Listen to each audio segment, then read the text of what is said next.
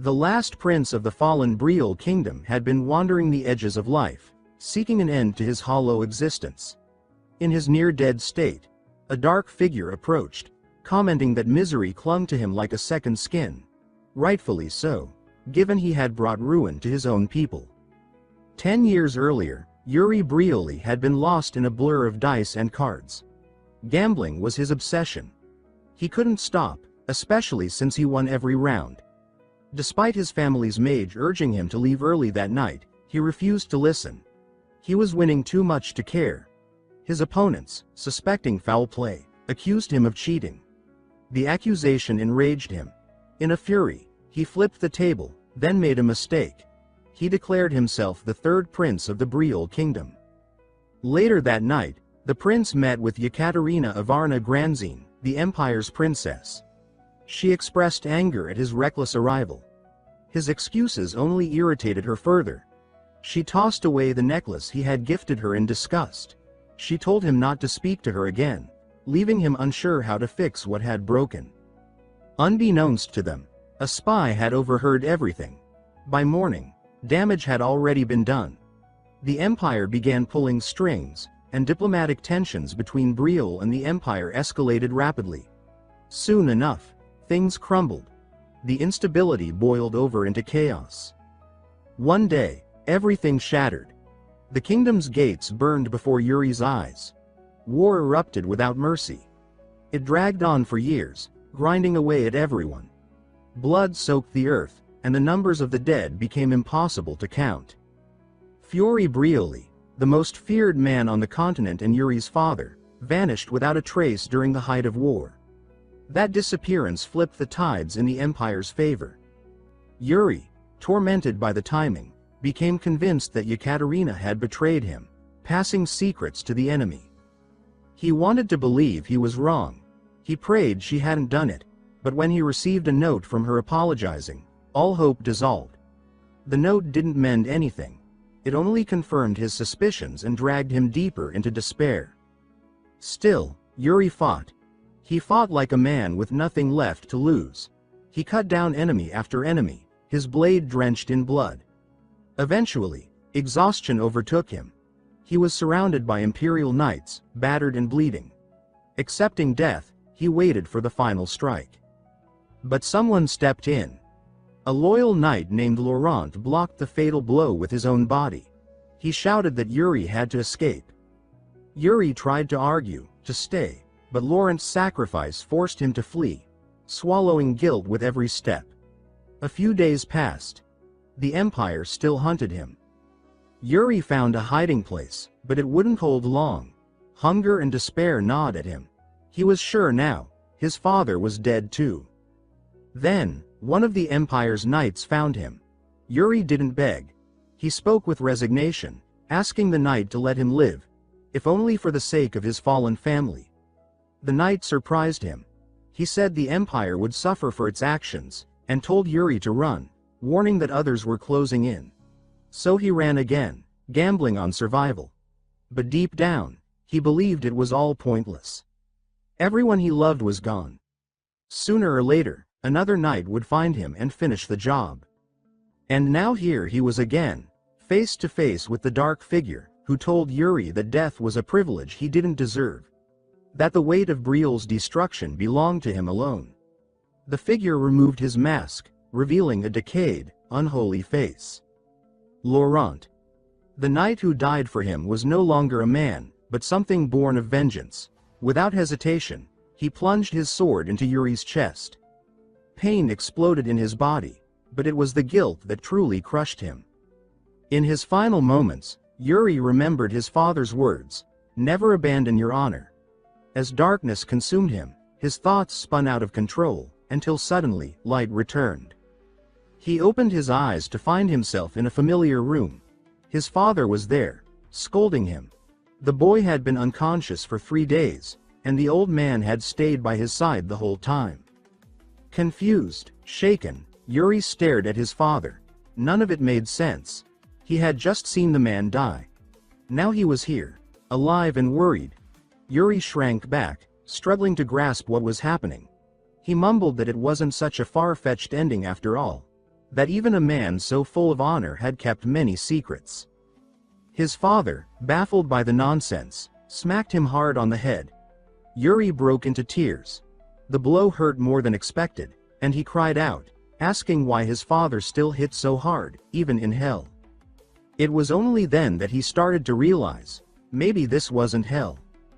A leaf drifted by the window, catching his attention. The breeze, the vibrant world outside, the sound of his brothers bickering downstairs. It didn't match the image of hell. If this place was punishment, then where were the demons? Where were the echoes of his failures? Looking at his father, his siblings, and the life he thought he lost, the truth sank in. He collapsed again, overwhelmed by the weight of it all. His family called his name in panic. At that exact moment, the third prince of Breel had returned to the age of 13. In his mind, he tried to rationalize it. A dream, maybe. Some warped final illusion of the dying mind. But it wouldn't end.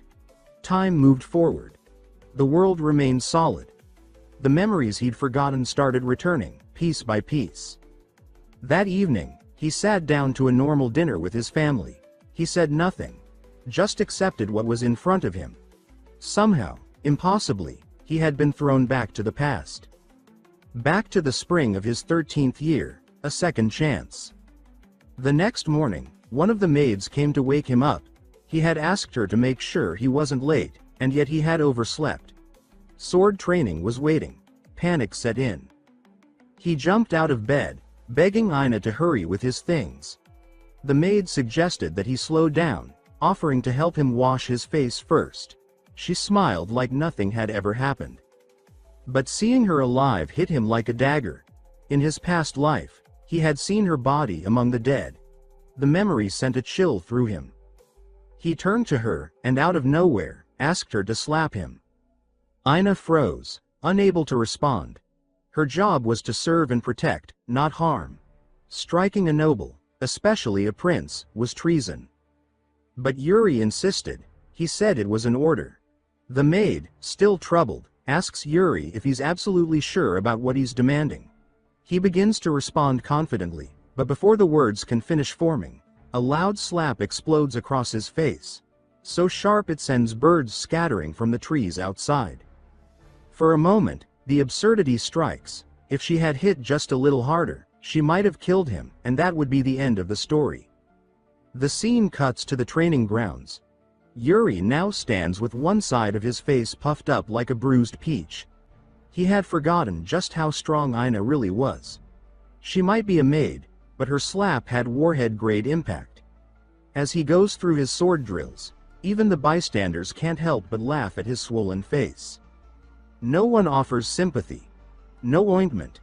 Just raw entertainment. Everyone's having a good time at his expense. The worst part? Bernard, his sword instructor, doesn't even acknowledge the state of his face. No mention. Not even a grunt of concern. Instead, Bernard lets him spar. Without instruction, without correction, without care. No comments on Yuri's off-balance stance. No notes on his grip. Just silent clashes. It makes Yuri wonder how this man ended up as an instructor in the first place. Then it clicks. He remembers spying on a conversation between Bernard and his father years ago. Bernard had told the king that the boy was wasting his potential. He'd insisted that Yuri had the makings of a warrior, but no discipline to mold the skill. All the raw ability in the world meant nothing if he didn't take it seriously. It turns out, Bernard was a good teacher. Yuri was just a terrible student. In his past life, he'd brushed off the conversation, which only made him lazier. But now, remembering it with clarity, he feels nothing but regret. So this time, he approaches Bernard with firm resolve. He tells his instructor that from now on, he will train properly. No shortcuts, no whining, no distractions.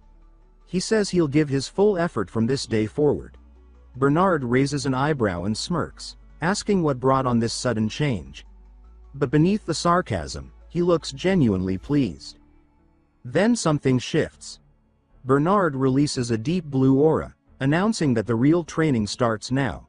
He bolts forward with lightning speed and brings down his blade against Yuri's with devastating force. Realizing he may not have explained himself clearly, Yuri panics. This guy might actually kill him. Bernard eventually returns to his stance while Yuri stands frozen, drenched in sweat. He had forgotten something vital. Bernard wasn't just a sword instructor.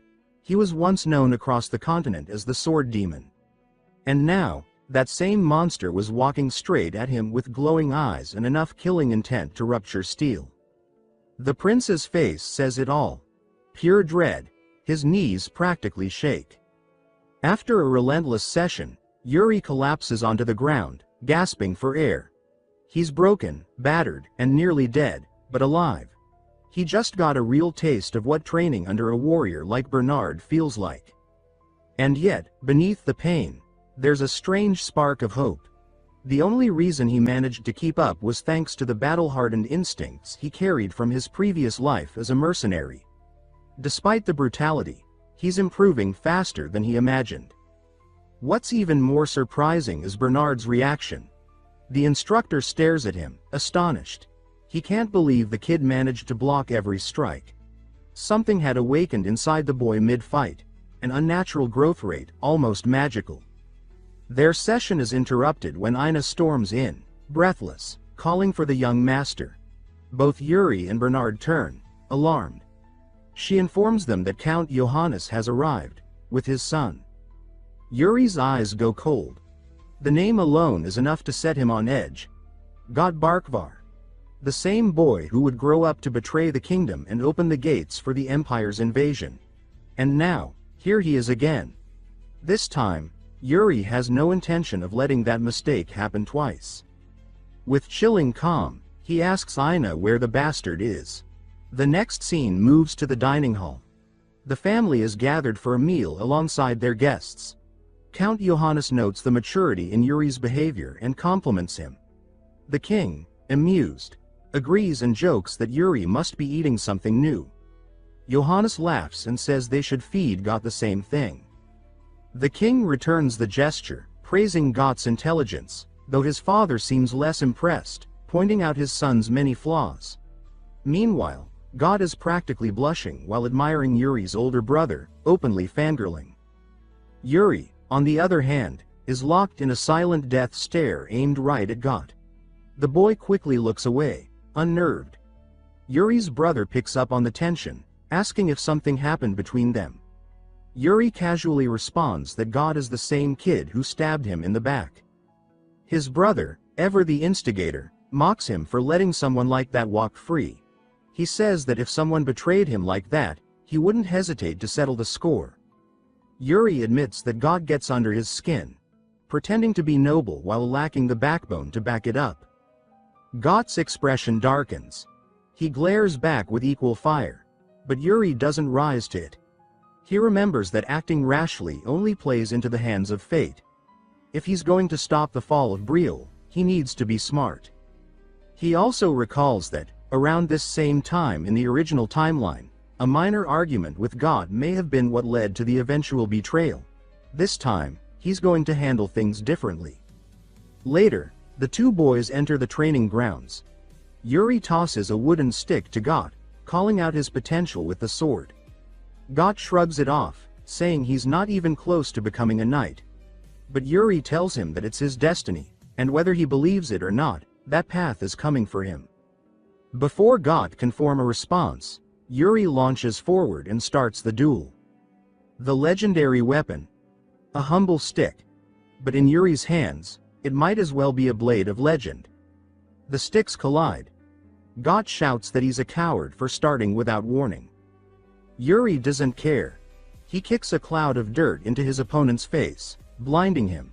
God protests, reminding him of the code of honor that knights live by. Yuri's response. He drops the stick altogether.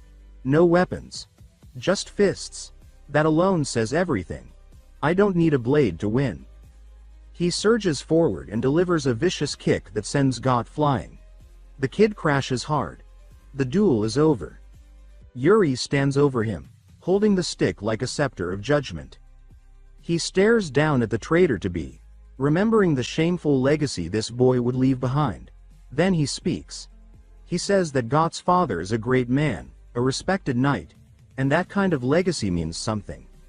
It creates pressure and expectations, but it also offers purpose. He offers God a hand.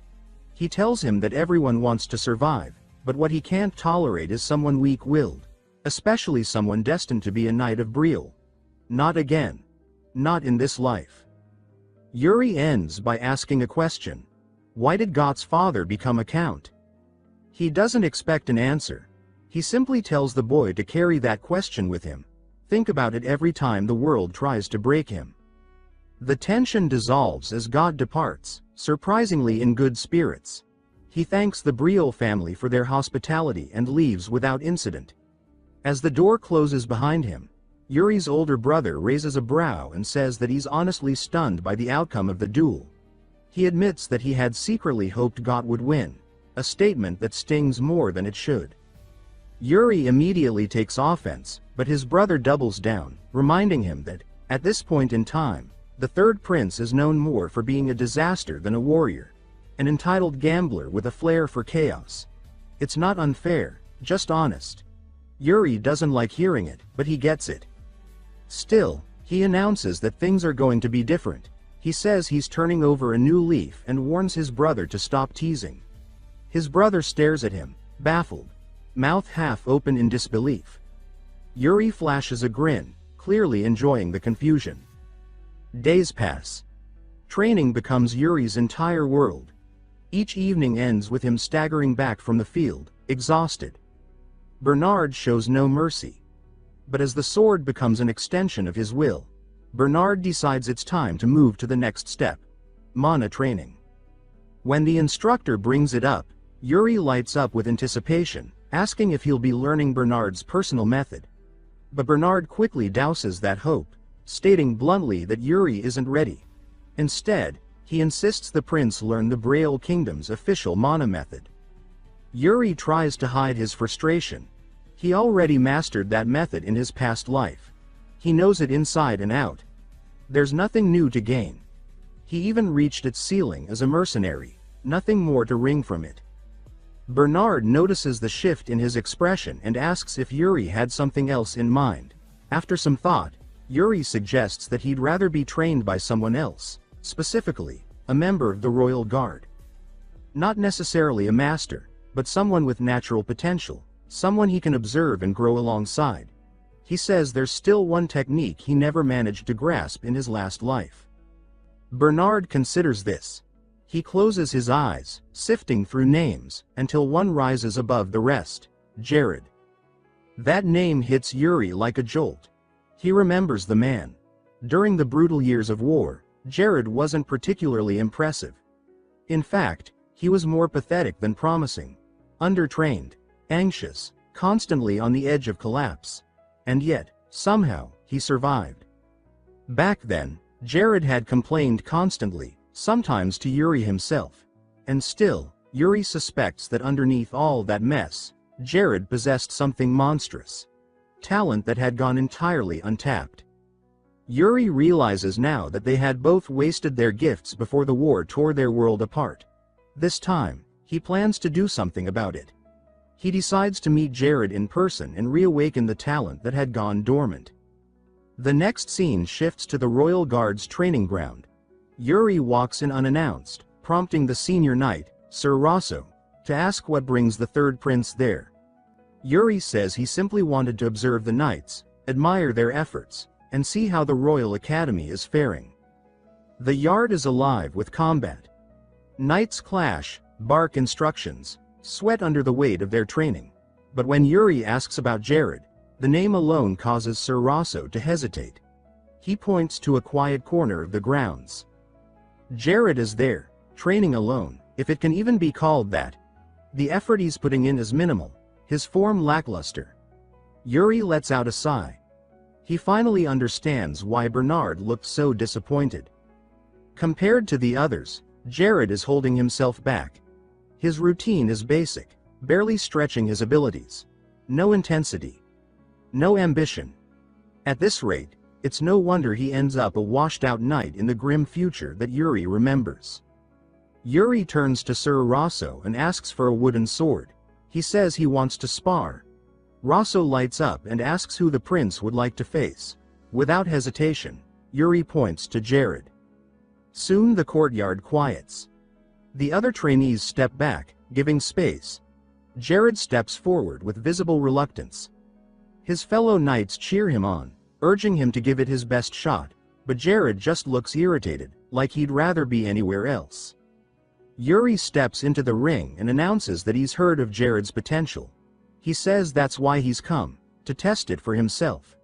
Jared listens, unsettled by the seriousness in the prince's tone. The duel begins. Yuri lunges first, blade moving fast and sharp. Jared parries cleanly, without panic. Each step he takes is measured, his reactions precise. His peers watch in awe. He's far more capable than he appears. At the same time, Yuri's performance shocks the trainees too. For someone so young, his movements are far too refined. Every strike, every parry, calculated. Jared starts to feel it. This isn't a typical spar. This is a test. Yuri pushes forward, pressing the advantage. But he's not overexerting. His attacks are synced to Jared's pace, mimicking his energy. It's intentional. He's adapting in real time. The match drags. No flourish, no chaos. Just rhythm. Jared grows bored, confused by Yuri's restraint. Until, suddenly, the tempo shifts. Yuri crashes down with a crushing swing, heavy enough to knock the wind out of him. Even so, Jared blocks. The strength behind the swing surprises even him. Yuri acknowledges it silently. He says to himself that Jared's reflexes are frightening. But the fight isn't over.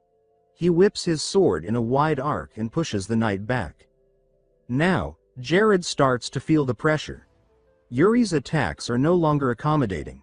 They're vicious, tactical. And for the first time, Jared stops holding back. He retaliates with his own force, and their swords clash with real tension. Yuri, panting, admits to himself that this was bound to happen. No matter how much knowledge he brings from his previous life, Jared is still a force of nature. Winning isn't even the goal, testing him is. But Yuri has one last move. He feints, then launches a sudden upward strike. Jared blocks, but the recoil is rough, leaving a gap. Yuri doesn't hesitate. He slashes through and lands a clean hit. The crowd gasps. Cheers follow. The prince, smiling, claims the hit proudly. Jared resets his stance. The match isn't over. Yuri questions aloud if he's still planning to hold back. Jared doesn't answer, but he's thinking hard. Even though he had control earlier, now it feels like he's reacting instead of leading. Driven by something deep and burning, Jared moves again. He barely dodges another strike. Yuri tells him to step up. Fight harder. Annoyed, Jared complies. In a flash, he channels mana into his blade. His weapon pulses with raw energy. Sir Rosso and the other knights shout warnings, telling him not to unleash such a technique against royalty. But Jared doesn't care, not now. His blade tears through the air, slicing just past Yuri's neck. A little closer and it would have been real damage. Jared's fury evaporates the moment he sees the damage he's caused. His blade hadn't just grazed Yuri. It had sliced a shallow cut across the prince's head, even taking a few strands of hair with it. The reality of it lands like a hammer. He had actually injured a royal. The knights watching immediately break into a panic. Jared is berated for being reckless, accused of losing control in the middle of a sparring session. Sir Rosso rushes over in alarm, asking Yuri if he's all right. The third prince, however, doesn't seem shaken at all. He simply treats it like part of the deal, an inevitable risk in any real fight. Yuri calmly wraps the cut with a strip of cloth, sealing the bleeding with a tight bandage. Then he motions to Jared, telling him that they aren't finished yet. He wants the match to continue. Without hesitation, he launches forward. Their swords clash again, and this time, Yuri drives the tempo. Each blow he delivers pushes Jared back, surprising the rookie knight with the sheer difference in energy. This wasn't the same lazy prince everyone gossiped about. This was someone relentless, precise, and worse, having fun. Jared starts comparing them in his mind. He thinks about how he's spent his days barely scraping through training while the prince, who should have every excuse to coast on his title, is fighting as if the world's watching. There's no fear in Yuri's eyes, only determination and, somehow, joy. With every clash, Yuri pushes harder. He's not just matching Jared now, he's adapting, refining. He's building momentum. For every ounce of effort Jared uses to defend, Yuri answers with 2 more to press the attack. The duel balances on a knife's edge. And yet, Jared can't calm himself. He's never felt this kind of pressure, not even from more advanced knights. This wasn't just sparring anymore, it was awakening. Yuri's expression is sharp, focused, his blue eyes locked on Jared's every move. When Jared charges, the prince meets him with a block, fluid and efficient. Then he retaliates with a horizontal strike that whooshes through the air. Jared ducks just in time, but not without cost. A few strands of his own hair flutter to the ground. Revenge served poetic. Stung by the humiliation, Jared roars and lifts his blade with both hands. He slams it down using a burst of mana. A technique potent enough to crack Yuri's wooden sword clean in half. The match is over. Jared stands there panting, his aura flickering as it dies away. He looks ready to apologize, but Yuri smiles instead. He reaches out a hand, saying that he learned a lot from the battle. Jared hesitates, then accepts the handshake, acknowledging that the young prince's effort was no joke. Inwardly, the knight can't believe it. The fighting spirit in Yuri wasn't normal. It wasn't just pride or training. It was something raw, a kind of unfiltered will. In that brief clash, he'd seen the makings of a real warrior hidden in a noble's body. Jared is still processing it all when he realizes he's still holding the prince's hand. Yuri glares at him and asks why he's acting so casual, as if cutting a royal's head is just part of the job. Flustered, Jared stammers out something and flees the scene in a panic. Meanwhile, Yuri flops to the ground, absolutely drained. Even he has to admit that fight took everything out of him. Around him, the other knights break into cheers, praising the prince's resilience and skill. Their celebration is soon joined by a new presence. A man with sharp eyes and a calm stride steps onto the field. He bears a strong resemblance to Bernard, and he surveys the exhausted prince with curiosity. This is signed, Captain of the Royal Guard. And in that moment, he decides that Yuri might be worth watching. The scene fades and picks up again a few days later. Jared is finishing his shift when he hears a familiar voice call out to him. He turns and finds Yuri waiting casually by the path. The prince tells him they've got somewhere important to go. Jared hesitates, mentioning that skipping training might set him back. Yuri chuckles and says that's exactly why he needs to come, because he's finally taking training seriously. And, Yuri adds, he's the reason for that shift in mindset, so Jared owes him at least this. Knowing he can't really argue with a prince, Jared agrees. The two begin walking. Curious, Jared asks where they're heading. Yuri tells him to quit whining and keep up. Before Jared can respond, Yuri shouts ahead, calling to someone else. The figure turns. It's Hernando, the royal court mage. Startled by the prince's sudden entrance, he asks what the hell Yuri wants. The prince says that he needs his assistance for a small mission. Hernando scoffs and says he's busy and uninterested, until Yuri casually mentions that he knows about the mage's massive mountain of gambling debt, and that he's willing to pay it off. The mage freezes. He spins around, asking if Yuri is serious. The prince assures him he is. He says that despite his reputation in the gambling den, he doesn't lie, well, not outside of it anyway. Hernando, still skeptical, pulls out a detailed contract and demands the prince sign it. Yuri gapes in horror. Apparently, even being the third prince isn't enough to get out of paperwork. Not one to go down easily, Yuri quickly pushes all the liability onto Jared, stating that the knight will act as the official witness to their agreement. Jared starts to protest, but then realizes Yuri's using him as a legal workaround to avoid binding himself to anything. Smart, if underhanded. With the contract settled, Hernando agrees to come along but says he still has no idea what the mission actually is. That's when Yuri finally drops the real plan. They're going to Sword Mountain. Hernando blinks in disbelief. He asks if Yuri's talking about that Sword Mountain. The one from the legends. Yuri smirks and says it's exactly that. He tells them they're going to loot the dungeon left behind by his ancestor. The group ventures through a long abandoned tunnel beneath the palace. Jared leads the way with his sword drawn. As they walk, Hernando mutters that he had no idea a secret passage like this even existed. Jared turns and asks what lies at the end of the path. Yuri shrugs like it's nothing, then says it leads directly into Sword Mountain. Jared freezes, stunned, and confirms that it's the legendary Sword Mountain. Yuri nods, then grows quiet as memories wash over him.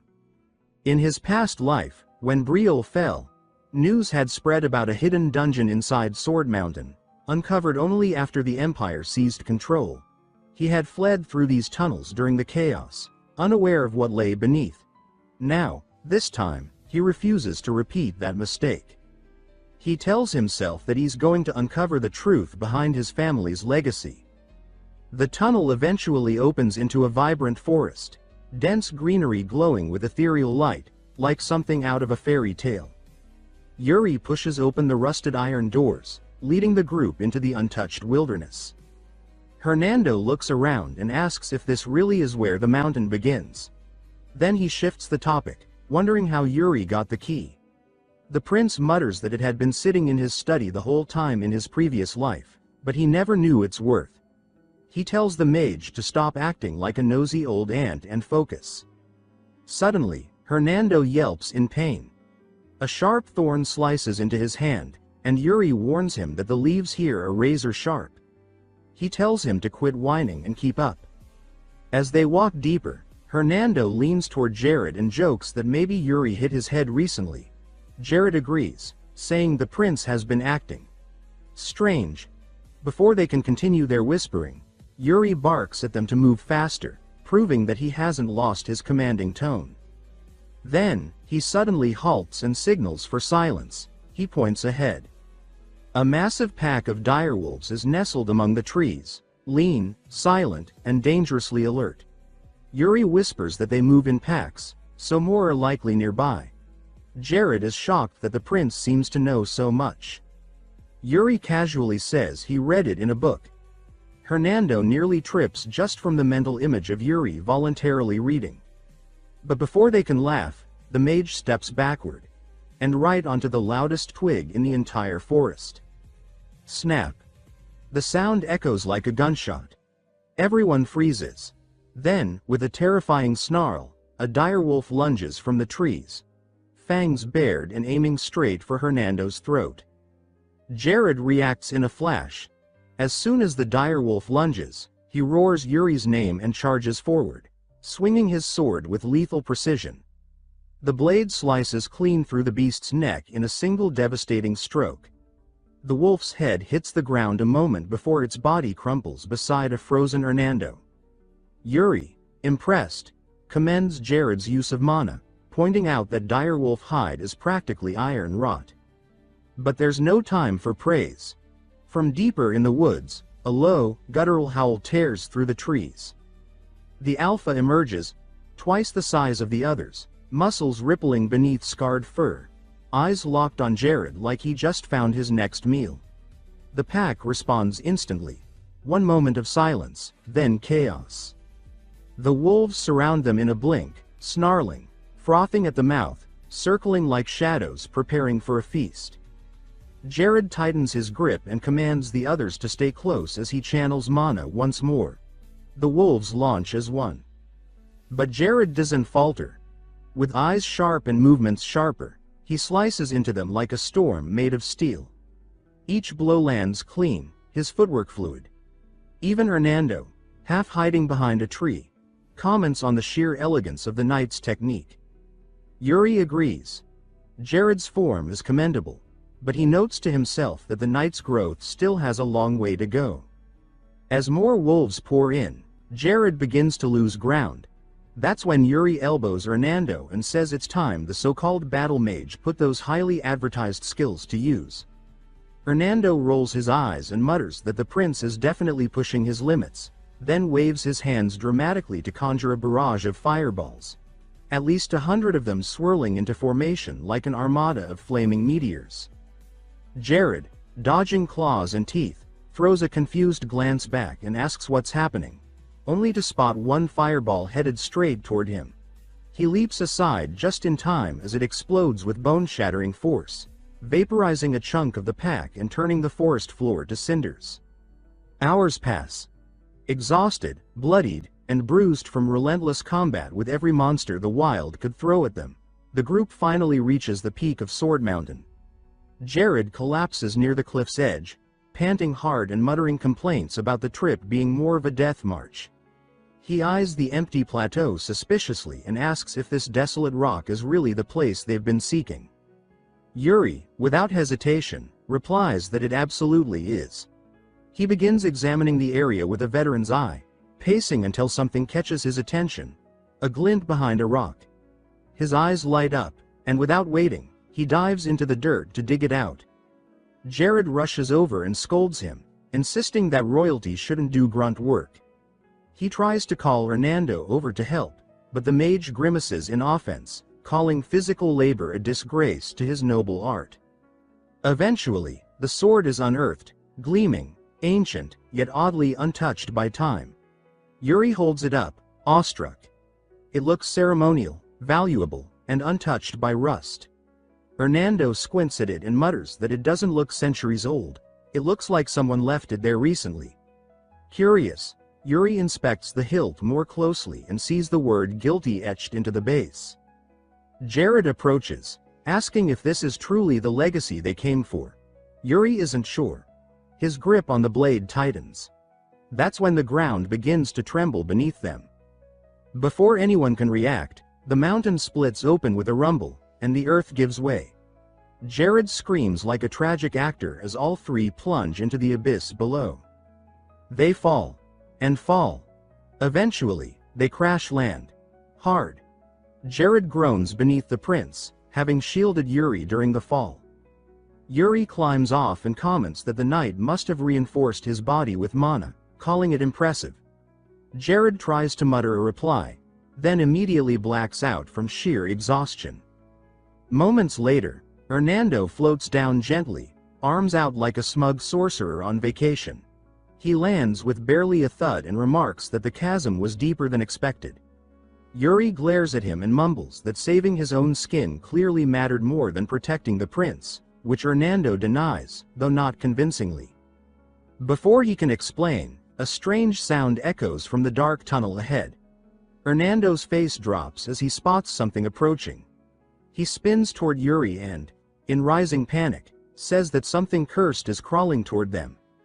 Yuri accuses him of just trying to change the subject, but Hernando swears he's not joking, he's dead serious.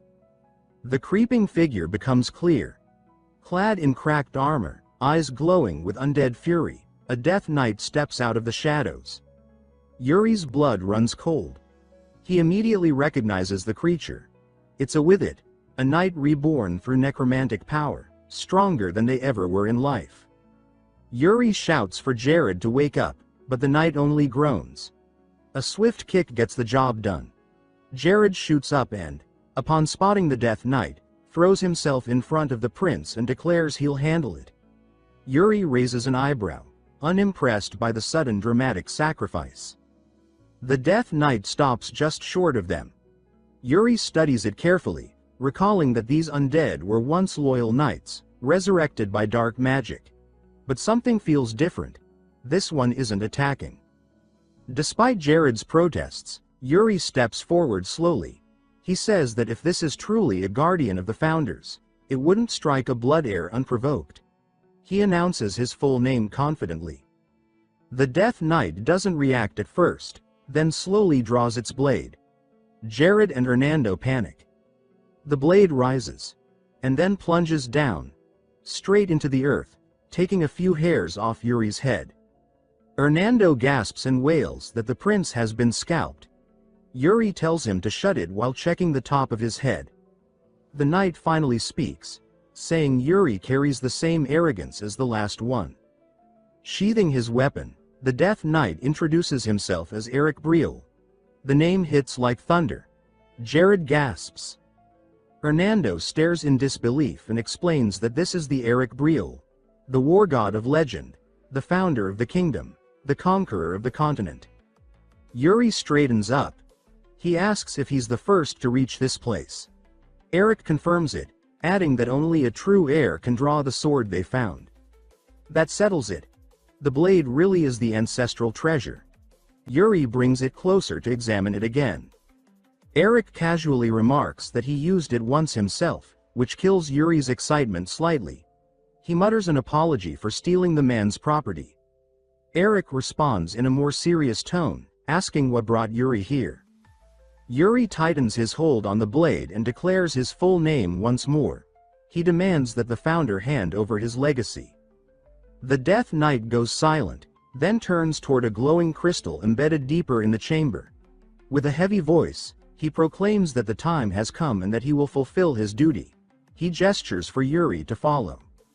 Yuri steps forward, sweat trickling down his back.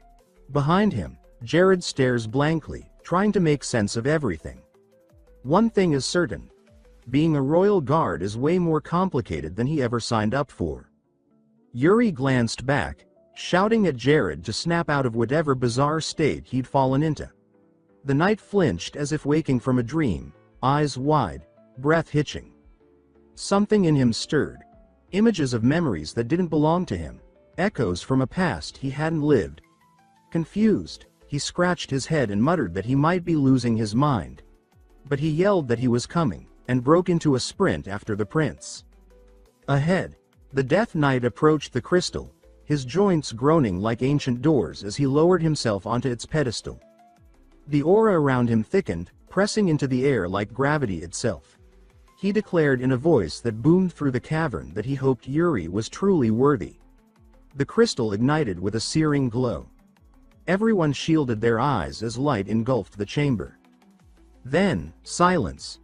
Yuri opened his eyes to find himself in a desolate landscape, dry, cracked earth stretching endlessly, and a burning horizon that never seemed to move.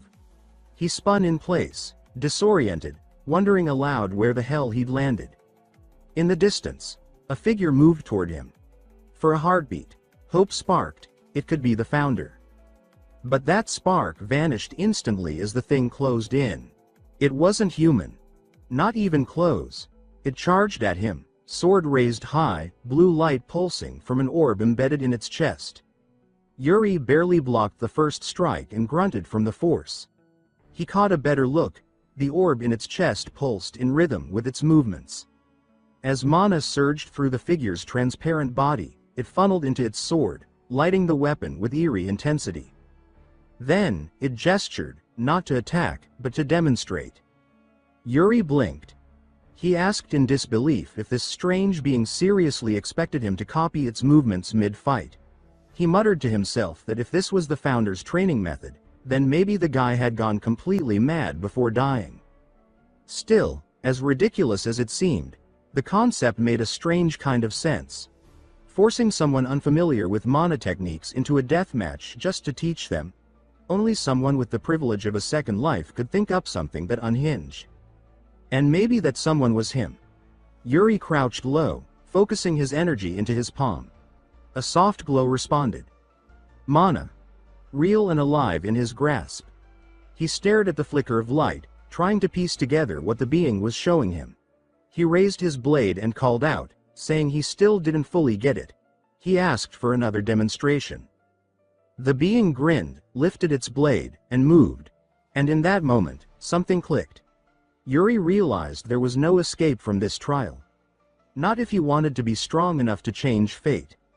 If the Empire was destined to reveal its true face and come for Briel again, then this time, things would be different. He swore to himself. No more failures. No more regrets. even if it cost him everything. He muttered that this was it, the swordsmanship of the ancestor king. Then, with resolve solidified, Yuri dashed forward like lightning, striking with everything he had. He vowed to absorb every motion, every ounce of skill, and battle the faceless warrior with his entire soul. Elsewhere, Jared's eyes snapped open. He stood alone in a massive, unfamiliar space, a stone arena that echoed with silence. It resembled a training ground, but something felt off. Too real to be a dream. He scanned the area, tense, sword in hand, demanding that whatever was hiding come out and face him. Footsteps answered. He turned, and froze. Standing across from him was a perfect replica of himself. Jared furrowed his brow and asked if this was the Death Knight's idea of a joke. He asked the copy its name and whether it was supposed to be him. The doppelganger smirked and replied that he should stop fighting fate. It asked if Jared hadn't joined the Royal Guards just for an easy ride, money, recognition, safety. It warned that the more he clung to the third prince's side, the more miserable he would become. Jared narrowed his eyes and listened quietly. Then, slowly, he looked down at his blade. He admitted to himself that maybe, in the past, that version of him would have agreed with all of it. But not anymore. His thoughts drifted to Yuri. Their duels, their progress. A grin broke across his face. He called the clone out for being bitter and muttered something poetic about blades. Once you swing one, the only thing that matters is the next. Looking back would only screw everything up. The fake Jared flared with mana and called him arrogant. With a burst of speed, it lunged forward. Jared blocked effortlessly. The rhythm was predictable. As their swords met again and again, Jared could tell, this copy never took risks. It was all reaction, no instinct. He saw through every step. When the clone leapt for a dramatic strike, Jared was already waiting. He slammed a clean counter, sending his mirror image tumbling. But the fight wasn't over. The copy began to melt, its form liquefying into a grotesque mass. Jared stepped back, sword ready, as it twisted and expanded into a sludge-like monster. He muttered that it was just another oversized brute inside, praying that Yuri was doing all right. Back in the desert, dust and broken rock littered the battlefield. Craters marked where blades had clashed. Yuri lay motionless in the center of one, chest rising slowly. The faceless fighter stepped toward him, blade glowing ominously. Still, Yuri didn't move. Without a word, the being raised its sword and brought it down with force. The instant before it connected, Yuri's eyes shot open. He flooded his weapon with mana and countered with a thrust so fast it ignited the air around him. The impact unleashed a shockwave of energy that sent the enemy skidding back, its steps light and balanced. Yuri exhaled, his chest heaving. He didn't know how long the duel had raged on, but something was changing. That last attack, it had been desperate, reckless, and almost suicidal. But it worked. The way mana surged through his body, the way he swung with full clarity, it all started to click. He looked at his blade, now pulsing with life. A breakthrough. Something real. Then, he noticed it. The transparent being's blade cracked. Fine lines spread across its surface. Its body trembled and began to crumble. Fragments flaked off like ash in the wind. Its time was up. Just before fading, the warrior lifted one arm in a final salute, one last wave of respect, and then, it was gone. Yuri watched the last fragments of the faceless warrior scatter into the air like glowing embers, a faint, almost wistful smile forming on his lips. He closed his eyes and offered a quiet thanks to the strange, silent mentor who had just tested him harder than anyone ever had. As the battlefield around him began to fade, his body started dissolving as well, pulled back from the realm of the trial. Moments later, he stirred with a groan, his senses fuzzy as he blinked the haze from his eyes. Around him, the others were waking too. Disoriented, dazed, and clearly having endured something similar. That's when it hit him. They were back. The chamber of the crystal returned into view, dimly lit with eerie calm. The Death Knight stood unmoving, and then chuckled, his voice dry and smug. He remarked that it looked like the group enjoyed their little dream. Yuri, still shaking off the mental weight of the trial, asked what exactly that experience was. The knight explained that it had all been part of the founder's design, his final contingency, crafted and left behind in the hopes that a true descendant of Brielle would one day reach this place. Yuri's gaze darkened slightly. In his past life, Sword Mountain had been reduced to rubble by the Empire's forces. The legacy now within reach had been buried, lost forever in that timeline. No wonder no one in the royal line had ever come close to it before. Still not satisfied, he asked whether the founder himself used the mana method he had just witnessed. But the knight shook his head. The founder never used it himself. Instead, after traveling the world, he collected and refined every technique he deemed worthy and combined them into one final form: his legacy. And now, Yuri was the first to inherit it. Yuri looked thoughtful, even cautious, as he questioned why the founder hadn't just passed it down directly through the royal bloodline. The Death Knight answered that the dungeon only revealed itself when the time was right. If it had opened now, it meant that moment had finally come. As for what the timing signified, the knight made it clear, it wasn't his place to say. That answer, he said, Yuri would have to find on his own. The prince's eyes drifted toward the sword in his grip again, the weight of it unfamiliar and yet entirely his. He asked for its name. The Death Knight responded, Soul Severance. The name echoed in Yuri's mind with gravity, but before he could reflect further, the knight's aura flared. He stepped forward and instructed Yuri to kneel. There was no room for debate in his tone. Yuri, sensing the weight of the moment, dropped to one knee without hesitation. The knight placed a heavy, cold hand on Yuri's head and began the vow. He ordered the prince to never fear his enemies. Yuri replied firmly that he would not. The knight continued, commanding him to always follow his beliefs and to carry out Brielle's duty to the bitter end. Then, his grip tightened, pulling Yuri's head back slightly as his voice deepened. He delivered the final truth. Brielle never discards its honor, even if it means death. As the vow concluded, the knight began to fade, his form disintegrating into ash and mist. His final words whispered through the chamber, that this was the oath of Brielle. Yuri remained silent, still kneeling, watching as the figure vanished completely, his thoughts heavy, his heart change. The next morning, sunlight pierced through the windows as the maid burst into his room and threw open the curtains.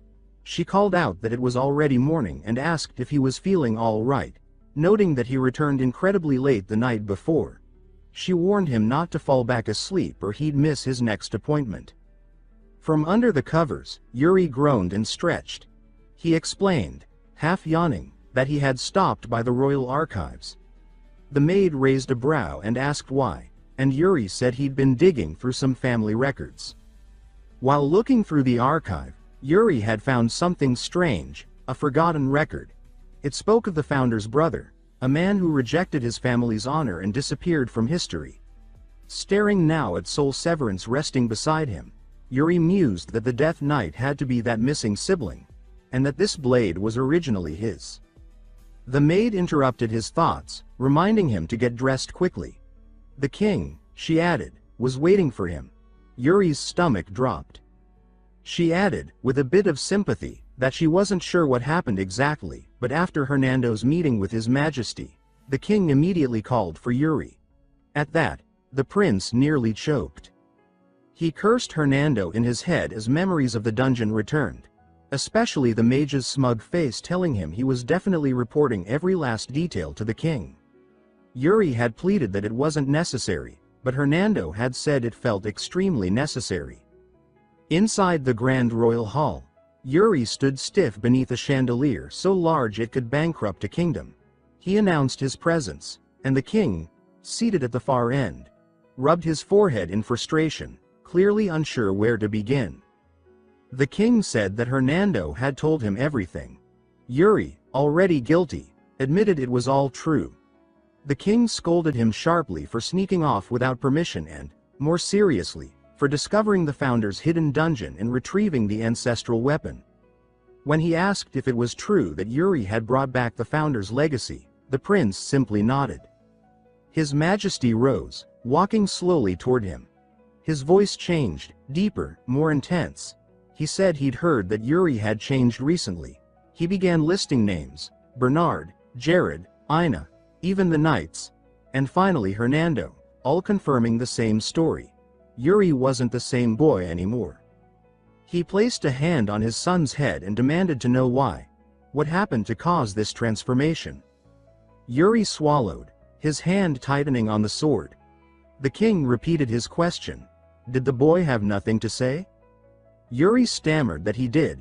It was just hard to explain. The king, frowning, asked why he was hesitating. The prince looked down and admitted that it was because His Majesty was clenching his fist the whole time.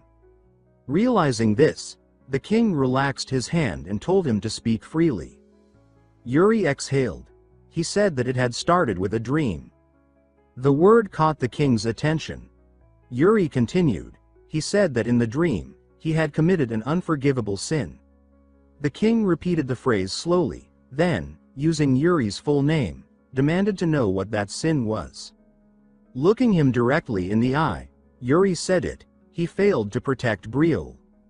He described the vision: the kingdom falling to war, the people slaughtered, the streets soaked in blood. He said he tried to fight back, but it wasn't enough. When Briol fell, he ran. He lived in disgrace, stripped of honor, dying alone and broken. He clutched his chest and added that when he awoke from that dream, the necklace his mother had given him was gone. So maybe it wasn't a dream at all. Maybe it was a warning. A message from her. The king's expression shifts subtly, disturbed, yet composed. He leans forward and asks Yuri what force was responsible for Briol's destruction in this so-called dream. Internally, Yuri panics. It's far too early to bring up the empire. There's still a chance, however small, that with the right timing and choices, the inevitable war can be delayed, or avoided entirely. So he plays it safe. He tells his father that the invaders were cloaked in darkness, a black army from nowhere, without banners or names. The king lets out a quiet breath, his stern gaze softening as he remarks that it was probably nothing more than a nightmare, a bad dream, maybe even a message from Yuri's late mother. But still, he says he's glad the prince is finally starting to grow up. Yuri doesn't argue, though his thoughts say otherwise. He knows exactly what he's fighting for. It's not growth. It's redemption. He's trying to earn forgiveness for the sin of abandoning Briol when it needed him most. But his reflection is cut short when the king straightens and says there's still unfinished business. With arms folded, he commands Yuri to draw his sword. The air thickens. Fury Briol, the legend, the monster with a blade, was once the sword's equivalent of a natural disaster. A man born to destroy, to dominate, to leave his mark carved deep across the continent. He had made it onto the top 10 strongest list in the world at a time when even earning a place on that list meant surviving legends. And now, Yuri stood across from him in the king's personal training hall, a place he had never once set foot in before. He whispered to himself that this was hallowed ground, a place meant for warriors, not children. Fury calmly said he never expected any of his sons to be worthy of entering it. Yuri muttered back that he did have talent. The king exhaled slowly, repeating the word talent with thinly veiled disappointment. Then, without warning, he raised his blade and pointed it straight at Yuri's throat. The prince froze. Fury began listing the usual ingredients of a swordsman: speed, reflexes, instinct, and then posed the question: do those things make someone the greatest? Before Yuri could reply, he answered it himself. They don't. It's not about physical gifts. It's about the one thing deeper than duty, heavier than pride. The will that drives a warrior to surpass every limit. His eyes sharpened, and then something shifted. The glow in them turned red. Yuri flinched. The air changed. The presence that Fury now exuded was something primal, terrifying. It felt like facing death itself. The king lowered his sword and said that the sensation, the presence, it didn't have a name. So he just called it the sword's calling. Yuri blinked, confused. Was that supposed to mean destiny? Fury nodded faintly and closed his eyes. Yuri's mind started to spin. In his past life, he had never been destined for the sword. He was never chosen. Yet now, here he was, holding soul severance, standing in a hall that once terrified him, and facing the greatest swordsman alive. Fiore's voice cut through his thoughts. He asked whether Yuri should even be holding that blade. Could he hear its call? And more importantly, would he still carry it even when staring death in the eye? Yuri stuttered. He said he didn't feel anything, not really. But Fiore's eyes turned colder, and the pressure around Yuri intensified. He backed away instinctively, legs shaky. Then came the memories. Like floodgates bursting open, images of war consumed his mind. Screams from comrades. Fire everywhere. Voices begging him to run. People dying around him. Civilians torn apart. The smell of burning flesh and the taste of smoke choking his lungs. Suddenly, he was back in the nightmare. No, the memory. Brielle was burning again. Empire banners swarmed through the streets. The body of Hernando was stomped beneath enemy boots. A soldier pointed at him and shouted, calling him by title, the last prince of Brielle. Yuri looked at his hands and saw them trembling. It was real. He was back in that moment, back where he failed. Enemy blades flashed. One lunged for him, but his instincts took over. He blocked, countered, and sliced. The attacker fell, but there were more. Always more. His men shouted for him to escape. They tried to hold the line, sacrificing themselves to buy seconds of his survival. And one by one, they died. It was chaos. Pain. Cowardice. Rage. Guilt. He questioned whether this was the fate of Brielle. One that would never change. Trapped in helplessness. Condemned to repeat failure. But something inside cracked wide open. The flames licked the sky. The streets were rivers of ash and blood. And Yuri, the last prince, stood among it all, sword drawn, eyes wild. The enemy came for him again, convinced this was their chance to end Brielle once and for all. But Yuri's grip on his blade didn't loosen. His knees didn't shake. Not anymore. He had made a vow. He would never fear his enemy again. As the Imperial troops swarmed, he met them head-on. His blade tore through armor and bone, cutting a path of destruction. Blood blinded him, yet he pressed forward. A spear grazed his cheek. He didn't flinch. He caught the shaft with his bare hand and drove his sword into the attacker's gut. Someone shouted that it was over for him, that death was near. But Yuri roared back with defiance. He screamed that Brielle would never throw away its honor, not even in death. And then, with fury surging in his veins, he lunged forward like a beast unchained, vowing to carve their graves himself. From somewhere distant, the voice of a child whispered a promise. He said he would protect Brielle's honor, no matter what. Fiore's voice broke through like a blade through fog, calling out to him. Loud, grounding. Yuri gasped and jolted upright. He stood in the training hall once more, the illusion gone. His father stood in front of him, eyes steadier now. The nightmare had ended, but sweat dripped from Yuri's face, and the tremble in his limbs betrayed the intensity of what he'd just relived. Fury told him that what he experienced was no ordinary vision. The sword triggered something deep, a scar in the soul. He said that the sword reveals truths, and sometimes, memories not yet lived. Yuri looked up at him, shaken but steady. He said he understood now. He was ready. Then he paused, realizing his father was staring at him strangely, almost mournfully. The boy tugged on his father's sleeve and asked him to relax. Fury blinked, caught completely off guard. Yuri grinned and declared he was a genius. Fury twitched, then smacked him lightly across the head. Later that morning, under the warm brush of wind and sunlight, Bernard strolled past and spotted the young prince icing a bump on his head. He raised an eyebrow and asked whose bright idea that was.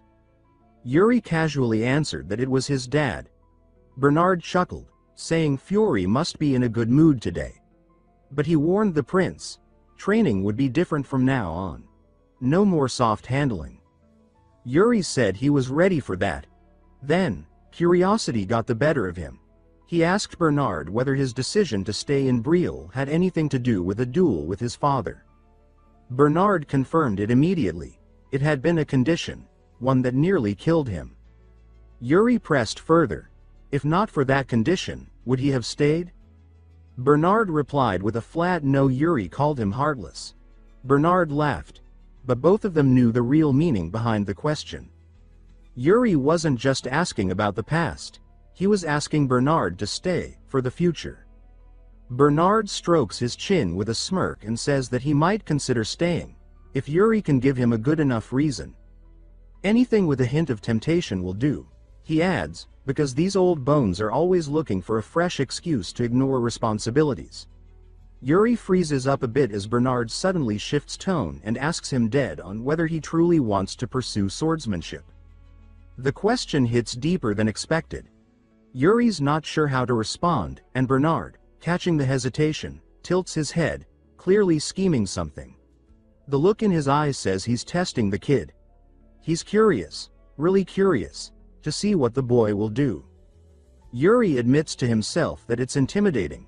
Bernard isn't just some instructor, he's a monster of a man known as the Sword Demon, a name drenched in blood and whispered in war stories. But Bernard waves it off, telling him it's okay if he hasn't mastered anything yet. He'll work with that.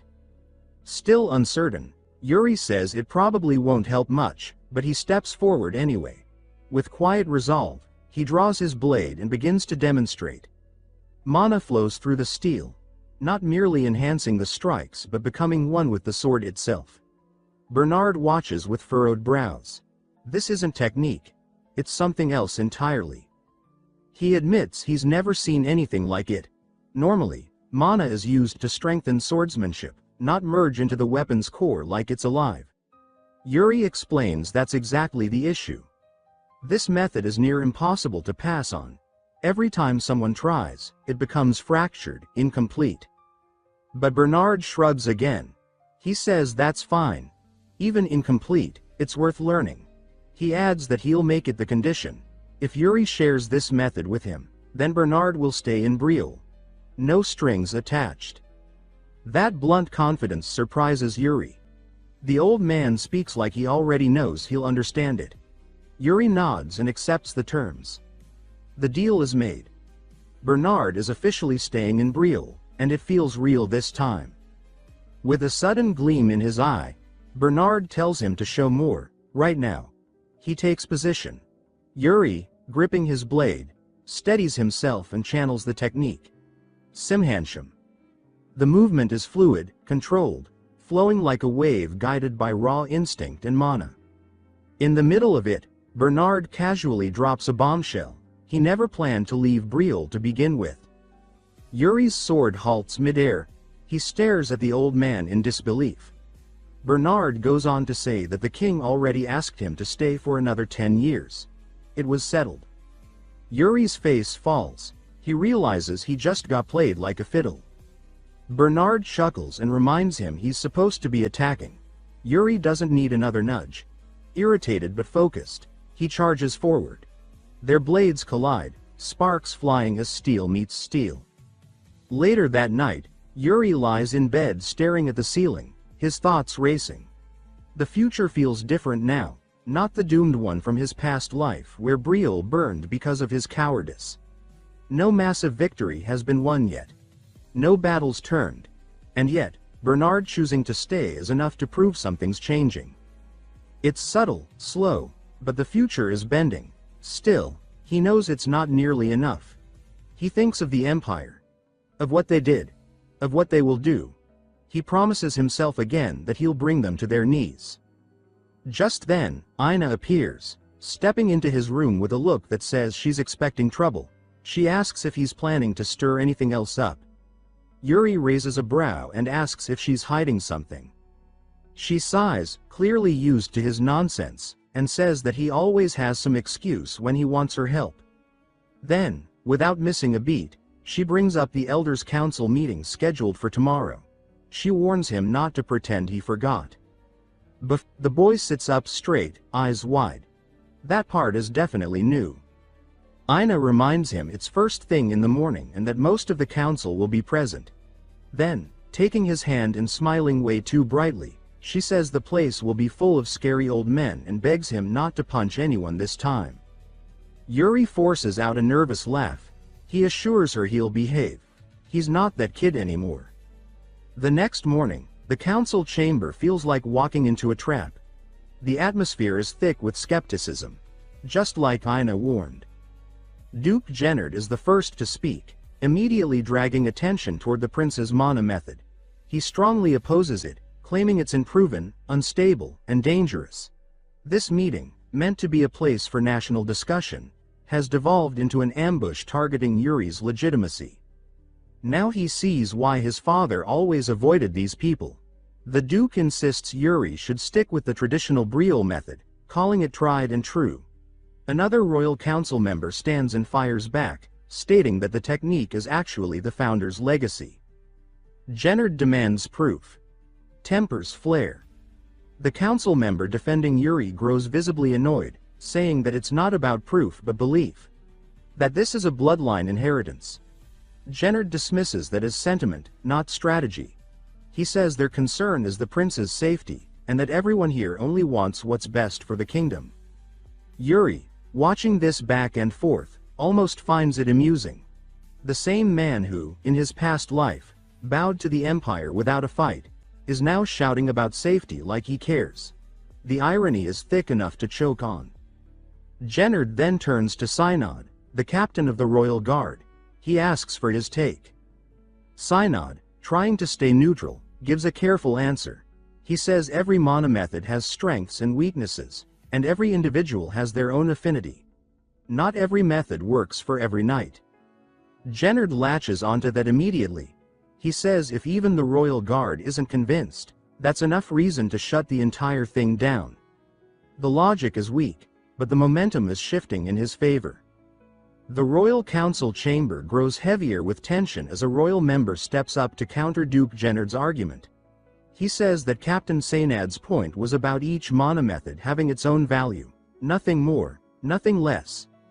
Gennard's lackey quickly joins in, trying to spin the conversation. He claims the Duke is only looking out for the prince's well-being, worried that using an unstable technique might harm him. Yuri feels the shift instantly.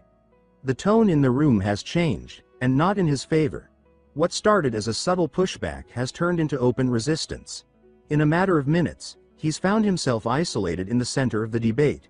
If he hadn't already anchored Simonkim into his core, they'd be forcing him to rebuild from the ground up. But he stayed true to the founder's original vision, and that technique is now part of him. Even so, he finds himself frozen, unsure what to say as dozens of eyes burn holes into him. The weight of their judgment is suffocating.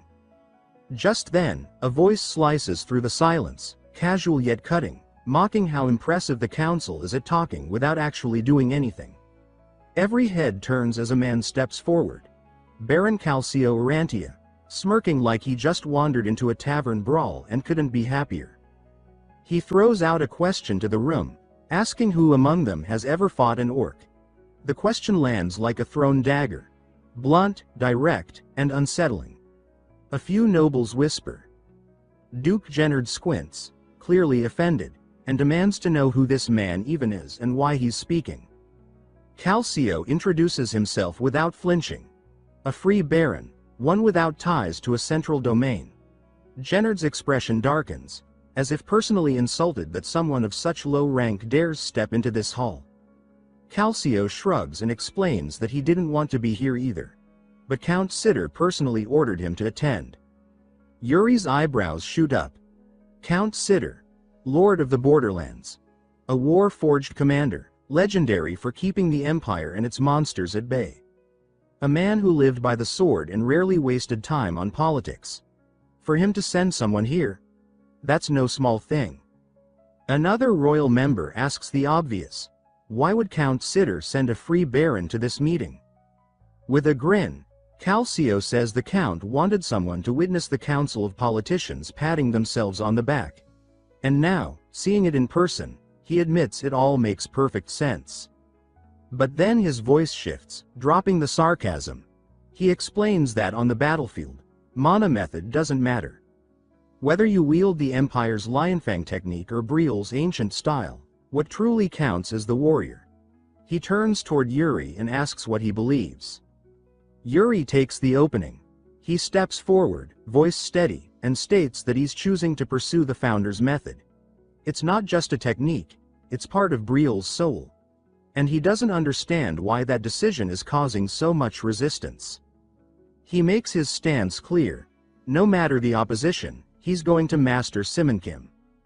Calcio nods and tells the council that the prince is doing exactly what they all should be, honoring the legacy of the kingdom. He adds that many of the people in this room have neither the weight nor the right to speak on the matter, especially when they've never stepped beyond the walls of the capital. He makes a point to jab the aristocrats glued to their embroidered chairs, saying that until they've stood ankle-deep in blood on a battlefield, their opinions are just noise. Gennard scoffs and says Calcio is blunt to the point of being disrespectful. Calcio shrugs again and says that killing orcs tends to strip the polish off a man's words. He circles back to his question. Who in this room has actually slain an orc? The room falls dead silent. He presses further. Monsters don't care what technique you're using when they sink their teeth into you. Mana philosophy doesn't matter in the middle of a battlefield. Gennard's sidekick tries to pivot, saying Calcio has a point, but reminds everyone that Yuri is still just a boy and might lack the judgment to make such a weighty decision. Yuri doesn't let that slide. He stares the man down and asks if he's seriously questioning his judgment after everything that's happened. He adds that his mana method can't be dismantled on a whim. It's a core forged through blood, sweat, and choice. Calcio backs him immediately, saying Yuri isn't the type to crumble. Then he asks the real question. Are these noblemen actually suggesting they rip out a prince's core? Is that where this discussion is headed? The sidekick's anger rises, but Calcio doesn't flinch. He calmly points out how ridiculous the whole conversation has become. Meanwhile, Yuri flashes Calcio a look of gratitude. He didn't expect support. But now, in this room of vultures, at least one hawk is circling in his favor.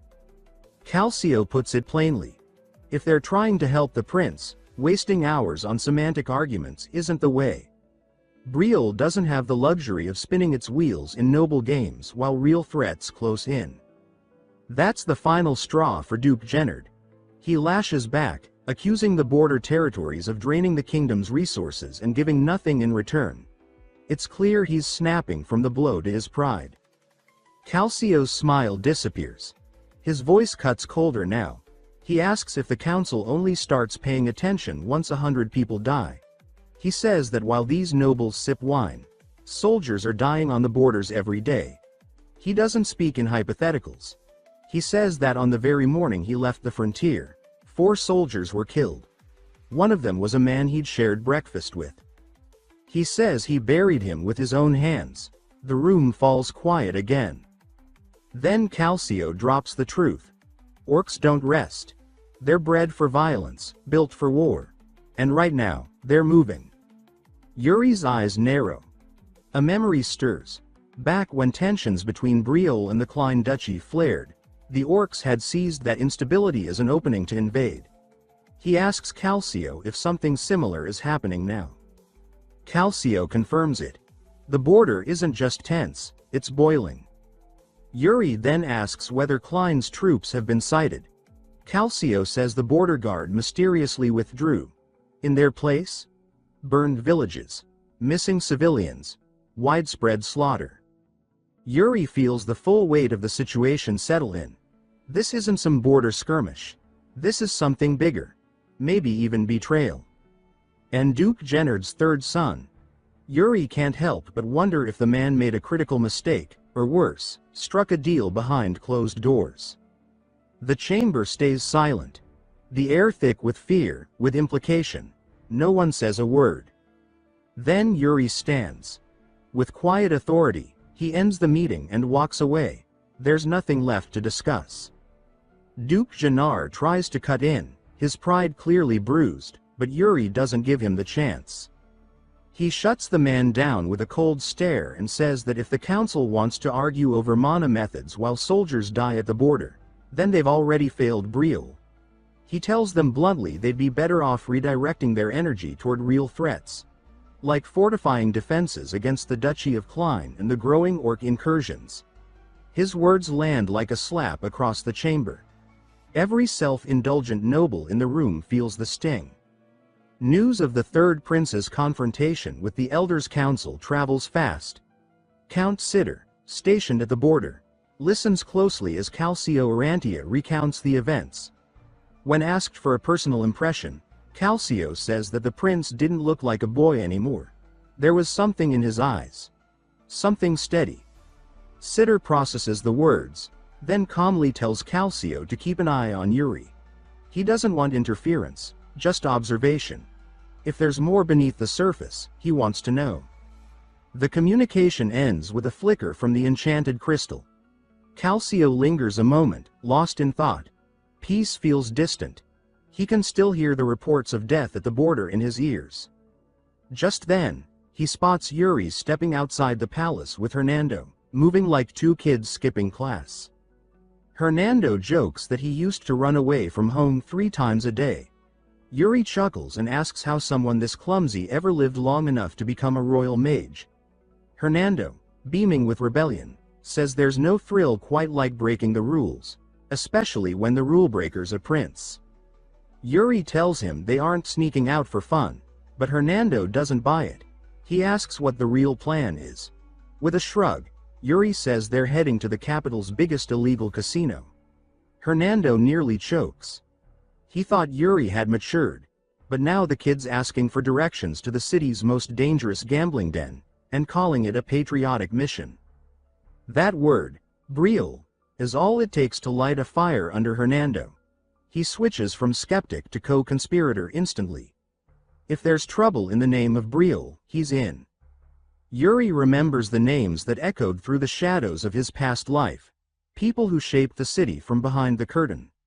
There was the king of the underworld, the man who ran Brielle's black market banking system, and the infamous assassin who beheaded the old crime boss in broad daylight. That crime boss was Goryo.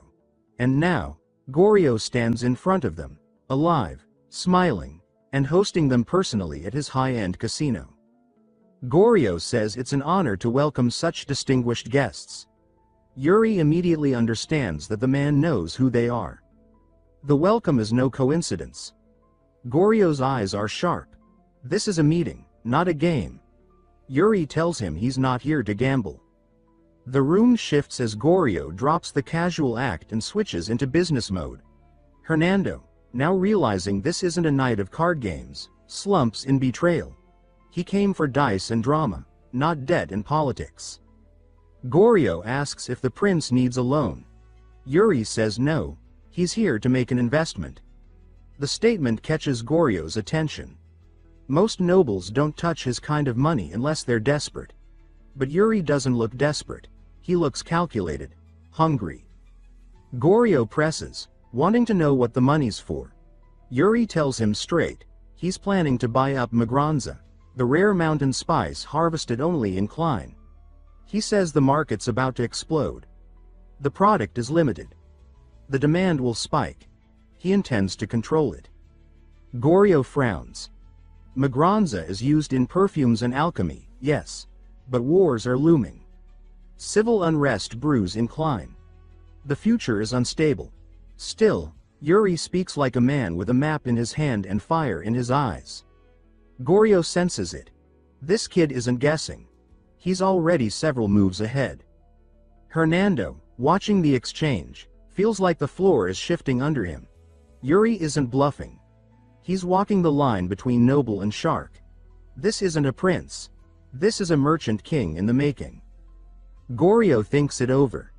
The risk is high, but the kid's confidence makes it harder to refuse. Eventually, he agrees to the deal and has the contract drawn up. Yuri signs without hesitation. It's a done deal. The future spice market belongs to him. As they leave, Hernando still hasn't recovered. He grumbles non-stop. How could the prince borrow that much money from Goryo of all people without telling him? And worse, they didn't even gamble. Not once. Yuri knew if he had told the mage the full plan, he would have dragged him back to the palace, straight to his father. That's why he kept it quiet. Because he's not done yet. There's one more stop. They arrive at a rundown shop on the edge of the district. Hernando scowls at the building and says that if Yuri's still serious about business, the guild would have been a better move. Yuri ignores him and pounds on the door, calling for someone named Irain. A sleepy, confused voice answers, and the door creaks open. A young woman peers out. Yuri introduces himself and immediately offers her a job. Hernando explodes. He can't believe the third prince of Briel is trying to hire a nobody in a falling-apart trade shack to manage something as volatile as the Magranza supply. He demands to know why Yuri is putting so much faith in someone like her. But Yuri grins, wicked and certain. To the world, she looks like a nobody, but he knows better. Irain Wood. The name doesn't mean much now, not in this timeline. But Yuri knows better. In his past life, she became one of the most respected merchants on the continent, a legend in trade and contracts. While men like Goryo clawed their way through the muck using blackmail and extortion, Irain thrived by keeping her word. To her, a promise carried more weight than gold. And that was exactly the kind of foundation Yuri needed. He grins to himself, that eerie little smirk pulling at his lips. In the past, Irain had only made it as far as legendary status. But this time, Yuri plans to push her beyond that. This time, she'll become a myth, one carved into history. Hernando, trying to keep pace with Yuri's madness, finally asks if the prince is finished with all his nightly schemes. Yuri just shrugs and says there's one last stop. Of course there is. So the mage ends up chasing after him again, still grumbling under his breath, while Yuri's thoughts stay one step ahead. With the underworld's most dangerous loan shark and the future merchant queen both in his corner, all he needs now is the third and final piece. They arrive at a dirt-streaked alley where the stench of desperation hangs in the air. Children scuffle over scraps, and hopeless eyes scan the streets. Yuri scans the scene and quickly spots her. A woman crouched low, protecting a handful of filthy children. Among them, a sickly girl clings to her leg. Yuri steps forward without hesitation. He calls her by name, Asuna. In his past life, she had cut Goryo's throat and vanished into legend. An assassin born out of desperation, she had borrowed heavily from Goryo to pay for the sick child's treatment. When the debt drowned her, she sank with it, only to resurface in the underworld, blade in hand and blood on her name. Now, Yuri stands before her not as a prince, but as someone trying to rewrite fate. Asuna eyes him like a predator spotting bait, and Hernando stiffens beside him. But Yuri speaks calmly, assuring her he's not here to threaten or shame. He claims he's come to offer help to those who need it. With a quick nod, he signals Hernando, who groans as he reluctantly pulls out a heavy sack stuffed with coins. The mage doesn't want to part with it, but Yuri is insistent. He hands it to Asuna, saying nothing at first. He glances at the girl hiding behind her, the one whose illness had once cost Asuna everything. He knows she's the reason this woman walked the road to ruin. Without explaining himself, he tells Asuna to take the girl to the temple for proper care. When she asks what he wants in return for such a sum, Yuri simply smiles and says one thing. Remember his name, Yuri Briel, the third prince of the kingdom. They don't linger after that. The slums are still the slums, and there's no fairy tale ending here. But as they walk away, Hernando can't stop questioning why the prince would throw so much gold at a complete stranger. Yuri doesn't answer directly. But in truth, it's the best investment he's made all night. In just one evening, he's secured the future support of three of the most powerful people who will one day shape Briel's survival: Goryo, Irain, and Asuna. And there's still one more piece he needs. He turns to Hernando and asks a strange question. What vision did the mage see in the founder's tomb? With a half laugh and a crooked smile, Hernando says he spent the whole dream gambling away his soul in an imperial casino called Bartholomeus. He says it like it's a joke, but Yuri knows better. For a man like Hernando, a gambling den isn't a joke, it's a battlefield. Yuri, satisfied, tells him to keep his mouth shut about everything that happened tonight. No king, no council, nothing. Hernando nods. He knows the stakes now. But even secrecy has its limits. Back at the castle, Fury Briel, king of the realm, summons Hernando to the throne room. He's already caught wind that his son snuck out the night before, and he wants answers. Hernando doesn't even bother denying it. He admits that Yuri dragged him out into the city in the dead of night. When Fury asks what they were doing, Hernando hesitates, then leans into the obvious. He tells the king that they went to the capital's biggest casino. That Yuri lost money. That he lost even more. He says it all with a painfully sincere expression. Like it's nothing more than two fools squandering coin at a card table. Fury doesn't seem surprised. If anything, it matches what he expects from his son. To sell the story further, Hernando says he lent Yuri some coin, which the boy promptly lost. He talks about bad bets and worse luck. All lies, of course, but smooth ones. What he doesn't mention are the deals with Goryo, or the contract with Arain, or the sack of gold handed to a forgotten assassin in the slums. When asked what else they did, he simply says they walked the streets. That Yuri wanted to see how the people lived. That by sunrise, they were back in the palace. King Fury listened to the court mage's report with quiet calculation.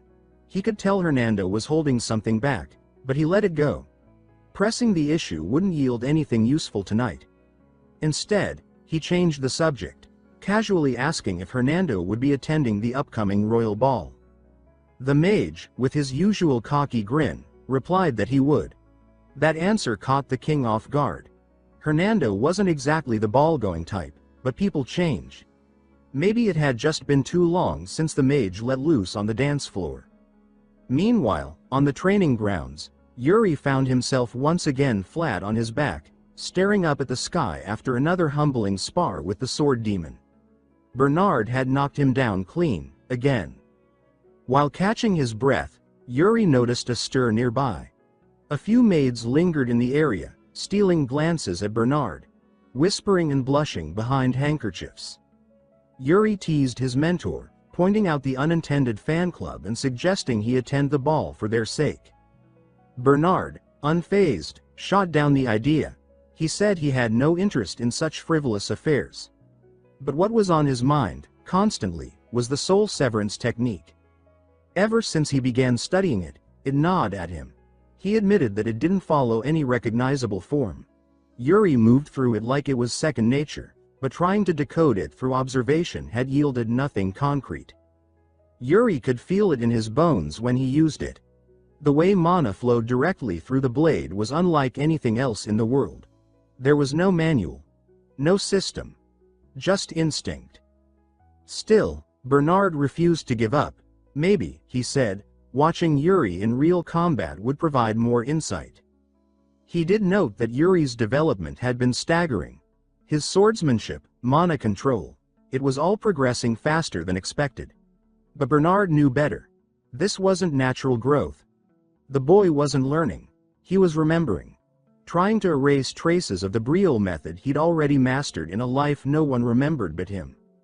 With concern thick in his voice, Bernard urged him not to rush. Growth was good, but not at the cost of his body breaking down. At this pace, his frame wouldn't be able to keep up with his ambition. Yuri responded with a confident smile, assuring his teacher that he knew his limits. In fact, he claimed he felt strong enough for another round. To prove it, he tossed aside the wooden sword. Instead, he drew the ancestral blade, the sword of legend.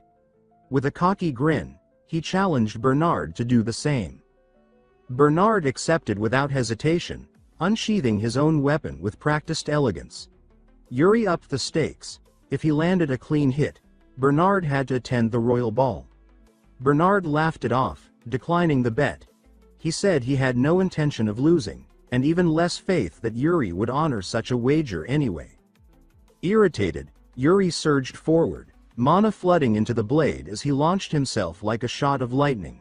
Steel clashed with steel, energy crackled, and laughter echoed between master and student.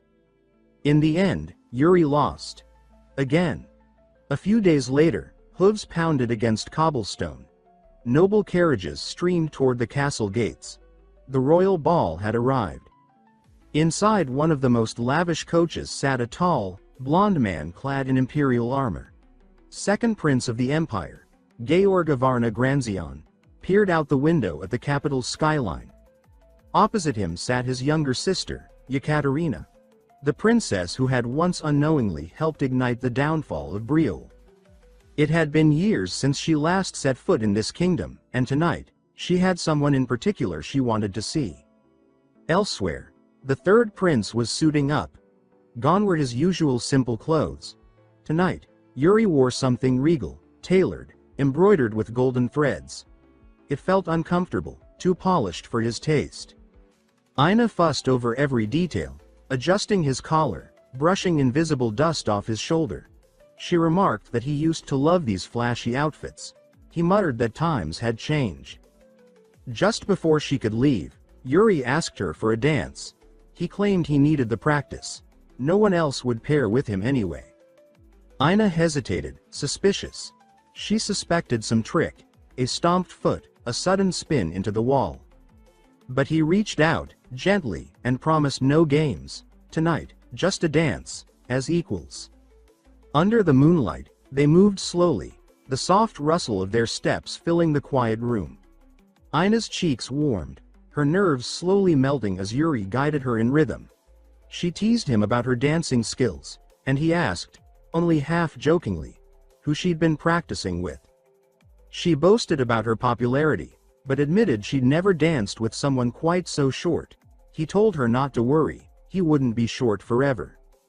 For a few minutes, they danced by moonlight and laughter, her occasional missteps drawing winces from Yuri and giggles from Aina. Later, the ball began in full. Music swelled through the grand ballroom, the nobles spinning across marble floors. King Fury sat in his elevated booth, wine in hand, overseeing the festivities. Below, the three princes mingled, talking, laughing, keeping up appearances. Yuri remained watchful, eyes sweeping the crowd. He spotted Count Sitter, not sending a proxy this time but appearing in person. That meant something. Yuri turned to Cedric, his eldest brother, and asked if his worsening vision was giving him trouble. Cedric smiled and assured him he could still see just fine, for now. Trumpets rang out. All eyes turned as the imperial entourage entered. Prince Georg stepped forward, radiant and commanding, and made his way to the king. He paid his respects, and Fury welcomed him warmly. Then, Georg introduced his sister. Yekaterina emerged, and Yuri's heart dropped. Her presence was poised, graceful, everything a princess should be. But to Yuri, she was a haunting memory. Sweet smiles. Quiet laughs. A friendship that blossomed into something more, only to be shattered by betrayal and war.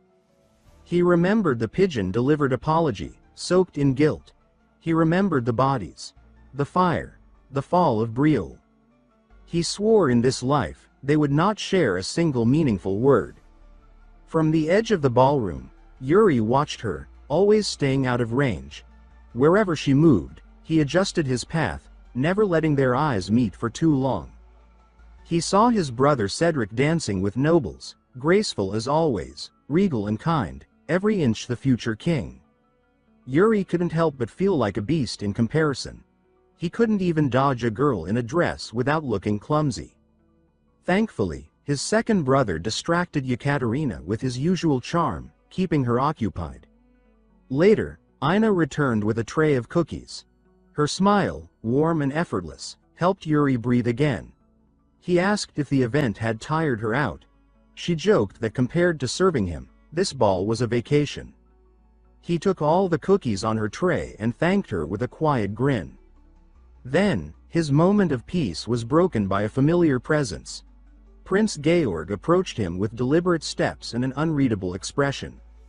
In his previous life, Georg had become a military legend, commanding imperial legions and reshaping borders. Now, here he stood, looking Yuri over with curious eyes. Yuri bowed with impeccable form and introduced himself as the third prince of Brielle. Inside, every muscle in his body tensed. The weight of old blood, old rage, churned under his skin. And from the look in Georg's eyes, it was clear. He was interested in him, very interested. Yuri stood in silence, his face calm, but his heart thrummed like a war drum. Across from him, Georg of Arna-Granzion, the Empire's second prince, wore a smile too sharp to be friendly. The moment their eyes met, something shifted in the air. With the ease of a man used to wielding power, Georg let out a sly smirk. That smile twisted the air around him into something suffocating. Yuri felt it immediately, an invisible force, wrapped tight around his throat like coiling blades dancing against his arteries. Each breath felt like a warning. The second prince's aura didn't just pressure him, it dissected him. Georg calmly asked if Yuri had just turned 13 this year, but before Yuri could even nod, the man turned and walked off, already satisfied. He didn't need an answer. That brief moment was enough for him to assess Yuri's strength, potential, and threat level. Yuri clenched his fists in frustration. That wasn't just a test, it was a silent threat wrapped in curiosity. He realized just how dangerous Georg truly was. The man wasn't even in his prime yet, and already his presence was suffocating. If this was a taste of what the Empire's future looked like, then it was a terrifying one. Then it happened. A shattering crash. A wine glass exploded across the ballroom floor, and all eyes turned. Aina stood frozen, crimson wine dripping from her tray, staining Georg's white cape. A stunned hush fell over the room. Everyone knew what that cape represented. Georg didn't react with anger. No, he smiled, mischievously, darkly. Yuri's heart sank. He saw it. The bastard had tripped Aina on purpose.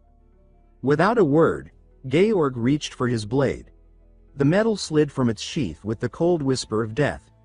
He stepped toward Aina and pressed the tip of his sword to her neck like a butcher preparing to strike. He announced that such an offense, per the Empire's laws, demanded death. Yuri's stomach turned. It wasn't about the stain. It wasn't about protocol. Georg simply wanted to make a statement, and Aina was going to be the casualty. But before the blade could bite, fury rose from his seat.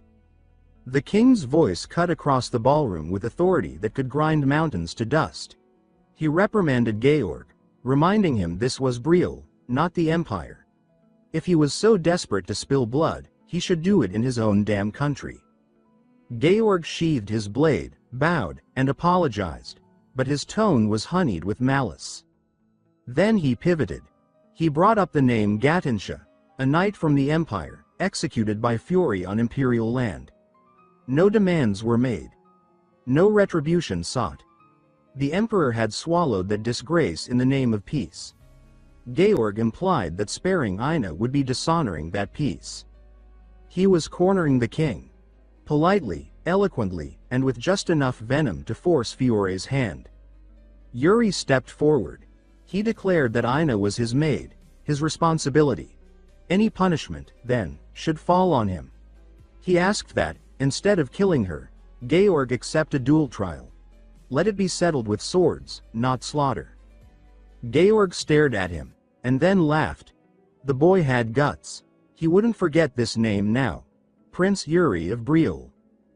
Georg turned to the king and agreed. But, of course, he wouldn't sully his own hands. He offered a proxy. A knight from his guard, the youngest among them, someone near Yuri's level. Fury accepted with thinly veiled reluctance. He was watching his son walk into a lion's jaws, but there was no other way. Georg, now satisfied, left the ballroom. The tension fell away like a dying flame. Yuri rushed to Aina. She was still trembling. He tried to lift her, but her body was limp. Her eyes wouldn't meet his. She blamed herself for putting him in danger.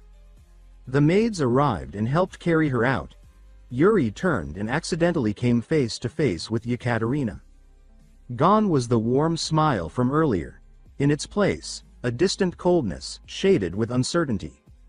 Yuri closed his eyes and turned away. The past was dead, he wouldn't let it drag him down again.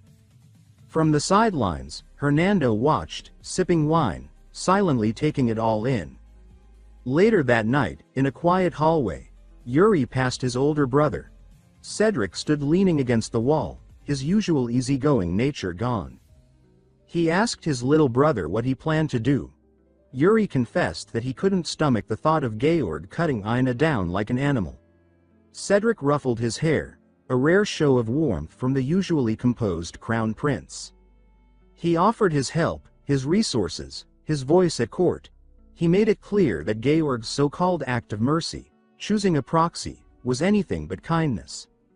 A younger knight could be more reckless, more dangerous. A staged accident could end it all. Yuri refused the offer. He started this, he would finish it. Cedric studied his little brother's face, and in that moment, he understood. This wasn't the same boy from before. He nodded and backed off, trusting him completely. The ballroom still buzzed with tension after Georg's exit, but Cedric returned to his place, ready to smooth things over. As for Yuri, he had his eyes set on something else entirely. The trial. It didn't take long for Georg to select his proxy. A red-headed prodigy from the Imperial Military Academy, young but already glowing with power, stepped onto the dueling grounds. The kid practically radiated confidence. The nobles took their seats, buzzing with curiosity. Captain Synod sat beside Hernando, who, unsurprisingly, looked far too relaxed for the moment. Synod whispered that the Imperial Knight's aura was dangerously steady, clean, practiced, lethal. His movements showed discipline that could only come from years of elite training. Meanwhile, Yuri yawned, casually stretching his arms like the whole thing bored him. He didn't look scared. If anything, he looked annoyed. Hernando chuckled beside Synod and muttered that the third prince had it under control. One boy carried the honor of Briol, the other, the pride of the empire. And in the heart of the kingdom, beneath a sky filled with candlelight and the eyes of nobles and kings, the stage was set. Hernando, swirling his wine, calmly claims there's nothing to worry about. In this world, the rank of Grand Wizard is nearly mythical. Only those who master origin magic, like fate-revealing magic, reach that height. The only person to ever succeed, himself. He remembers when Yuri, in his self-destructive gambling phase, once beat him at cards. Hernando chalked it up to bad luck at first, but his magic lets him read fate, and Yuri's future remained an empty void. Strange visions of a bloodied boy on Sword Mountain fighting hordes flashed instead. That son of Briol fought and collapsed in despair. Back then, Hernando had dismissed the whole vision as nothing more than a fluke, an odd hiccup in his otherwise flawless magical insight. Just some anomaly. A harmless illusion. Maybe even a side effect of overwork or boredom. That's what he told himself, but the truth refused to stay buried. After that strange vision, he began noticing it, an anomaly in the order of things, a subtle crack in fate's architecture. And at the center of it all was the third prince. He had watched the boy closely, standing beside him through every unexplainable shift, every illogical change, every action that defied the pre-written flow of time. The kid didn't follow a path, he forged one. Now, it was all clicking into place. Hernando no longer had doubts. Prince Yuri Briol was the boy with no destiny. A man unbound by fate itself.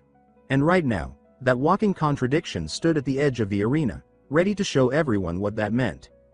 On the other side of the dueling platform, the Imperial Knight sharpened his stance, loosening his shoulders with practiced swings. The sound of his blade cutting the air grated on Yuri's nerves like an annoying fly buzzing too close to the ear. His patience thinned by the second. Second Prince Georg raised his voice, asking both combatants if they were prepared. The third prince nodded with the slightest smirk. The knight across from him offered a crisp salute in response. And then, under the heavy silence of royal scrutiny, the trial duel began. Both fighters opened with distance, circling like predators, searching for the first twitch, the first mistake. The tension cracked as soon as the starting signal dropped. Yuri exploded forward in a blur, too fast to track. The knight blinked, and for a terrifying moment, he imagined his torso erased, cleanly split by the oncoming strike.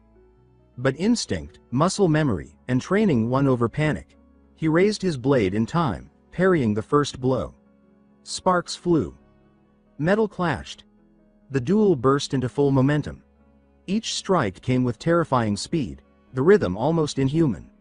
They weaved between offense and defense in a blink, blades flickering across the arena like lightning. Yuri's body flowed as though his blade were an extension of his will.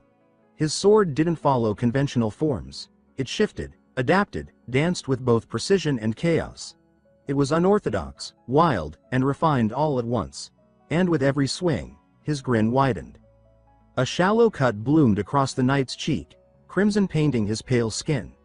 The first real hit. In the royal booth, King Fury turned to his court mage and asked the question that had been gnawing at his mind. How would this end? Hernando didn't even try to bluff. He admitted with a grin that he couldn't see the outcome. For once, the all-seeing mage was blind, and loving every second of it. The king chuckled quietly, remembering when this strange magician first arrived in Breel, claiming the heavens had sent him. Fury asked if those signs now pointed to Hernando leaving, but the mage shook his head and firmly stated no, he wasn't going anywhere. The king relaxed. A man like Hernando was worth his weight in entire armies. Fury reminded him, half joking, that too much humility can tempt misfortune. Hernando smiled and gestured back toward the arena, suggesting they focus on the fight. When Fury asked who the superior swordsman was, the king answered without hesitation. It had to be the Empire's knight. No bias, just logic. And he wasn't wrong. In every measurable way, the Imperial Knight was more experienced, more seasoned, and forged by the Empire's brutal training methods. But that's exactly why Hernando knew he had stayed in the right kingdom. The heavens didn't send him to watch a king. They sent him to follow a storm. At first, he thought the prophecy led him to Fury, but after years of peace and stagnation, he believed maybe his mission had passed. That he could leave. But now, watching Yuri slice through expectations, Hernando knew his real journey was just beginning. The Imperial Knight darted forward, looking to end the match with a clean rush. Yuri didn't back down. Instead, he surged his mana into his ancestral blade, flooding the weapon with energy. His steps grew lighter, faster. He vanished from sight and reappeared in an instant. The knight's breath caught in his throat. The killing intent was real now. The mana in the air buzzed, hot and thick. The blade danced past his guard and reached for his throat. He closed his eyes. He had no time to block. Everyone watching froze. Even the Empire's royal entourage leaned forward, eyes wide in disbelief. Fury followed the flow, reading the moves with the eyes of a seasoned master. Captain Sand stood dumbfounded, mouth slightly open. And Hernando. He smiled. At the very last moment, Yuri twisted his wrist. The blade veered. Instead of cleaving through flesh, it hovered. A hair's breadth away. The knight stood still, blinking in disbelief. Then he lowered his sword and surrendered with dignity. The crowd erupted. Cheering echoed across the arena. Applause thundered from the stands. Hernando didn't move. He just watched, feeling something stir deep in his gut. Something ancient. Something divine. He had traveled the world chasing omens and portents, but none of them could have predicted this. Yuri Breel, a man who walked outside the threads of fate. A boy who stepped where no prophecy dared to go. In that moment, Hernando realized his own destiny had changed. And so had the princes. Yuri was the outlier in a world built on predestination. A living contradiction. The mage felt chills thinking about what this boy would do next. What chaos he would bring. What miracles he might spark. The storm was just beginning, and Hernando was ready to follow it. 5 years later, peace reigned in Breel, on the surface. Inside the grand castle, a nervous young maid sprinted through the halls, clutching her assignment sheet with sweaty fingers. It was her first day, and she had already lost her way. She turned a corner and froze. A dark-haired man stood before her, eyes cold, steps twisted. His presence was unmistakable. Royalty. But not the king. Not the crown prince. This one was dangerous. He stared her down, demanding to know why she was wandering without purpose. She tried to explain, but her words fumbled. He raised his voice, accusing her of ignoring protocol. Asked if she had some guidebook explaining how to avoid him. The poor maid wilted under the pressure, scrambling for a way to appease the intimidating figure. Running out of patience, the prince finally decided it was time to dish out some heavy education on the new maid. Before he could deliver his lecture, a relaxed voice interrupted, calling out for him to cut the creepy behavior. When Newbie was still training for her castle duties, the seniors had told her to memorize one name above all. If she spotted someone walking around with a confident posture and a sword at his waist, she was to show utmost respect to the charming and unpredictable third prince. Sure enough, it was him. Yuri Briel. After prying his brother away from the flustered maid, Yuri decided to take a walk through the courtyard, snacking on the sweets she offered him as a thank you. The treats were rich and sugary, a pleasant surprise. Once he finished wiping his mouth and brushing off his hands, Yuri focused. He was at the unarmed realm now, a level where mana control had become so refined. His body maintained pressure and efficiency regardless of whether or not he held a weapon. Achieving this state had taken years.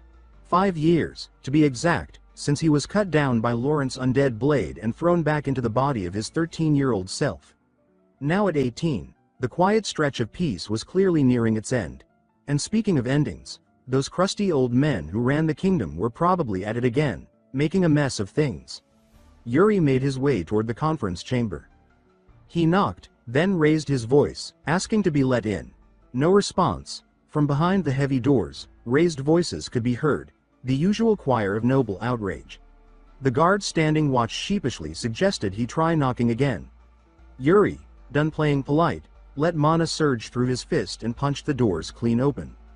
Startled gasps filled the room as high-ranking nobles stared at the prince standing in the wreckage of the doorway. Yuri casually apologized for the forceful entrance, explaining he'd knocked already, but nobody seemed to hear. So he knocked a bit louder. Turning to the head of the table, he addressed his father and asked to join the discussion. Granted a seat, Yuri settled in just as the final and most controversial topic resumed. A young count spoke with urgency, stating they lacked the spare troops needed to assist the allies outside the border. He declared that if the Empire's plea for help was to be ignored, the nobles themselves should bear the consequences. Yuri understood why emotions were high. Everyone in the room was busy calculating losses and gains, debating not with conviction but with coin in mind. It was a political numbers game. But he already knew how this game ended.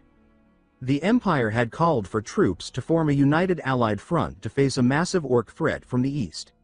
Nations were expected to contribute forces in a show of unity. What none of them knew was that this effort would collapse. The orcs would break through the lines, shatter morale, and charge into neighboring lands. Curiously, they would avoid attacking the Empire itself. Only then would the truth be revealed. The letter, the raid, the so-called cooperation, all part of an imperial ruse. In that chaos, Briel lost legends, including Sir Leon Flandre, one of its brightest knights. Yuri clenched his jaw. This time, he was here. He would not let history repeat itself. As nobles argued over logistics and resources, he stood and declared that he would go. If Briel needed to show good faith to the world, he would serve as their symbol. He urged the gathered lords to act with dignity, to stop dragging the kingdom's name through the mud. The king, observing his son speak with unexpected clarity, couldn't help but smirk. His boy had arrived with exactly the right answer, one that satisfied duty, optics, and logic all in one strike. Later that day, Yuri returned to his preferred battleground, the training grounds. Bernard, his old sparring partner and mentor, was already there. As they warmed up, Yuri's obnoxious brother came sprinting into the arena, looking like he'd just heard the end of the world. He blurted out a question, asking if the rumors were true. Was his little brother really heading to the front lines? Yuri confirmed it. The second prince couldn't comprehend why anyone with royal blood would throw themselves into danger. Yuri calmly explained that protecting the kingdom was part of their job. His older brother sighed dramatically, then said that he finally understood the depth of Yuri's thinking. With tears practically forming in his eyes, he promised to guard the palace in Yuri's absence. Then, in his usual ridiculous fashion, he jogged away like a man possessed by clumsiness. Yuri hoped that the fool would at least avoid starting any fires while he was gone. He turned back to Bernard and asked if the old sword demon was worried. Bernard, ever the pragmatist, said that as long as Yuri didn't try anything suicidal, he'd be just fine. Coming from him, that was practically glowing praise. Still, Bernard reminded him to stay alert. Orcs weren't just big brutes. They were cunning, savage, and incredibly difficult to put down. He warned the kid to be on the lookout for orcs carrying tattered flags strapped to their backs. Those ones were different. They weren't just your average grunts. They were orc vols, a brutal breed of monsters that made normal orcs look like toddlers playing with sticks. Bernard emphasized that those beasts didn't just fight, they hunted, killed, and did it all with terrifying skill. They were born from carnage and raised in blood. Yuri, calm as ever, assured his mentor that he would be fine. He insisted he had his own ways of dealing with problems. Before Bernard could argue, the training hall door burst open and Ina stumbled in, panting heavily. Her face was flushed, and her hands were on her knees as she tried to catch her breath. She announced that Yuri's guest had arrived and brought along that specific item he had been waiting for. Whatever the third prince had planned for the doomed orc raid, it involved something very particular. Ina added that the guest was already in his office, sipping tea like he owned the place. Yuri made his way to the room and stepped inside to find Guillermo, the vice president of the Elaine Merchant Guild, standing up to greet him with practiced reverence. Yuri blinked in mild disappointment, having expected to see Elaine herself. Guillermo explained that his superior was currently traveling, as she always insisted on handling high-risk trades personally. It was what she claimed to do best. Still, Guillermo hadn't come empty-handed. He presented the ornate box Yuri had ordered with great care. When the third prince cracked it open, his eyes lit up. Resting inside was the four-piece dagger set known as Elementarian. Guillermo had gone through hell trying to procure it. The price had nearly given him a heart attack, more than he'd ever spent on something that looked like wall decor. But these weren't just pretty blades. They were ancient magical artifacts laced with power from a forgotten age. As Yuri held one up, Guillermo watched the faint shimmer of mana gathering around the prince's fingers. When the blade responded like it recognized its wielder, Guillermo felt his spine lock up. Yuri, noticing the reaction, slowly moved the tip toward the merchant's face, just close enough to elicit a visible flinch. He pulled the weapon back with a small grin. Guillermo exhaled deeply, mumbling about how terrifyingly skilled the prince had become. Before the conversation could continue, something shifted in the corner of the room. A dark figure entered silently, a blur of shadow to most, but not to Yuri. He caught it immediately, while Guillermo, oblivious, kept talking. Yuri took that as his cue. He thanked Guillermo for the delivery and dismissed him, adding that he expected a detailed update on the Empire's preparations for the coming raid. Once the man was gone, the third prince collapsed onto the couch with a sigh and called out for the presence behind the curtain to reveal itself. Out stepped Asuna, dressed head to toe in her assassin's attire. Her presence radiated cold professionalism. First thing he asked was whether the Goryo situation had been resolved. She confirmed that she had paid the loan shark a midnight visit and delivered a message that would stick. Apparently, the greedy bastard had been circling Elaine's funds like a vulture, and Yuri had finally decided to clip his wings. Asuna had made it clear that Goryo was to back off.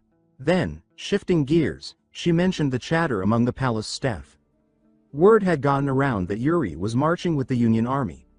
Concern flickered across her face as she warned him to be careful. She made it sound like he was heading straight into a war zone by himself. But Yuri corrected her. She was going too. He said it plainly. Asuna would be accompanying him on this mission. When he asked if she could keep up, the stoic assassin gave a rare smile. Beautiful, genuine, dangerous.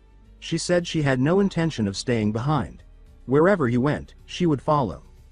A few days later, the moment of departure finally came. Yuri was in his chamber, adjusting the clasps on his new black armor when Cedric arrived. The crown prince looked worn, his eyes still tired from too many nights buried in documents. He asked Yuri to stay safe. That was all he wanted. Yuri replied with confidence, assuring his older brother that he was practically invincible. He intended to make a statement out there, to uplift Briel's name on the battlefield. In return, he told Cedric to look after his own health, specifically, his eyes, which had clearly been strained from all that reading. Before they parted ways, Cedric pulled him into a tight embrace. There was no lecture, no royal formality. Just a brother holding his younger sibling close, hoping this wouldn't be the last time. Yuri promised him that it wouldn't. Outside, the horns sounded loud and clear across the capital. Every soldier in the staging area turned their eyes toward the signal. It was time to march. Up on the raised platform, King Fury stood tall before his people, his presence commanding silence as he lifted a hand to signal the formal commencement of the ceremony. The commander of the royal army stepped forward, his boots thudding with weight and authority as he ascended the carpeted stairs with unwavering confidence. The third prince of the kingdom stood nearby, his newly forged armor gleaming beneath the midday sun, casting a resolute aura that could not be ignored.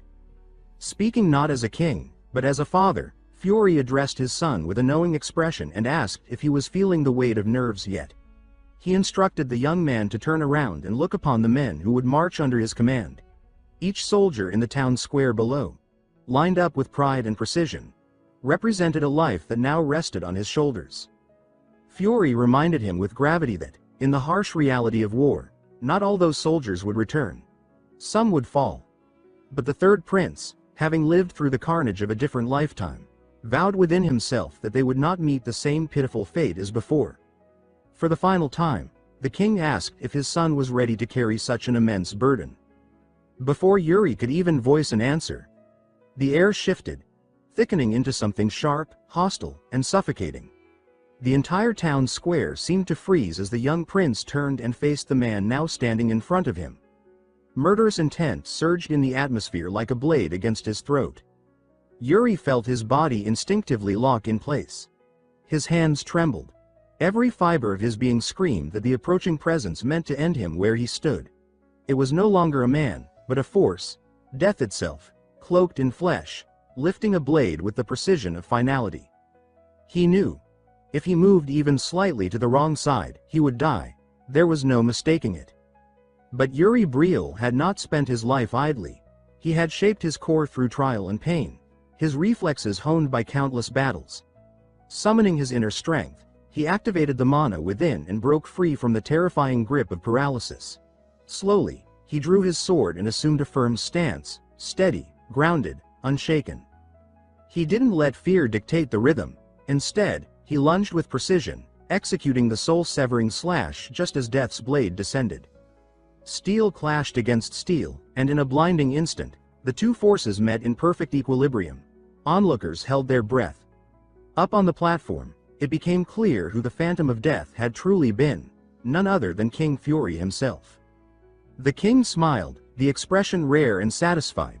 He praised his son, saying that the strike had been worthy, a fitting letter of departure. With that, the ceremony had ended. King Fury was not one to prolong such moments. He simply asked his son to return, alive. Like a man seasoned beyond his years, Yuri turned to face the army amassed before him. His men stared back with unwavering loyalty. He raised his blade high. Their cheers thundered through the square as they chanted his name. With calm conviction, he called on every soldier present to place their trust in him completely. They would walk through hell, but they would walk together. Swords were raised. The great banner of Briel was hoisted high. The soldiers of the kingdom began their march. Far from the capital, along the rugged border, the news of Yuri Briel's departure reached the ears of a man who had long waited for this moment. In the depths of a military dungeon, where captured orcs were restrained for critical research, Count Sitter, the unshakable bulwark guarding Briel's frontier, paused in thought. After 5 long years, the prince he had heard so much about was finally coming. A vivid sunset stretched across the sky, casting a warm, crimson glow over the dense forest below. Golden hues slipped between the trees while birds crossed the horizon in quiet formation. The air was still, broken only by the rustle of leaves stirred by the wind. Armored figures rested among the woods, gathered in loose clusters beside their tethered horses. One of them crouched beneath a thick oak, water pouch in hand, his focus unwavering. Yuri commented that they had traveled quite far. Addressing a knight beside him, he asked Sir Raymond how much distance they had covered. Sir Raymond, standing with confidence and holding a worn map, explained that they had reached the edges of Sidr. He added that after pressing on just a bit further, they would arrive at the borderland itself. From there, they would pass through God and then on to Bally Point, Bashard. Yuri then asked whether their current pace would get them there in time. Sir Raymond assured him that it would. A soldier approached and addressed the prince with respectful urgency. Yuri turned at the sound, only for the sight before him to drain the color from his face. His jaw tightened. The man who stood there in armor was unmistakable. Laurent Flandre. The very knight who had taken his life in the last timeline. Jean-Laurent Minori, Count of Frances, introduced himself with perfect decorum. He said that it was a true honor to meet the third prince. Yuri observed as Laurent knelt low, head bowed. The knight spoke his name, Laurent Flandre, with earnest reverence. Yuri, still shaken by the weight of memory, muttered a distracted acknowledgement. Laurent lifted his gaze with a trace of blush in his expression. He announced that there was something he had always wanted to say. Yuri, caught off guard, asked what it was. Beaming, Laurent declared that he had long admired him. Yuri blinked, stunned, and asked what he meant. With enthusiasm, Laurent explained that after hearing from his father about what had happened 5 years ago, he had looked up to the prince ever since. He said that the way Yuri had drawn his sword in defense of a maid was the very embodiment of knighthood. Their conversation lingered in an awkward silence. Yuri replied that he had heard much about Laurent through his father, Sir Lien, and said he looked forward to working alongside him. Laurent responded loudly that it would be his honor to serve. Sir Raymond announced that it was time to move. Yuri nodded. Raymond warned the prince with a note of caution. He said Count Sidr was not known for being warm and advised him not to take any coldness personally. As night blanketed the sky, stars emerged one by one. A grand castle rose ahead, towering over the terrain. A ceremonial banner fluttered in the wind at the gates, bearing the message, "We welcome the third prince." Soldiers assembled at the entrance, lined in precise formation. At their head stood a man who smiled politely and declared that it was an honor to receive His Highness. That man was Jaime Theodore, Margrave of Sidr. Yuri offered his thanks for the welcome. Jaime commented that someone so young serving on the front lines earned his respect. With a measured tone, Jaime asked if the prince had ever fought orcs before. Yuri began to say that he had, but then corrected himself. He admitted he had never fought them directly, though he had studied them. He explained that most of their current force lacked first-hand experience with orcs, so he thought it best to be prepared. Jaime acknowledged that and said he found the prince's diligence admirable. Lowering his voice, Jaime added that if it was acceptable, he wished to offer a gift. Yuri tilted his head in curiosity as Jaime motioned toward an enormous set of doors. Soon after, the prince stood before them. Jaime slowly released the latch. The iron doors groaned open. Torches lined the path ahead, casting long shadows across stone walls. Soldiers followed cautiously, led by Jaime. The echoes of armor clanked through the corridor. Jaime, gripping the torch, told the prince that what he sought was just ahead. Yuri and his group advanced with wary steps. The torchlight finally touched the edge of a vast chamber. Jaime and his men stayed behind, closing the doors with a hollow clang. Yuri's expression darkened. He demanded to know what this was. What did Jaime mean by this? Jaime, unmoved, urged him to remain calm. Flames flared to life, illuminating the space with harsh light. The sight ahead turned blood cold. A knight stammered in disbelief, unable to form words. Another cried out that they were staring at orcs. Behind thick bars, twisted and brutalized orcs snarled and snapped. The stench of blood hung in the air. Jaime stated that, for now, these creatures were prisoners. He explained that in order to survive, they had studied them thoroughly, everything from minor behavior to primal instincts. Yuri asked if this was the gift he had mentioned. Jaime confirmed that it was.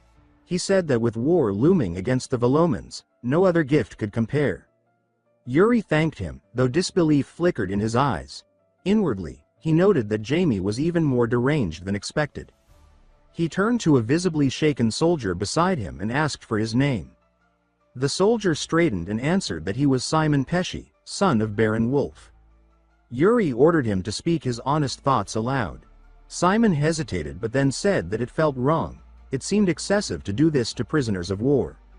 Yuri paused, then replied that he could see why someone might feel that way. Then he turned to Jamie and ordered the cage to be opened. Jamie obeyed without pause. The iron bars groaned as the gate swung open. Yuri confirmed Simon's name, then declared that this would be real combat. He ordered him to fight. Simon hesitated, then stepped forward, sword drawn. The orc within, eyes burning red, gave a thunderous roar. Simon readied himself. But instead of attacking, the orc began smashing its head against the ground, a display that unnerved Simon deeply. Spinning around, Simon shouted that this was madness. Forcing him to fight a creature so broken was inhumane. As if mocking him, the orc lunged the moment Simon's back was turned. The blow landed with precision. Simon collapsed with a pained cry. A soldier cried his name in panic. The orc pinned Simon in a crushing hold, snarling with feral rage. The others tensed, ready to charge in. But the prince remained calm and ordered them to stand down. He explained that most of the orc's tendons had already been severed. Sir Jamie confirmed this beside him. The prince's gaze remained locked on the brutal scene as Jamie repeated coldly, "These are orcs." Simon was suffocating, the orc's massive hand clamped tightly around his neck. A soldier urgently reported that they had to save him, even if it meant injuries. The orc growled, the sound deep and rough, as if trying to speak or challenge them. Yuri asked Jamie with doubt in his voice if the creature was attempting to take Simon hostage. Jamie responded that he would call a translator. Soon, a figure draped in a strange black cloak stepped forward, slowly revealing his face. He was instructed to translate. Corey, a man with a terrifying face and protruding fangs, stepped into view and examined the situation. Yuri, caught off guard, muttered Corey's name. The other confirmed that it was indeed him. Corey raised a hand to his ear and began to translate. He said that the orc threatened to break every bone in the knight's body if the soldiers didn't drop their weapons immediately.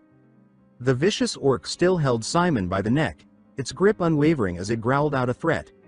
Hernando stepped forward, his stance firm, and began casting a spell. A stream of light surged from his hand as he concentrated.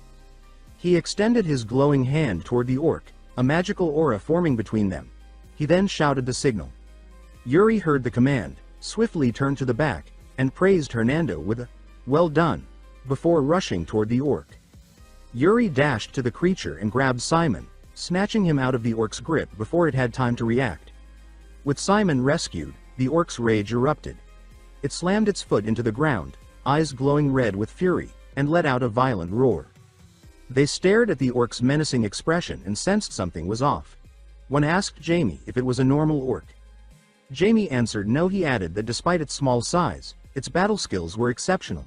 He explained that when they first captured it, it had been eating a knight alone. That same orc had taken many lives.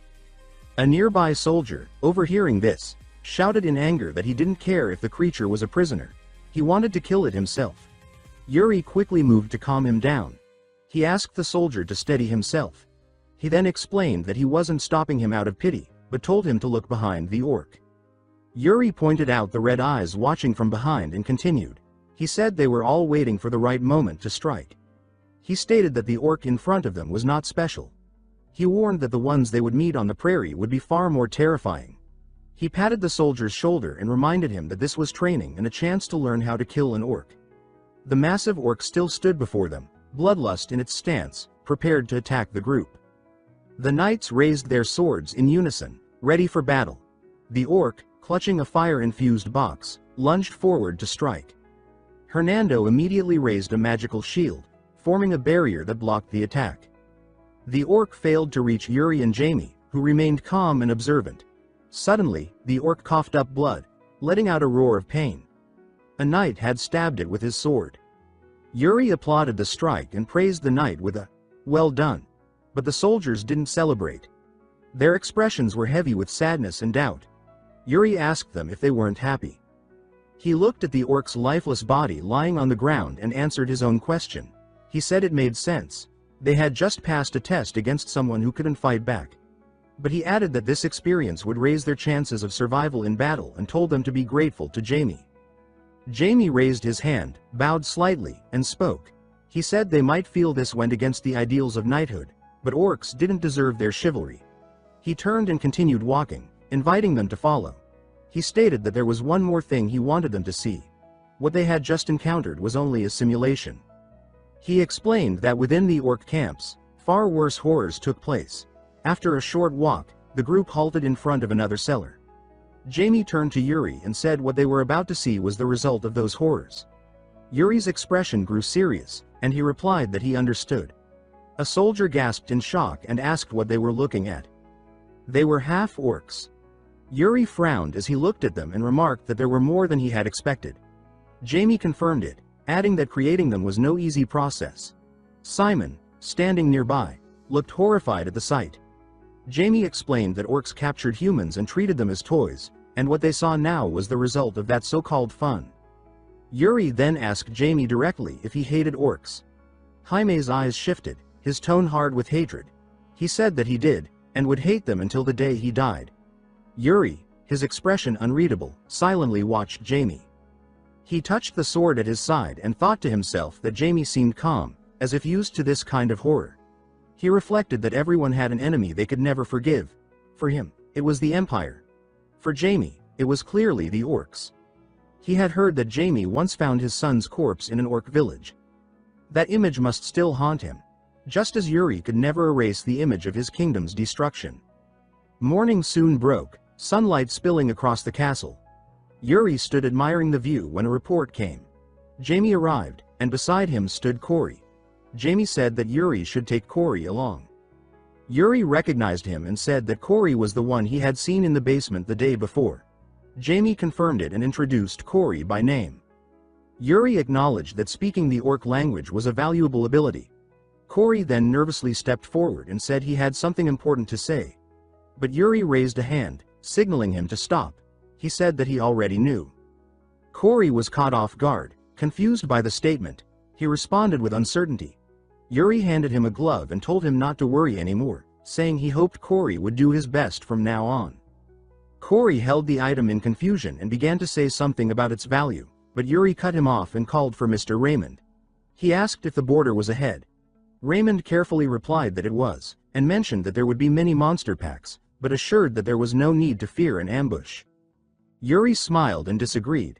He said the monster packs were just as much a threat as the orcs. He stated clearly that they needed to be wiped out. Meanwhile, deep in the forest, a group of people carrying supplies suddenly stopped. The sound of horse hooves echoed closer. Something was approaching. A group of horsemen came into view, grinning cruelly. One of them, holding a blood-soaked sword, stood before the people. His expression was vicious and merciless. Then he raised his sword and began slaughtering them. Blood flew in all directions. Elsewhere, Yuri's group continued walking through the forest. Yuri glanced back, his expression thoughtful. He looked at Corey and considered the problem it would cause if the unit discovered he was a half-orc. Still, he reassured himself that assigning Corey to Hernando had been the right move.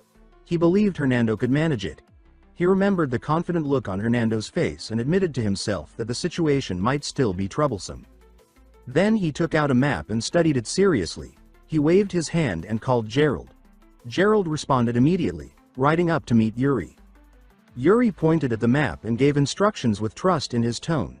He said that from now on, Gerald would be in charge of the reconnaissance mission. He explained that he would mark a location, and Gerald would be the one to investigate it. Upon hearing this, Gerald's expression turned uneasy and concerned. He pointed out with hesitation that the area was full of bandits.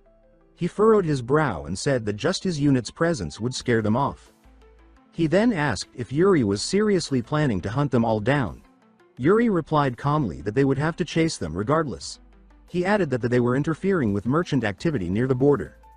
Then, with a teasing smile, Yuri questioned if Gerald was lacking confidence in his own abilities. Gerald stood in silence, clearly overwhelmed by Yuri's words. Yuri continued, saying that he couldn't use the other soldiers, since everyone was anxious, and he himself was just a young prince without much experience. He acknowledged Gerald's genius with a sword but added that if Gerald couldn't even catch some criminals before he could finish, Gerald had already galloped off. He called back that he'd return soon. Yuri grinned with satisfaction, stating that he knew Gerald could handle it and that it was good to see him motivated. Raymond approached and commented that Yuri treated Gerald rather well. Yuri responded playfully, asking if that's how it seemed, and said that he simply enjoyed having Gerald around. Then he turned to Raymond with a composed expression. With a thoughtful tone, he asked if he could pose a simple, perhaps boring question. Raymond responded that he could ask anything. Yuri asked why he fought. The question left Raymond silent for a moment, as he hadn't been asked that in a long time. He eventually gave the standard response, explaining that he fought for the safety of Brielle. Yuri looked at him quietly and then smiled, thinking that it was a solid answer. With a burst of energy, he instructed the others to keep up the march. He announced that he was going to check on Gerald, and then quickly galloped off before Raymond could say anything else. The scene shifted to a forest clearing where huts had been built. A few people were scattered about. One man, bound and lying on the ground, was screaming. Another person stepped over and ordered him to be quiet. Yuri appeared, his face troubled, holding a knife and warning the man not to do anything reckless if he valued his life. Meanwhile, Gerald scanned the area through binoculars and reported back that they had located the robbers' hideout. Yuri praised him and said he'd done well. Then he interrogated the captured man, asking if he was patrolling alone and if there was anyone else nearby. He questioned whether the leader had really sent him out alone. The man nodded quickly, confirming that was true. Yuri observed him silently, narrowing his eyes when he noticed the glint of a necklace around the man's neck. He reached out and yanked the necklace off, startling the man, who let out a panicked shout. Holding the necklace up, Yuri questioned what it was and whether it belonged to him. The robber answered flatly that it didn't, explaining that the leader had ordered them to wear it while patrolling. Hearing that, Yuri prepared to draw his sword and questioned whether the item was some kind of artifact, possibly enchanted. The man, now scared, insisted that he didn't know anything. Yuri stood before him coldly and stated that if that was the case, then there was no choice. Then he turned his face away and laughed, saying that he'd just have to capture the leader and ask him directly. By this time, the sky was darkening. Hidden behind a tree, Yuri observed quietly when a voice called out, announcing his presence. Gerald had arrived and reported that, following Yuri's orders, they had deployed troops along the robbers' escape routes. He also said scouts had been sent to assess their strength. Yuri gave a pleased smile and asked if the rest of the unit could handle things if he stirred up chaos. Gerald responded with confusion, asking what he meant by causing chaos. Without another word, Yuri mounted his horse and signaled to move out, saying that if they arrived late, there'd be no enemies left to fight. Gerald stood in shock, struggling to process what he'd just heard. Yuri galloped off, shouting commands to charge, while Gerald, still stunned, called out for him to wait, warning that it was dangerous to go alone. But Yuri rode on with excitement, leading the charge. His voice and the sound of horses echoed toward the robbers' hideout. Inside, the robbers heard the commotion and looked at each other in confusion, asking what the noise was. Another man carrying food looked alarmed. Moments later, Yuri, sword in hand, burst in on horseback, charging through the group of robbers with force. As the robbers stood frozen in shock, Yuri addressed them with a smile and a sharp tone, identifying them as robbers. That evening, Gerald and the other soldiers arrived and were stunned by the sight before them. Yuri was calmly sitting on a captured robber, lighting a fire. He greeted them by saying they were late. Gerald rushed over, clearly worried, and asked Yuri not to act alone again, pointing out how dangerous it was. Yuri replied coolly that if they didn't want him acting alone, they needed to keep up. Then he asked Raymond about the escapees. Raymond reported that they had been dealt with and that there were no casualties on their side. Yuri, holding a skewer of meat, reacted with delight. He suggested they take the robbers' meat and prepare dinner. He declared that they'd be having skewers outdoors tonight. Gerald looked at the meat skeptically and commented that it was all fatty.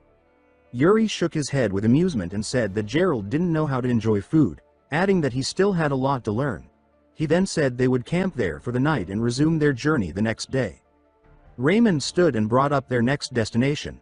He reminded Yuri that they would be heading to Gid before reaching the Allied forces at Balshad.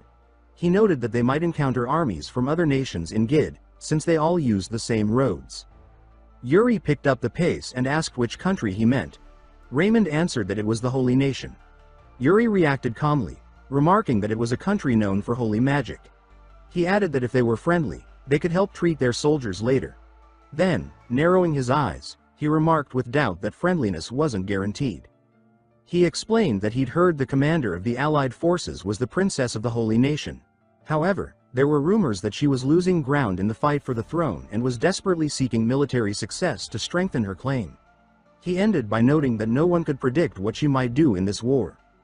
Prince Yuri Briel rested his chin in thought, reflecting on the mention of the Holy Kingdom's princess. Sensing his concern, Sir Raymond suggested he look into her background a bit more. But Yuri simply smiled, brushing it off, saying he'd meet her face to face soon enough. He lifted his gaze to the night sky, seemingly unfazed. The Allied forces' meeting point, Balshad, required a stop at Gid, an independent city tasked with supplying provisions. Being under separate jurisdiction, Gid enforced strict neutrality. Yuri warned that any misstep could be judged under military law. He told Raymond to make sure all soldiers, including knights, understood that discipline was non-negotiable. Raymond agreed without hesitation. They stationed their troops outside the city, tightening control. Yuri then declared he would meet Gid's lord himself. Inside the estate, the lord welcomed him with a smile, expressing honor at meeting the third prince of Briel. Yuri returned the gesture with respect, thanking the lord on behalf of Briel for Gid's cooperation. The lord brushed off the formality and assured Yuri they would support the alliance fully. As they sat, the lord praised Yuri's father for his battles against the orcs and joked that the orcs must be trembling now with the prince himself here. Yuri laughed lightly, promising to try and live up to the reputation. A servant approached the lord quietly, whispering something in his ear. The lord then informed Yuri that the princess of the Holy Kingdom had just arrived and asked if he'd like to meet her. Yuri accepted immediately. Soon after, Princess Sibila entered the room, flanked by two knights. Her face was firm, without a trace of warmth. The lord rose and greeted her as the second princess of the Holy Kingdom. She walked in, glancing coldly at Yuri, and asked if he was one of the lord's vassals. Before Yuri could respond, she dismissed him, saying she had matters to discuss with the lord and requested he leave.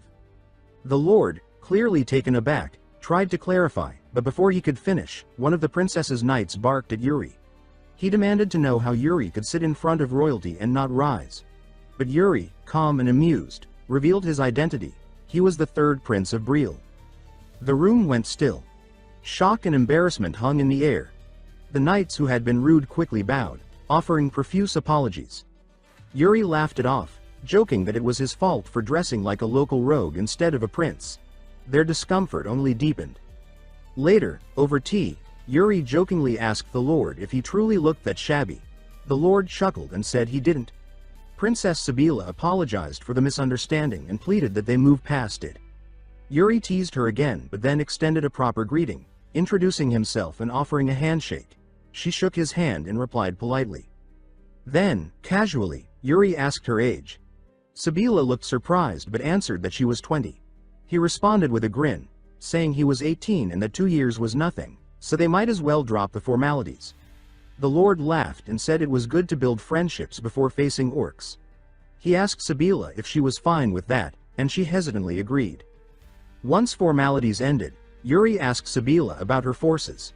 He noted that he hadn't seen any troops en route. She confirmed they would arrive the next day, as her knights had gone ahead. Yuri held his chin thoughtfully and said he hoped nothing would go wrong. His remark irritated her. She sharply stated that the Holy Kingdom's order and discipline were not something to worry about. She then asked if he was suggesting there would be conflict. He clarified that he meant external threats, not internal. He explained that orcs sometimes crossed borders and could ambush without warning. The lord nodded, agreeing that orcs were surprisingly cunning for their size. Yuri ended the conversation by saying he was confident the Holy Kingdom would handle things, but still advised Sibila to stay alert. Later, while walking through the city, Yuri spoke with Hernando. When asked about the paladins, Yuri replied they were too stiff. Hernando asked if he liked the princess. Yuri shrugged and said maybe. He then pulled out the necklace taken from the bandits and asked if Hernando was sure it came from this area. Hernando confirmed it, pointing out that only one place sold such items. Yuri asked whether the claim about the necklace luring orcs was true. Hernando replied that the bandit captain said the orcs would go berserk when sensing its aura, like a drug of war. He added that it might be an artifact, but too crude to be effective. While they discussed, the shop owner grew irritated. He snapped at them, shouting for them to leave if they weren't buying anything. They complied, concluding that maybe the bandits had bought all the stock. Yuri, still smiling, said it was unfortunate. Suddenly, Hernando spotted something and called Yuri's attention. They saw soldiers from Brielle entering a building that looked like a gambling den. Hernando noted that gambling was taking place. Yuri's eyes lit up. He said if his men were gambling, he couldn't ignore it. As they approached the bar, Yuri remarked that discipline was needed. Hernando agreed. Elsewhere in the city, a Holy Kingdom knight asked Sabila if she had met with the Lord. She said yes. The knight, Vice Commander Fennec, mocked Yuri, saying he couldn't believe such an eccentric was in charge and that Brielle's knightly glory was long gone. Sabila warned him not to insult Brielle. He dismissed her concern, ridiculing Yuri's attire and behavior. She stared at him, clearly displeased. But Fennec kept pushing. He said it wouldn't be a surprise if Brielle ended up short one prince after the campaign. Finally, Sabila warned him to stop. He relented with a sarcastic, "Yes, Your Highness." She asked if the main force had any issues. He arrogantly claimed everything was fine and under control, then walked away, saying they'd be patrolling the city. Sabila sighed, her mind heavy with doubt. That evening, the city's inn was lively, filled with chatter and drinks. Fennec and his knights walked in with stern expressions. Disgusted by what he saw, Fennec asked who the patrons were. A knight replied they looked like Brielle's soldiers. Fennec scoffed at their lack of discipline and asked how they were allowed in. Another knight laughed, saying their commander made it obvious why they behaved that way. Fennec declared he wouldn't tolerate it. He raised his voice and berated the soldiers for gambling, questioning their loyalty to the Allied forces. As they turned, still holding cards, he continued ranting, until a hand tapped his shoulder. He turned and froze. It was Prince Yuri. Smiling, hand still on Fennec's shoulder, Yuri asked his name. Fennec's expression twisted in anger. He slapped Yuri's hand away and barked that such lax behavior was an insult to leadership. The soldiers looked on, stunned. Fennec mocked them too, saying they didn't belong on a battlefield, clutching cards like children. Yuri's smile faded into a cold stare. He demanded to know why a simple question received such disrespect. He questioned if the Holy Kingdom had any structure or ranks at all. Fennec tried to recover, but before he could speak, the door swung open. Princess Sabila entered, her voice sharp as she asked what was going on. Seeing Fennec, she frowned and reminded him he was supposed to be on patrol. Instantly, Fennec's bluster deflated. He apologized and bowed. Sabila, unimpressed, ordered him to wait outside. He obeyed, furious and humiliated. She turned back to Yuri and apologized on Fennec's behalf. Yuri smiled and told her it wasn't necessary. He added with a hint of sarcasm that unless she was a holy sovereign, she couldn't be expected to control all her subordinates. Her hand moved instinctively to her sword. She studied him, then nodded and turned to leave. Before exiting, she told him she'd repay the favor, another time. Yuri returned her gaze with a smile and replied, another time. As she left, his expression darkened. Raymond's words echoed in his mind. The princess was in a precarious position in the struggle for the throne, desperate for military success. Now, he understood. Still, Yuri shrugged, muttering that it wasn't his business. He turned and rejoined the soldiers, diving into their game as they welcomed him with laughter and shouts, eager for their commander to play. Yuri laughed heartily, telling the next soldier eager to challenge him that he liked his confidence. Meanwhile, tension simmered elsewhere. Sir Fennec stood stiffly with his knights when the princess approached. Frustrated, he demanded to know if she had already befriended the third prince of Brielle. She countered sharply, asking if that was really the issue they needed to focus on. Fennec snapped, ranting about the prince's lack of refinement. But before he could say more, a panicked voice cut through the air. Both he and the princess turned toward the source. An approaching soldier on a blood-stained horse, armor dented and streaked with dirt. The soldier dismounted and dropped to one knee, apologizing for his appearance before delivering grim news. The main force of the Holy Kingdom had been ambushed by orcs. The princess's expression turned pale but firm. She suited up in full battle armor, mounting her horse with swift determination. The Lord of Gid, deeply concerned, asked if she was leaving immediately. She confirmed it with a nod, but before she could ride out, he cautiously proposed requesting support from the Breel army. He emphasized that it wasn't about pride, but about protecting allied forces. However, Fennec erupted again, scoffing that the Holy Kingdom needed no help and questioning if the Lord believed their knights would fall to orcs. The Lord tried to smooth things over, but the princess interrupted calmly.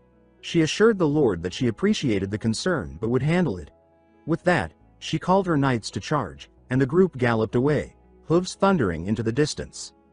The Lord, watching them leave, sighed.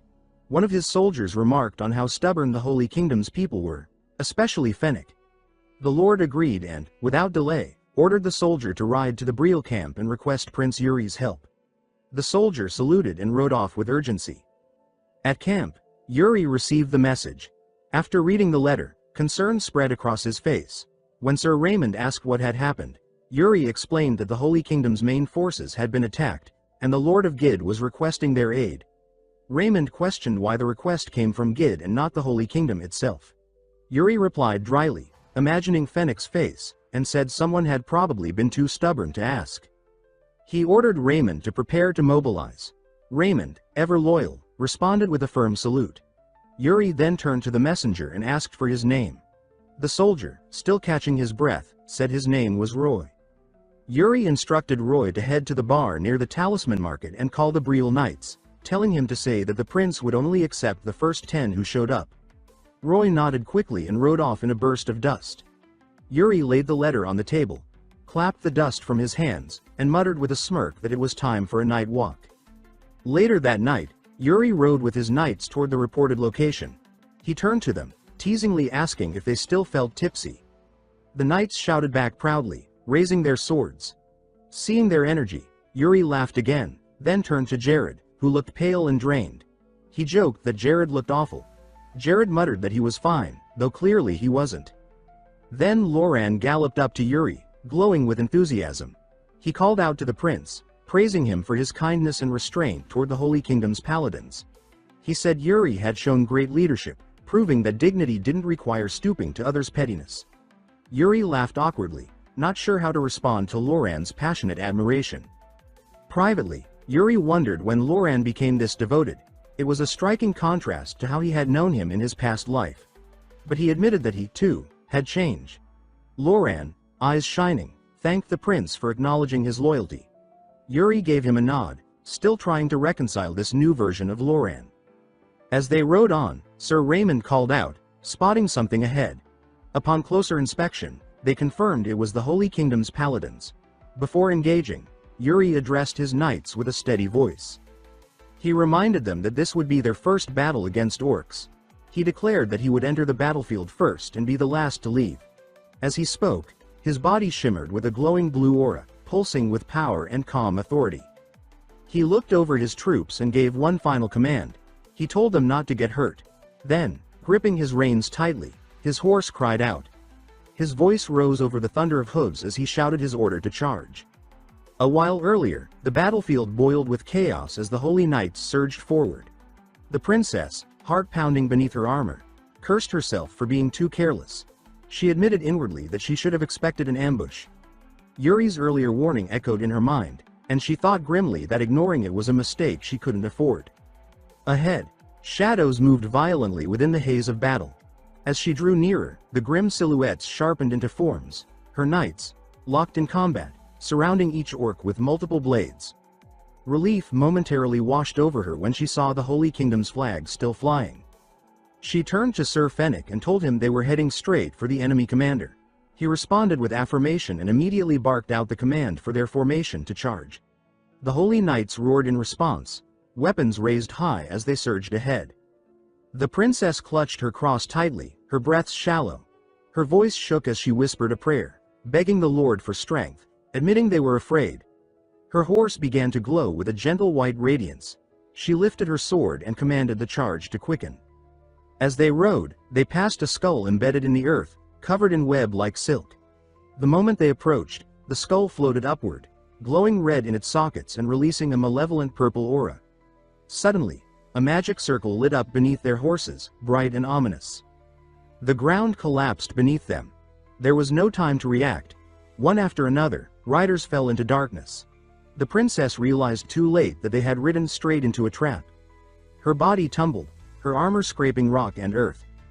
Doubt gnawed at her thoughts. Had she made the wrong choice again? Her mind drifted to the past. She recalled the moment she first received her holy powers as a child. Praise surrounded her. Warm, proud voices called her amazing. Determined to prove herself worthy, she pursued swordsmanship too. But a sharp memory cut through, her sword clashing with her older brother's. She remembered the day she broke his blade. That moment, she realized chasing both holiness and martial prowess was her greatest mistake.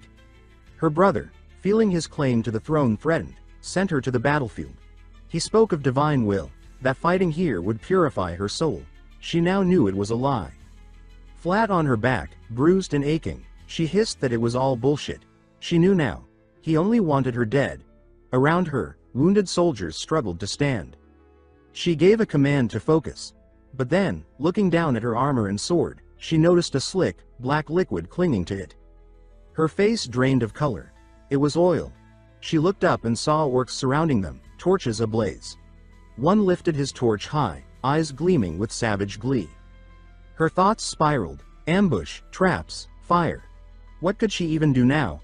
How could she survive this? Dizzy with dread, she asked herself why she had lived through everything up until now, only for it to end like this. Then a voice called her name.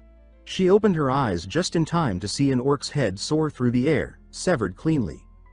The voice spoke again, teasing. Was it really that hard to just ask for help?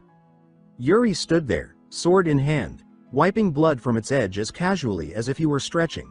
He asked if she was okay, then dispatched the remaining orcs with swift, precise strikes. When the area was clear, he tossed her a rope. She took it and climbed up. Once out of the pit, she looked at him and said she owed him. He told her it was nothing. Before they could speak further, a soldier rushed up. It was one of her own knights. Vice Commander Fennec stepped forward, all arrogance replaced with rigid composure. He bowed deeply before Yuri. Fennec addressed him formally, declaring that he greeted the third Prince of Breel on behalf of the Holy Kingdom. His voice strained with effort as he issued a sincere apology for the previous incident in the bar. He added solemnly that he would not forget this favor. Even the princess stared in disbelief. Fennec, apologizing? Yuri regarded him calmly. After a pause, he nodded and accepted the apology. His tone was even as he added that, should Breel ever need aid, he hoped the Holy Kingdom would repay the favor. A shout rang out nearby. Yuri snapped his head toward the sound. An orc stood blowing a horn. His grip tightened on his sword. But then, he noticed movement. The orcs were retreating. He wondered aloud if they were fleeing after failing to kill the holy knights. He didn't hesitate. He shouted for his men to chase the orcs, ordering them not to let a single one escape. The soldiers roared in acknowledgement and charged forward, their battle cries tearing through the air. But as they rode, Yuri noticed something that made him slow slightly. An orc carrying a distinct flag stood tall in the distance. Yuri's eyes narrowed. He recognized it instantly. An orc-val, exactly the kind his mentor warned him about. The princess called his name, confused, but he signaled her to stay back. The orc-val calmly raised its bow, notched an arrow crackling with dark energy, and let it fly. Yuri's focus narrowed.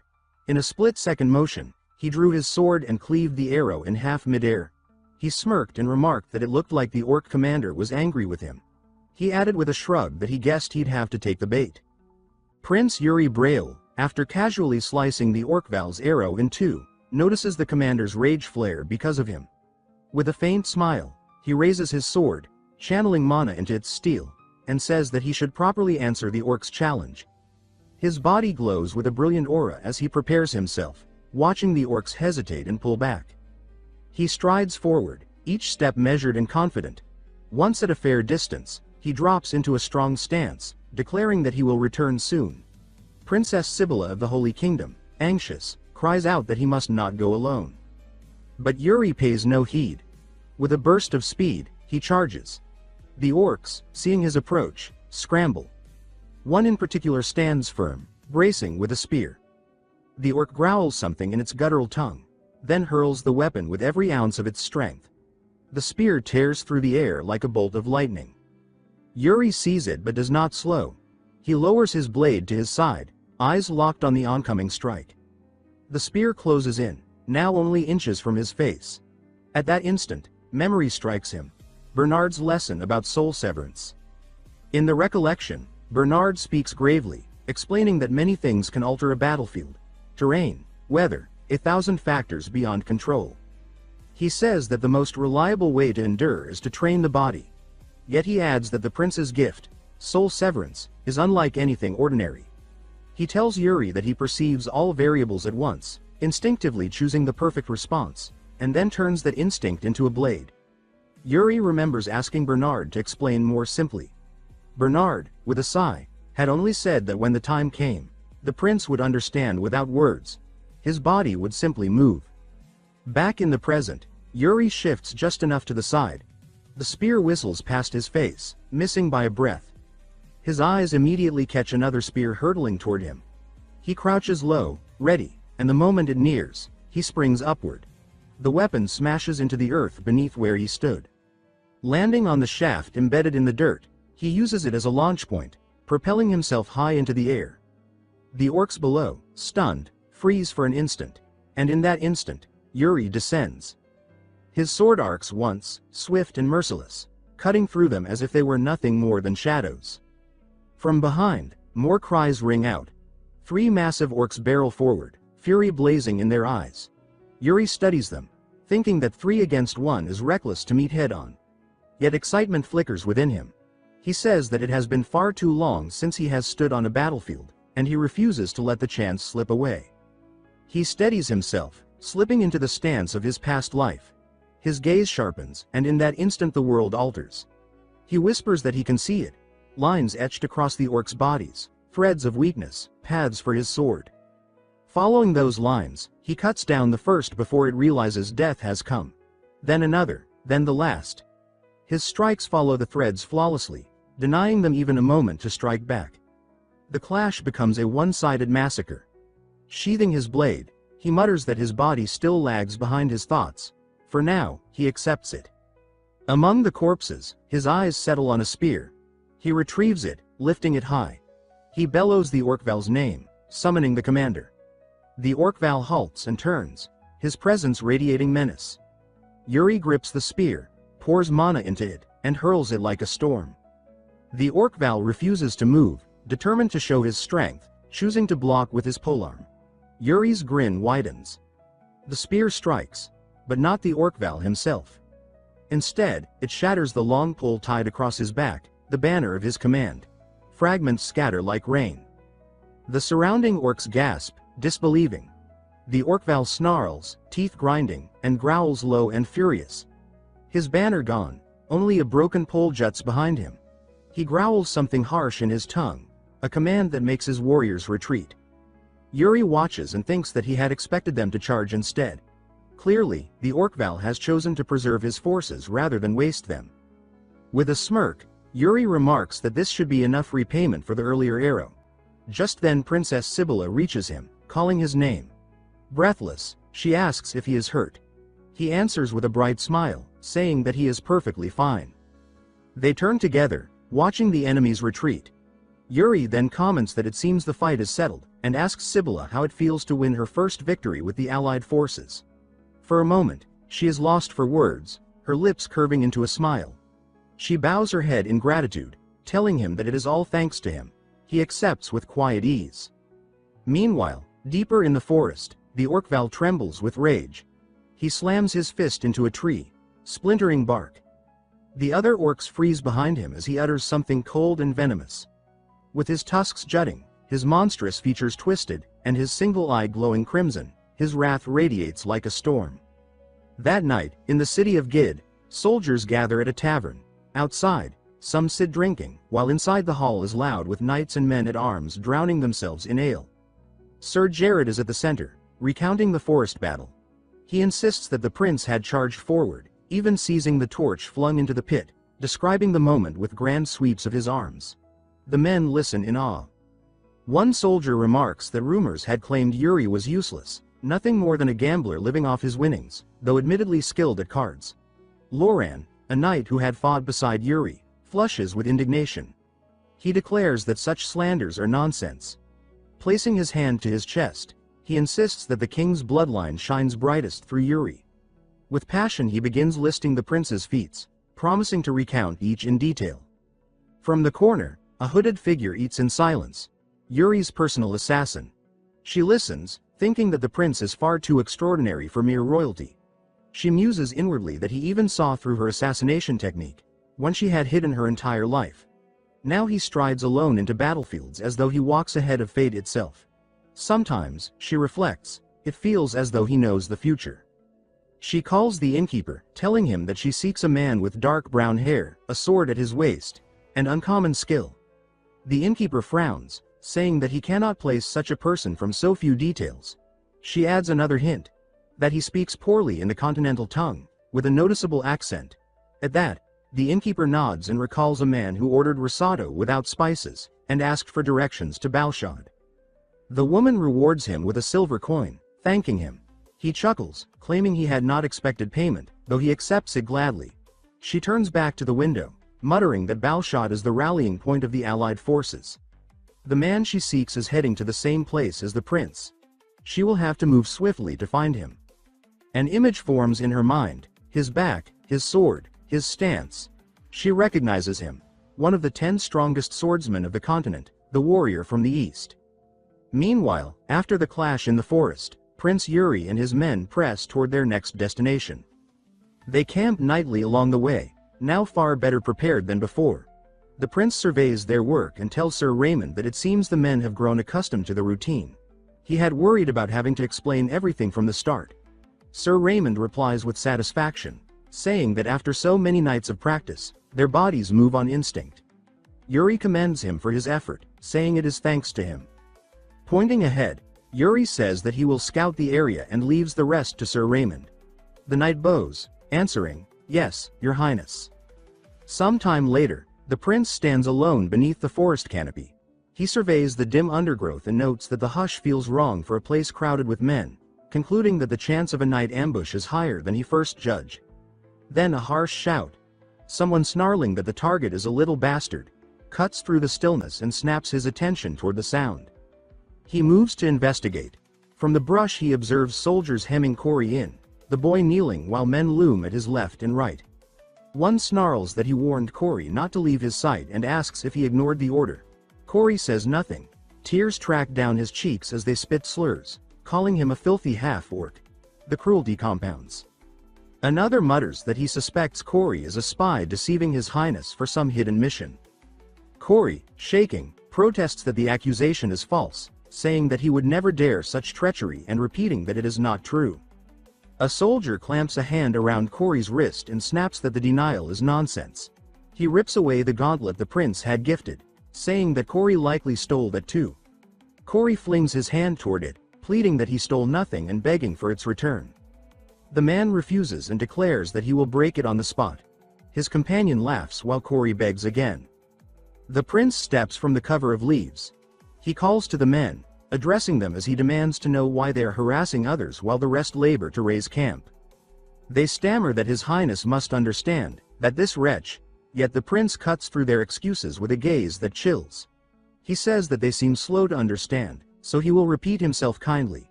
Depart.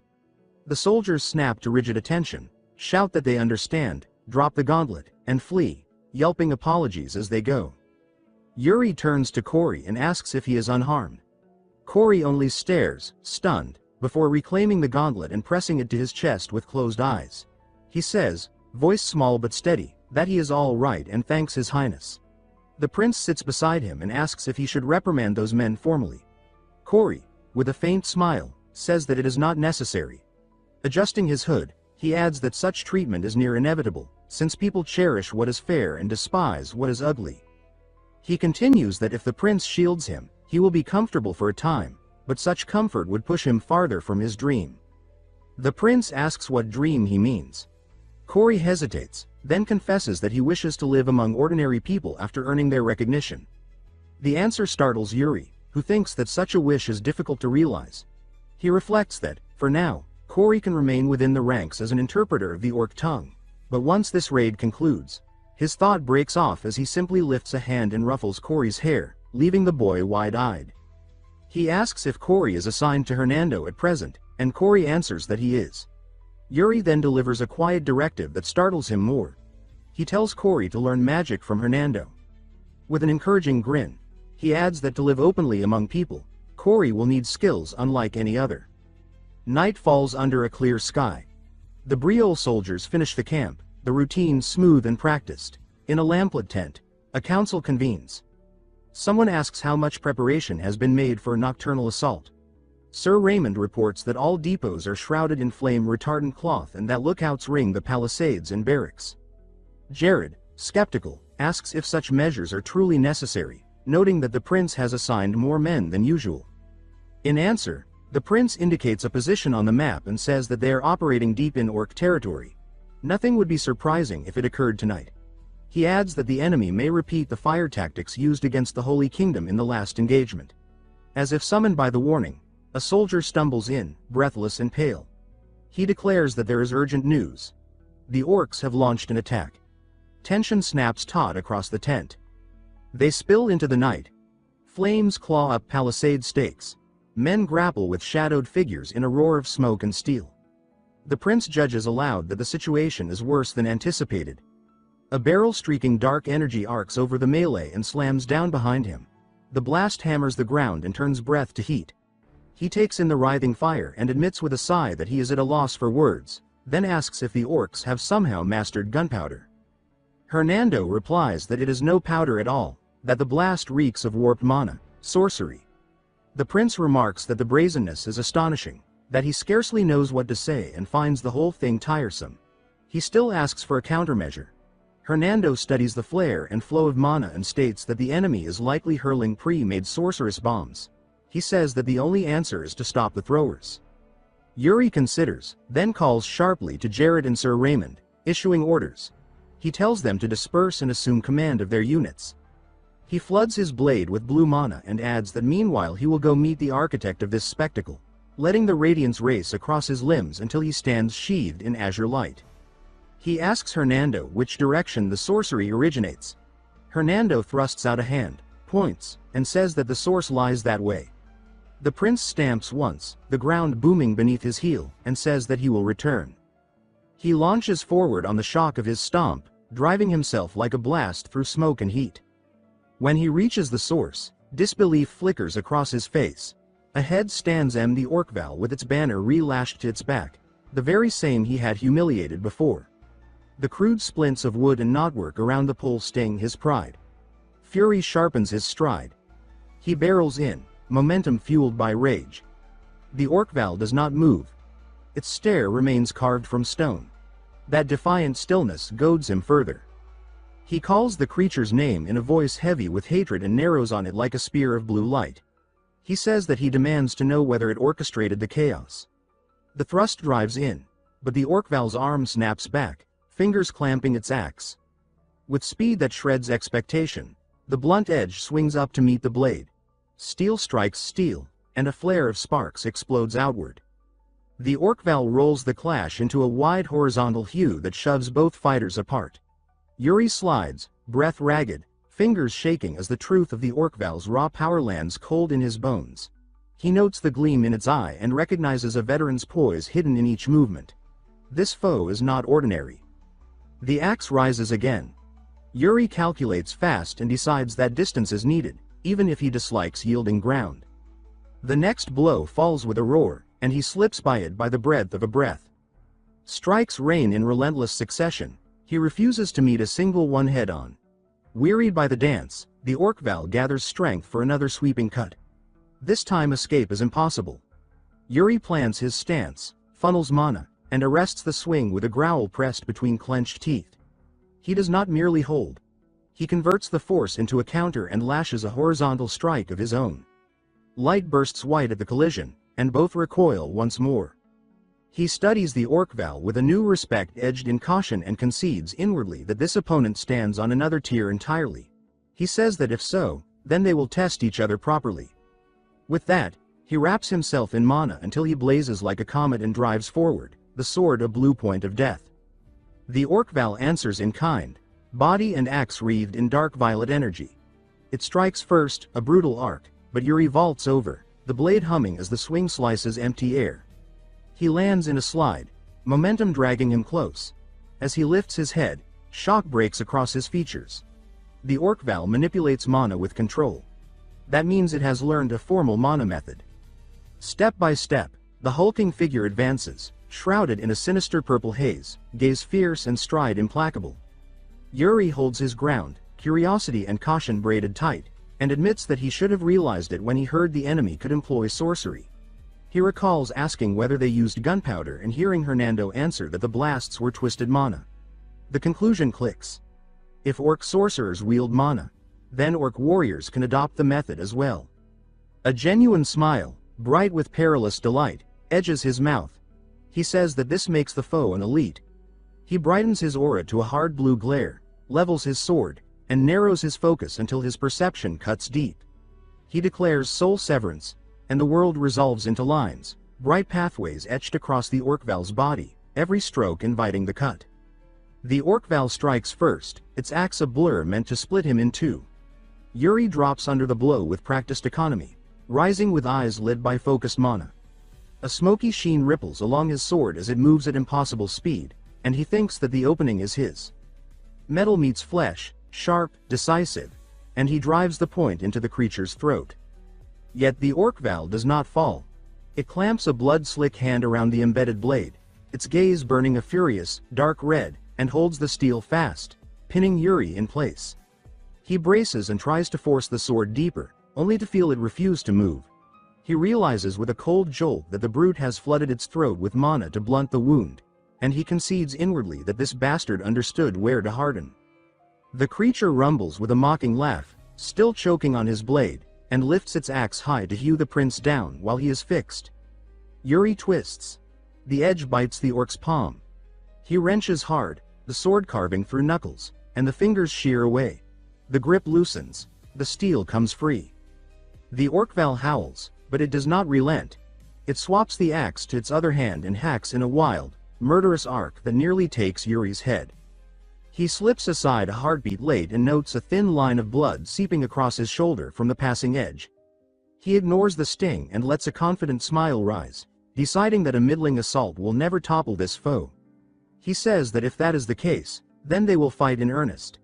He settles into a forward-leaning stance, blade low and ready to thrust for momentum, and across from him the Orc-Val crouches as well, its dark mana pulsing as it prepares a brutal surge. They launch, blue comet against purple meteor, and their auras collide in a riot of color. The impact detonates with a deafening report, gouging a crater and flooding the night with blinding light. When smoke thins, a lone silhouette stands, shrouded in a fading purple haze. A jagged shard of a broken axe juts from the ground. Yuri Braille fixes his gaze on the Orc-Val as it drops to its knees, strength finally spent. He advances without hesitation. He raises his sword for the finishing plunge and says that this ends now. He drives the blade down, the strike punching through flesh, blood fans across the churned earth. The Orc-Val sprawls flat with Yuri atop it for an instant before he steps away, his heel dark with gore. He rips the sword free. Another rush of blood trails the steel. The creature's limbs tremble, proof of a flicker of life. He studies that shiver, and a new calculation takes shape. He decides that an elite must carry knowledge, and he judges it wasteful to end that knowledge here. As he wipes a streak of blood from his cheek, his knights reach him, voices tight with alarm. Sir Raymond asks if he is hurt. Jared stammers at the sight, naming the Orc-Val with disbelief. Yuri says that he is fine and immediately asks for the state of the camp. Sir Raymond says that most of the enemy has been cleared. Relief loosens the prince's shoulders. He says that is good, then orders Raymond to gather the surviving orcs and to bring the Orc-Val along. He looks down at the defeated brute with cool disdain and says that from this moment they will begin a thorough examination of their foes. The camp whirls into motion. Firepots flare against the dark as units reform their lines. A low platform is set, a place for the prince to oversee what comes next. Hernando stands behind him and traces the shallow cut along his shoulder with clinical care. He advises that the arm must be stretched regularly if they wish to avoid lingering damage, and a soft green glow blooms around his hands as he mends the wound. The prince holds still but angles his head, saying that he has no patience for needless nagging and that the cut came from the orcs they just fought. Hernando lets a teasing smile slip and remarks that even orcs can push him around. Yuri's eyes narrow. He begins to answer with a low growl, but the healing light fades before the argument forms.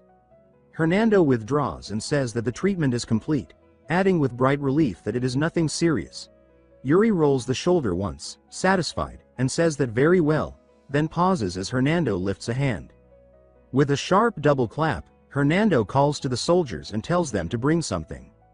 Two men lug a heavy object forward and thump it down, a field commander's chair wrought for grandeur. Hernando presents it with pride and says that interrogation will proceed with the prince seated in proper majesty, noting that a carpenter among their ranks made quick work of the design.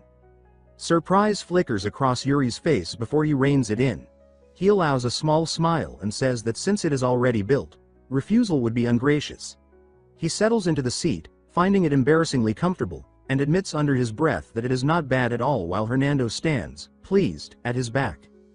The prince's expression hardens. He straightens, lifts a hand, and says that interrogation will begin. He instructs his men to bring the captives one by one. A Braille knight drags an orc forward and plunges its head into a pot of flame. The scream shreds the knight. When the knight yanks the head free, the wailing does not stop.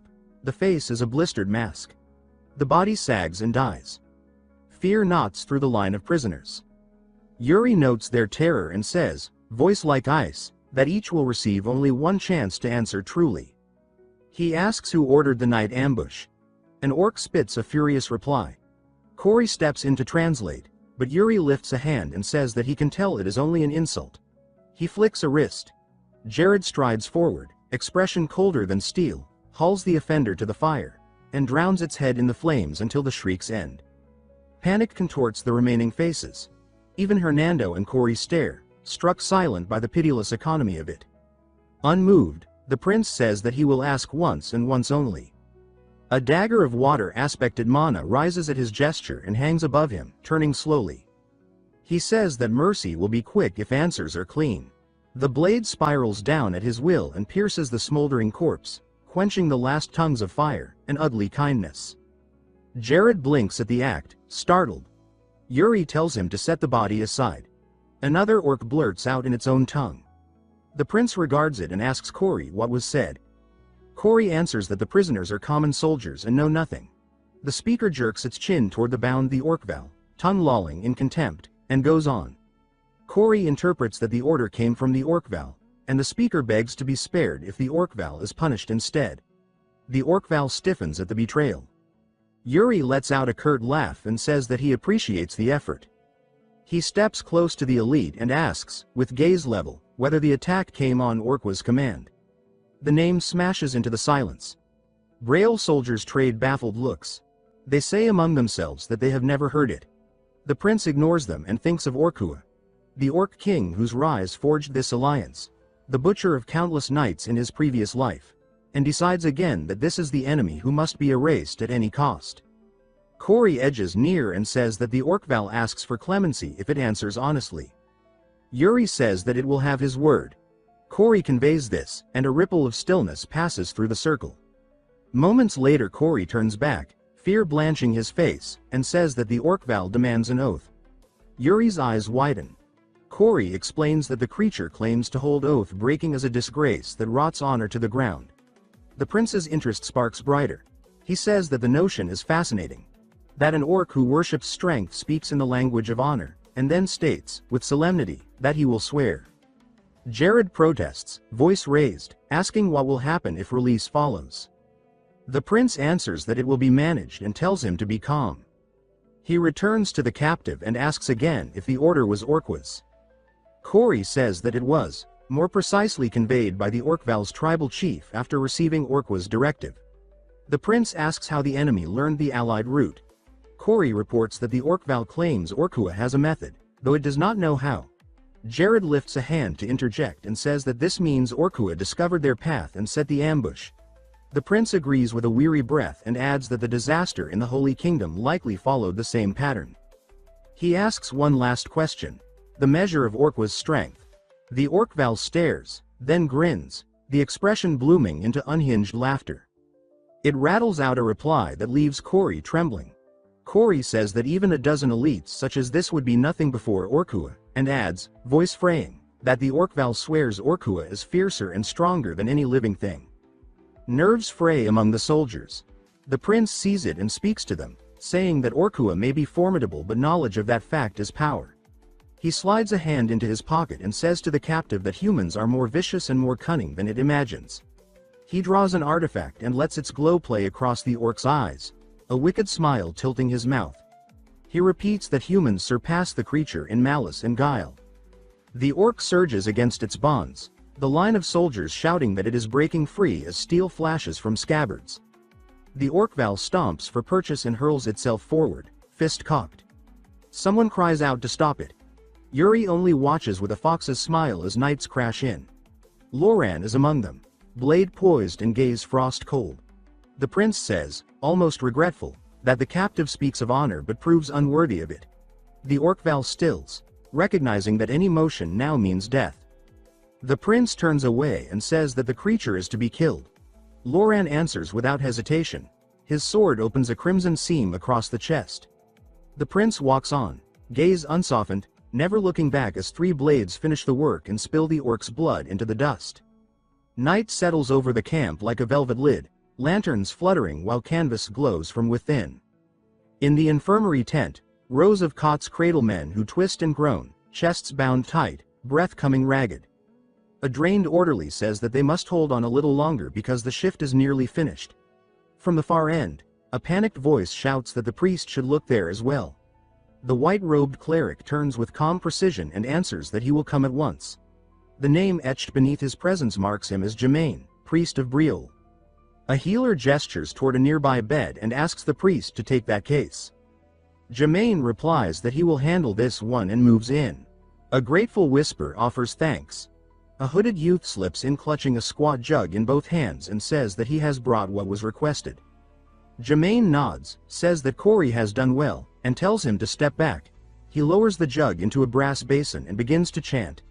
Letters of light unfurl in the dimness. A gold radiance pools over his shoulders and spills like a curtain around the bowl. Cory flinches at the sudden, heatless blaze and thinks that he drew ordinary water only moments ago, and yet. Under the steady drone the basin's surface ripples, then glows from within. Cory realizes that when the priest began to speak, a strange current started to move through the liquid. Germain ends the verse, lifts the basin, and says that Cory should use it to clean the wound because it is now holy water that will wash out the poison. Cory answers yes, hands finding steadiness as he receives it. Another cry rises from the next cot, desperate for aid. Germain says that he is on his way and glides off, sleeves trailing through lamp smoke. Germain rinses a soldier's injury with the sanctified water. The man's rictus loosens. Breath smooths and deepens. Cory watches the shimmer paint the canvas wall and whispers to himself that it is astonishing. All around, wherever the priest's magic touches, rigid faces soften. A wide-eyed Cory breathes that this must be true magic. Dawn pours violet and rose over the mountains. Outside the supply tent the worst of the chaos has eased. Hernando folds his hands and says that it appears things have calmed a little. The priest offers thanks for the help and says that Duke Hernando's efforts were a blessing. Hernando turns to the hooded youth and adds that Cory labored hard as well. Cory ducks and insists that he hardly did anything. Germain remarks that it is a relief the losses are only this much, and Hernando answers without mirth that this is only because the real battle has not yet begun. The priest's gaze lingers on the pale smoke thinning above the palisade. He says, grave as a bell at dusk, that something more horrific will surely follow, then folds a small prayer into the chill air and says that the Lord should watch over them. Hernando nods toward a ring of firelight and says that the road ahead will not be horror alone. When Germain asks what he means, he gestures toward the camp itself. Around the flames, a lute picks out a tune.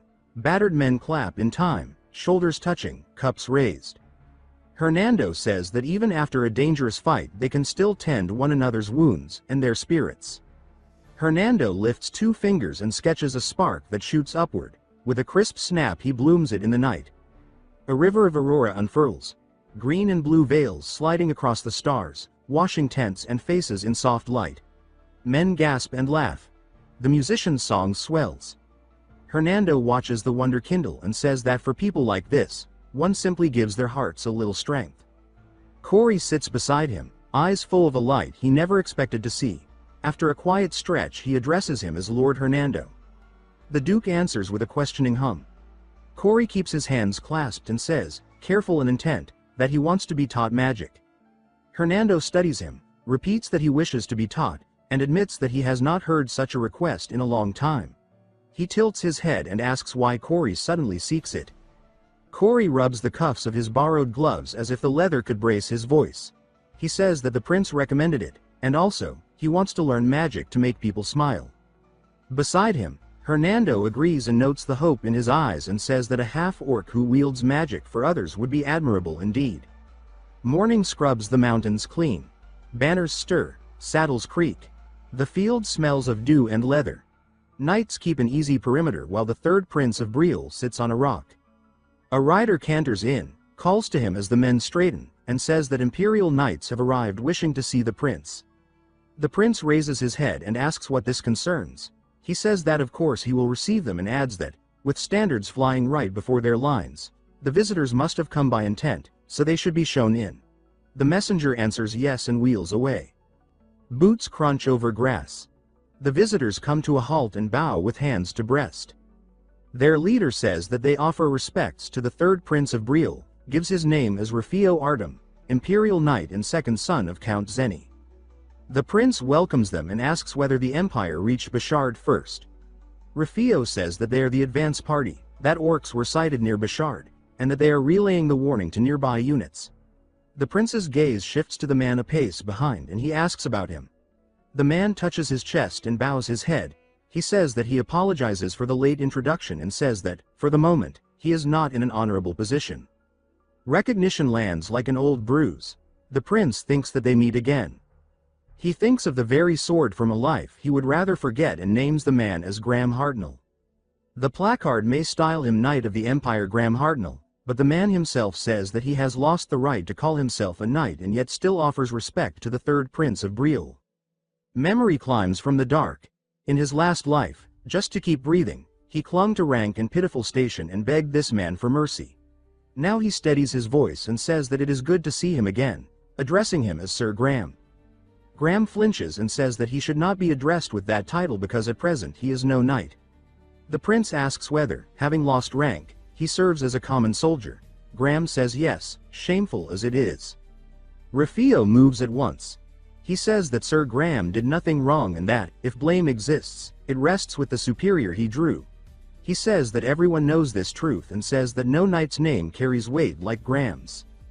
The prince thinks that he had heard the Empire stripped Graham's knighthood for obscure reasons, never expecting to cross paths again here among allies. He thinks further that the one who, in another history, saved his life and stood straighter and truer than anyone now questions his own worth and doubts he deserves the title. Graham exhales and says that Rufio speaks rightly. The prince takes a step and says that he has long heard much of Graham and counts it an honor to meet him under these banners. Graham lowers his gaze and says that the praise is too generous. The prince's expression warms. He lifts a gauntleted hand in open invitation and says that this humility is precisely why he addresses him as Sir Graham. He finishes with a clear offer, saying that Graham should consider coming to Breel this time. Sir Graham was taken aback by the prince's sudden offer and waited in silence. Prince Yuri Breel, studying him carefully, thought that he had always despised the Empire's knights, yet Sir Graham was different. A memory flashed in Yuri's mind, a fragment from his past life. Sir Graham had once spared him, letting him escape when no one else would. Remembering that act of mercy, Yuri realized that the knight must have borne the punishment alone. Back in the present, the prince extended his hand and asked what Sir Graham thought of his offer. He told the knight that if he came to Breel, he would be treated with honor and fairness. The sincerity in the prince's words warmed Sir Graham's heart. He bowed deeply, showing respect, and apologized as he declined. Yuri smiled softly, saying that he respected his decision and had expected no less. Moments later, the prince stood alone, gazing upward. Before him rose the colossal walls and gates of a vast fortress city. With awe, he said that they had finally arrived. From this height, the city stretched wide across the plains, a stronghold of the allied forces known as Balshad. Turning to Hernando with excitement, he remarked that the place was far larger than he had imagined. The prince admired the towering walls and wondered aloud whether they had been built through magic, noting how immense they were. He said that the Duke of Balshad's family must have been mages for generations. Hernando confirmed this, explaining that every generation had produced exceptional sorcerers. As they rode through the gates, Hernando warned him to stay alert. The prince frowned, asking what he meant. Hernando, with a sharp, uneasy look, said that if the prince let his guard down, he would be devoured. Perhaps not by beasts, but by the mage duke himself.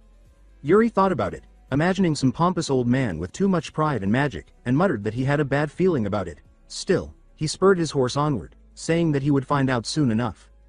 Inside Balshad, in a grand banquet hall where a golden horse statue gleamed at the center, nobles and soldiers mingled in polite conversation. The doors opened, and a woman with flowing red hair entered, introducing herself as Mary Rose Entree, Duke of Balshad.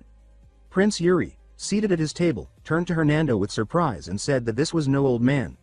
Hernando leaned close and whispered that there had been a recent change in leadership. Mary Rose approached the prince, expressing delight to meet him and his knights. Taking a seat, she asked if he was indeed the third prince of Briel. He simply nodded, replying that he was the commander of Briel's forces, his face calm and unreadable. Mary smiled playfully, brushing her hair back as she said that he was as handsome as she had heard. She asked his age, and he answered evenly that he was 18. She leaned closer with interest, saying that she was only 4 years older and that they might have much to talk about. He replied that he was not sure about that. As she tried to draw him in with her beauty, the prince regarded her silently, thinking that she was skilled at using charm to manipulate others. He recalled bitter memories of people like her and told himself that whatever her motives were, he could not look at them kindly. He told her that age meant little, that friendship depended on shared values, not background or gender. Mary feigned surprise, then smiled slyly, biting her lip as if amused. She asked if that was truly how he saw things, then rose suddenly, calling for everyone's attention. With a bright smile, she gestured toward the prince and his men, announcing that these were the prince and knights from the nation of Briel, who would soon fight beside them against a common enemy. She suggested that they all take some time to get acquainted. Jared whispered to Hernando, wondering why she was making such a scene. Hernando chuckled softly and said that it was probably nothing serious, that she simply enjoyed making friends. Jared, still puzzled, asked about Bruzan, the nation she mentioned. The prince replied that Bruzan was a small country near the ocean, known for its sailors, stubborn and strong people. As they talked, a group approached the prince. One of them, carrying a wine bottle, addressed him as the Prince of Briel and introduced himself as Jonathan Eagle, commander of Bruzan. Jonathan poured wine into the prince's cup, saying that he wished to serve him a drink. The prince thanked him with a smile, though he eyed the wine with quiet suspicion. He said that this was unexpected and asked if it was truly wine, then added mockingly that such fine liquor hardly suited a rural place like Bruzan. His remark stunned the Bruzan soldiers. He continued, saying that it was good they were aware of their status. The tension rose immediately.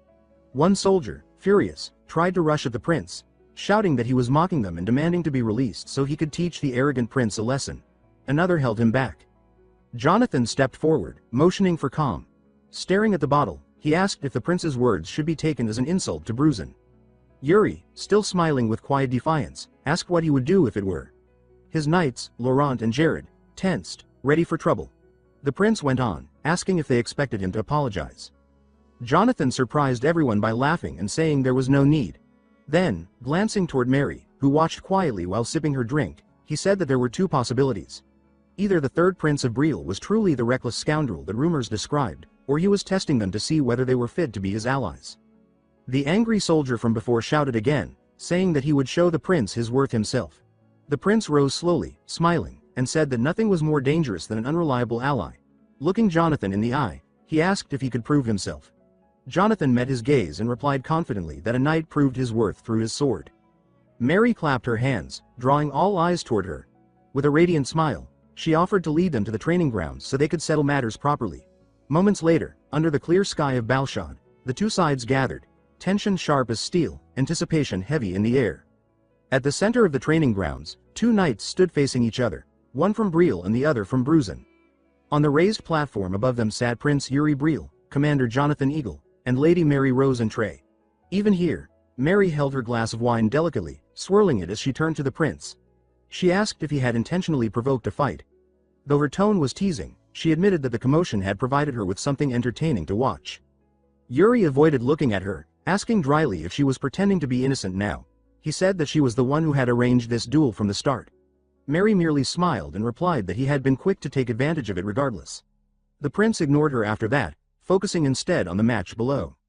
Inwardly, he reminded himself that proving Bruzen's strength was important, but there was something else he needed to confirm. As he studied the Bruzen Knights, he thought that in the years to come, one among them would be recognized as one of the 10 strongest, an honor reserved for those who stood among the mightiest on the continent, much like his father once had. He decided that it would not hurt to know such a person ahead of time. Below, the 2 knights stepped forward to shake hands and introduce themselves. The Bruzen Knight identified himself as Freund.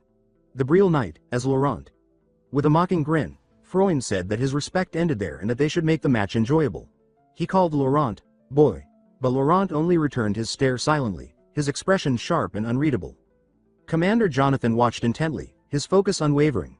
Yuri observed just as closely, curiosity flickering in his eyes. Across the field, someone remarked that they looked forward to learning much from this duel. Across the continent, countless warriors sought recognition, but few ever earned the title of the 10 strongest. Those who did commanded respect beyond borders and served as living symbols of deterrence amid constant wars. Prince Yuri, seated above the field, mused that if he could forge connections with such promising figures now, they might one day become invaluable allies. He reminded himself that friendships between men often began with a fight. Down below, Laurent Flandre stood composed and ready. His opponent, Freund of Bruzen, approached with an arrogant laugh. Freund said that he had heard of Laurent, the so-called prodigy with a few noble tournament victories to his name. He dragged his blade along the ground as he closed the distance, mocking those events as shallow displays for the upper class. Freund lunged forward, dismissing Laurent's swordsmanship as that of a sheltered noble. But Laurent moved with perfect control, his eyes fixed on every motion. When Freund's blade struck, it cut through an afterimage. Laurent had already shifted behind him. Freund's confidence wavered for a heartbeat, though he quickly masked it with a grin. He admitted inwardly that Laurent's technique was flawless, yet he claimed aloud that it was too predictable. Gathering his strength, he shouted that he would take the first win. But Laurent advanced without hesitation, his counterattack swift and silent. Sunlight flashed across steel, and in an instant, the duel was over. Jonathan rose from his seat in disbelief while Mary covered her mouth, murmuring in surprise. Prince Yuri, however, remained composed, remarking calmly that the outcome had been expected. On the field, Laurent stood with his sword at Freund's neck. The Bruzen Knight, bruised and exhausted, knelt in defeat. As the dust settled, the difference in skill was undeniable. Yuri leaned his chin against his hand, recalling the sequence clearly. Laurent had intentionally left an opening at his shoulder to lure Freund's attack. The moment Freund took the bait, Laurent shifted his wrist, redirected the force, altered his stance, and countered in one seamless motion. Yuri noted inwardly that Freund had fought well, an average opponent would have lost long before seeing that strike. Yet Laurent's ability to read and turn an opponent's strength against them was on another level entirely. With Briol's first victory secured, Laurent sheathed his sword. Freund, breathing heavily, drove his own blade into the ground and extended his hand with a wry smile, admitting defeat and praising Laurent's skill. Laurent returned the gesture, saying that it had been a good fight. The Bruzen Knights applauded, acknowledging the honorable outcome despite the loss. Commander Jonathan, watching with pride and restraint, said that this was what one would expect from Briel, the land of knights. He added that Laurent's mastery was impressive indeed. Yuri replied that Jonathan should not flatter them too much, reminding him that Bruzen's knight had also fought admirably. Still, with a faint smile, he noted that the score stood at 1-0 and asked if Jonathan intended to back down. Jonathan smirked and said that such a thing was out of the question. Without hesitation, he called for another of his men. A massive knight stepped forward, his greatsword resting easily on one shoulder. Jonathan announced him as José Eritrea, Bruzen's strongest knight and one who aspired to be counted among the 10 strongest. Yuri's eyes narrowed with intrigue. He muttered José's name under his breath and smiled faintly. Mary, eyes glittering with amusement, commented on José's impressive physique. José stepped into the arena and affirmed Jonathan's order with a solid, "As you command." His presence alone was intimidating. Jonathan declared proudly that José was the mightiest warrior among their ranks. Yuri turned toward his own soldiers and called for Jared. Jared froze, pointing at himself uncertainly, asking if the prince truly meant him. The prince's expression darkened, and he shouted for him to hurry. Reluctantly, Jared rose, donning his helmet as his comrades cheered in support. When the two knights met at the center, the size difference was staggering. José smiled, introducing himself and saying that he looked forward to the match. Jared stammered his name, already uneasy. He could see the hunger for victory in Jose's eyes and thought inwardly that this man lived for battle.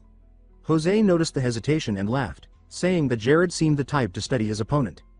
Without further warning, Jose raised his greatsword and announced that he would strike first. Before Jared could react, the enormous knight closed the distance in a blur, the force of his swing shaking the ground. Jared's instincts screamed at him to dodge, and he barely managed to avoid the blow. He realized instantly that blocking such power would have shattered him. Jose's attacks came one after another, fast, heavy, relentless. A horizontal sweep nearly grazed Jared's chest, slicing cleanly through a strand of his hair. Seeing Jared's startled gaze, Jose mocked that he must be awfully relaxed to worry about his hair mid-fight. The taunt snapped Jared back to focus. Steel met steel in a rapid exchange, sparks flying as the two knights collided. Jared struggled to keep up, his arms trembling from the sheer impact of Jose's strikes. The air vibrated with the rhythm of their clash. From above, Prince Yuri watched in fascination. He thought that Jose Eritree's power was comparable to that of a beast, yet honed through refined technique. He smiled inwardly, realizing that this was indeed a man who might one day claim a place among the 10 strongest. Jose suddenly grabbed Jared, lifting him effortlessly onto his shoulder before slamming him to the ground with crushing force. The impact echoed through the training field as dust rose into the air. Jared gasped in pain but still tried to stand, his body trembling, until a commanding voice called for them to stop. The duel was declared over. Jose immediately stepped forward, offering Jared a hand and praising him for lasting so long. He said that he had not expected Jared to endure his strength for that long. Jared, exhausted but smiling faintly, took his hand and replied that he had learned much from him. Watching from above, Prince Yuri rose with a satisfied smile, declaring that the match now stood at 1-1 and that both knights had fought admirably. The audience broke into applause, cheering for the valiant display. Mary set her wineglass down with a soft clink and turned toward the prince.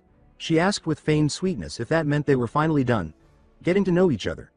Yuri, already aware of her teasing intent, replied lightly that it was indeed important to build trust between allies.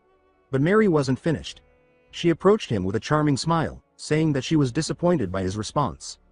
Yuri met her gaze warily, uncertain of her next move. Then, in one smooth motion, she wrapped her arms around his shoulders and gently pushed him back into his seat, her smile both playful and daring. She reminded him softly that he himself had said getting to know each other was important in Bruzen. With a coquettish laugh, she tilted his face toward her, insisting that despite his words, it seemed he was planning to delay getting to know her personally. Her cheeks flushed as she leaned closer, pressing against him and accentuating her figure, her tone dripping with false innocence. She caressed his cheek with her palm and asked what was wrong, her voice almost a whisper. Yet none of her advances affected the prince. He only sighed, his face composed and unimpressed. Before Mary could continue, Jonathan stepped in from behind and bowed his head slightly, reminding her that she had promised to show everyone her office. Caught off guard, she turned to him, one hand still resting on the prince's shoulder. She tapped her forehead as if she had only just remembered, saying that indeed, she had mentioned it earlier. Yuri exhaled quietly, muttering to himself that it had all been an act. Jonathan laughed the awkward moment away and asked if she could take them there immediately, explaining that many were curious. Though irritated by his interruption, Mary masked it behind a polite smile and agreed. Turning back to Yuri, she asked if he would like to join them. The prince politely declined, saying he had matters to attend to with his knights. Before she could insist, he stood, smiled quickly, and took off across the training grounds, calling over his shoulder that he would be leaving now. Mary froze, speechless for a second, before her expression turned crimson with frustration. Jonathan, still beside her, burst into laughter at the sight. Unable to contain herself, Mary clenched her fists and shouted in anger that Prince Yuri was utterly infuriating. Jonathan, genuinely puzzled, asked what was wrong, but she ignored him completely. Not long after, the Allied forces began to gather at Balshad. Flags from every kingdom waved in the air, and the arrival of the Empire's supreme commander, clad in gleaming armor, sent ripples of excitement through the camp. Each faction began to size up the others, measuring strength and potential. Only the Knights of Breel remained calm. Prince Yuri stood in an open field, gazing down at his sword in silence. Hernando approached carefully and asked if it was wise for them to focus solely on training while others discussed strategies and alliances. Yuri confirmed without hesitation, explaining that those so-called alliances were bound to be shallow. Hernando blinked in surprise, repeating his words in disbelief. The prince clarified that each nation had sent its strongest, and none of them possessed the humility to truly cooperate. Every commander believed themselves superior, so words alone would achieve nothing. Hernando nodded slowly, beginning to understand. Yuri's eyes reflected the gleam of his blade as he thought that, in the end, the only true language between warriors was strength. Turning toward one of his knights, he smiled and asked if they should spar. Laurent stepped forward confidently, sword in hand, saying he would be honored. Yuri pointed his sword at him, warning him not to hold back. Laurent smiled, lowering his gaze as mana began to surge around him. He said that he wouldn't dream of it. The air crackled with energy as both men took their stances. Yuri watched intently, feeling the pressure of Laurent's pure, concentrated mana, and thought that this was exactly what he expected from him. He mirrored the stance, excitement flashing in his eyes, thinking that Laurent truly was the perfect training partner. In the next heartbeat, Laurent dashed forward at incredible speed, his sword slicing through the air with precision. The impact rang out like thunder as Yuri blocked the blow. Sparks flew, scattering in bright arcs across the ground. Laurent pressed forward, stomping hard to gain momentum, his sword now glowing with mana. He swung again, faster, harder, but Yuri dodged, his movements clean and deliberate. Laurent didn't relent. His sword became a blur of motion, stabbing and slashing in a relentless barrage, each strike sharper and more precise than the last.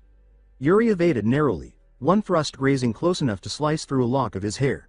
He noted inwardly that Laurent's attacks were perfectly controlled, each trajectory measured to leave no room for error. It was exactly how he remembered him, pure, disciplined, deadly. A sudden memory flashed before Yuri's eyes, his past life, the moment when Laurent had killed him. Even then, his blade had remained clean, his strikes driven not by anger but by purpose. Returning to the present, Yuri smiled faintly, his eyes alight with determination. He thought that if there would ever come a day when he entrusted his life to Laurent's sword, then it was his duty to stand proudly before him now as his equal. With renewed resolve, Yuri met Laurent's next strike head-on. He parried, deflected, and countered in perfect rhythm. Their blades clashed again and again, each impact ringing out like a symphony of steel. Laurent was driven back by the impact of the clash, his boots scraping across the dirt before he steadied himself. The moment he halted, he lunged forward again, eyes burning with focus. Their swords met once more under the sunlight, every strike sharper, faster, and heavier than the last. The fight grew fiercer, both warriors pushing beyond their limits as the thrill of combat lit their faces. Steel rang in rapid succession, their blades flashing so closely their reflections merged. The soldiers of Brielle erupted in cheers, shouting for both their prince and his challenger. Watching from a distance, Jared muttered irritably that the two were far too intense for a simple spar. Behind him, a deep voice agreed, remarking that the Prince of Brielle possessed remarkable skill. Jared turned and froze, disbelief twisting his face when he saw the towering knight smiling down at him. It was Jose of Bruzen. Jared stammered his name, and Jose greeted him with a nod and a grin.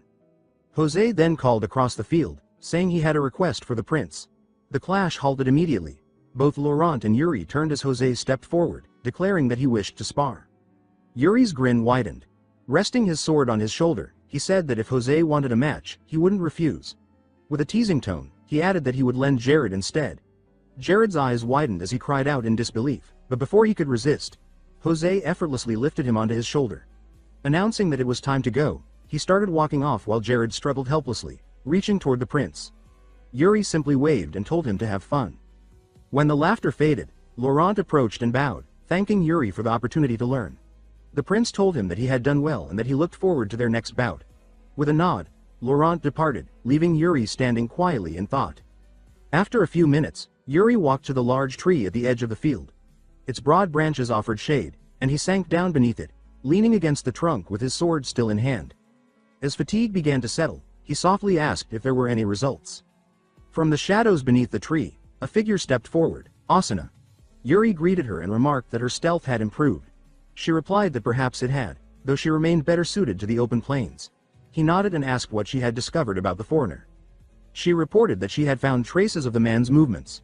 Yuri's gaze sharpened as the image came to mind. The foreigner, one of the 10 strongest of the continent, a warrior from the eastern lands. He remembered that in his past life, this same man had stood alone against Orkua. No one had ever learned the reason, but Yuri knew one thing. The enemy of his enemy could be an ally. He praised Asuna for her work and said they needed to find the man before the coming battle with Orkua. She accepted the order immediately. Yuri fell into thought. They could not afford delays. A memory surfaced. An image of the foreigner, bloodied and impaled through the chest, devoured by a monstrous beast. His expression darkened as he concluded that in the next great war, the foreigner would be the one to fall among the 10 strongest. His thoughts then turned to another figure, Ragnar Gustav Granzian, half-brother to the emperor and supreme commander of the allied forces. Memories rose from his past life, A dimly lit room, the scent of candle smoke, and his younger self whispering reassurances to his fiancée, Princess Irina of the Empire. She had asked nervously what they would do if they were discovered. He had smiled and told her not to worry, promising to take responsibility. As their lips drew close, a rough voice interrupted, telling them to find a better place for their antics. They froze and turned to see Irina's uncle, Ragnar Gustav, sprawled lazily on a couch. Irina, face flushed, stammered his title. Ragnar rose slowly, scratching his head and muttering that their noise was bothersome. He waved Yuri over and asked, half seriously, if he truly liked Irina, saying he seemed far too composed for someone in love. Irina protested in embarrassment, while Yuri stammered that he did. Ragnar sighed, calling the matter pointless, and turned toward the door, saying that Yuri would manage on his own. With a casual wave, he left them standing there, speechless. Even then, Yuri had sensed that Ragnar Gustav Granzian was no ordinary man.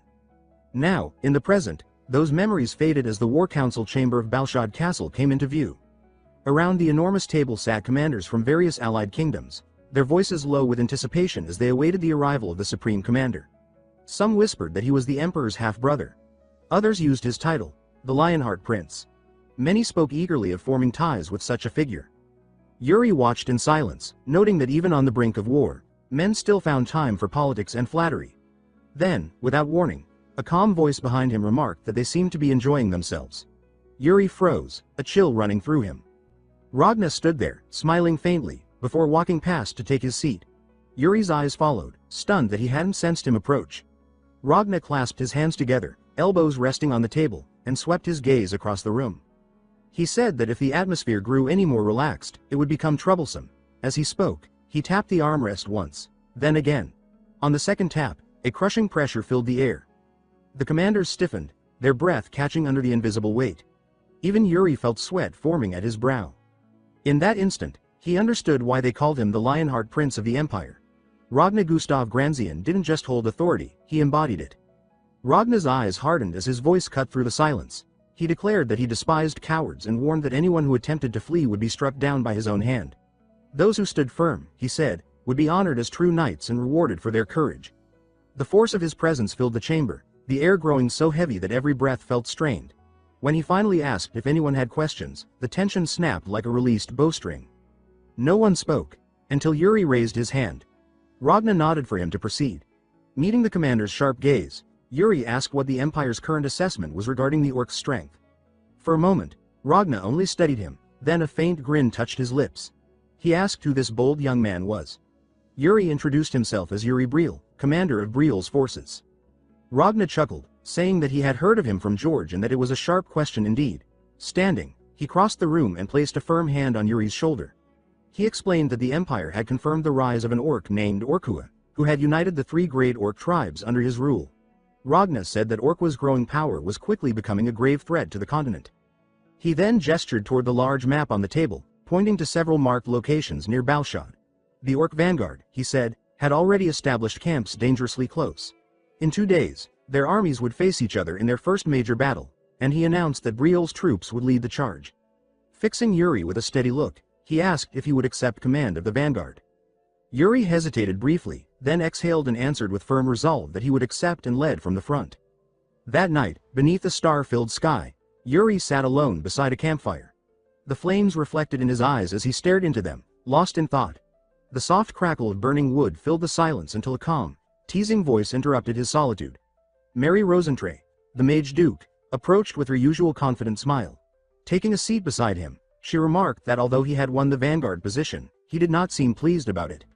Yuri, still gazing at the fire, asked what had brought her to the camp. She said that curiosity had led her there, that she wished to understand the man everyone now spoke of. He replied that she seemed unusually interested in him, and she answered that he gave her few opportunities to learn anything about him. Her tone softened as she said that the lives of Balshad's people rested in his hands and that she needed to know he was someone worth trusting. She asked him, sincerely, to give her an honest answer instead of that distant, troubled look he wore. She added with a small smile that if he did, she would assist him in the coming battle. Yuri asked how she intended to do that. In response, she lifted her hand over the fire, and flames sprang to life at her fingertips. She reminded him that she was the Mage Duke and assured him that she would be far more useful on the plains than his knight Hernando. Yuri watched the flames dance, silent for a long moment, before saying quietly that many of their men would die in the coming fight. She blinked in surprise as he continued. explaining that the vanguard always bore the heaviest losses. The men laughing around the campfires tonight, he said, would be the corpses on the battlefield tomorrow. He had accepted that responsibility, and he would not look away from it. His words left her silent. Then, with sudden emotion, she clenched her fists and declared that his resolve was admirable, so admirable, she admitted, that it frustrated her even more that he thought of his soldiers before her. Smiling despite her words, she extended her hand and pledged that she, Mary Rosentray, Mage Duke of Balshad, would fight beside him. Yuri accepted her vow with gratitude, saying that he looked forward to her aid. 2 days later, the first great battle began.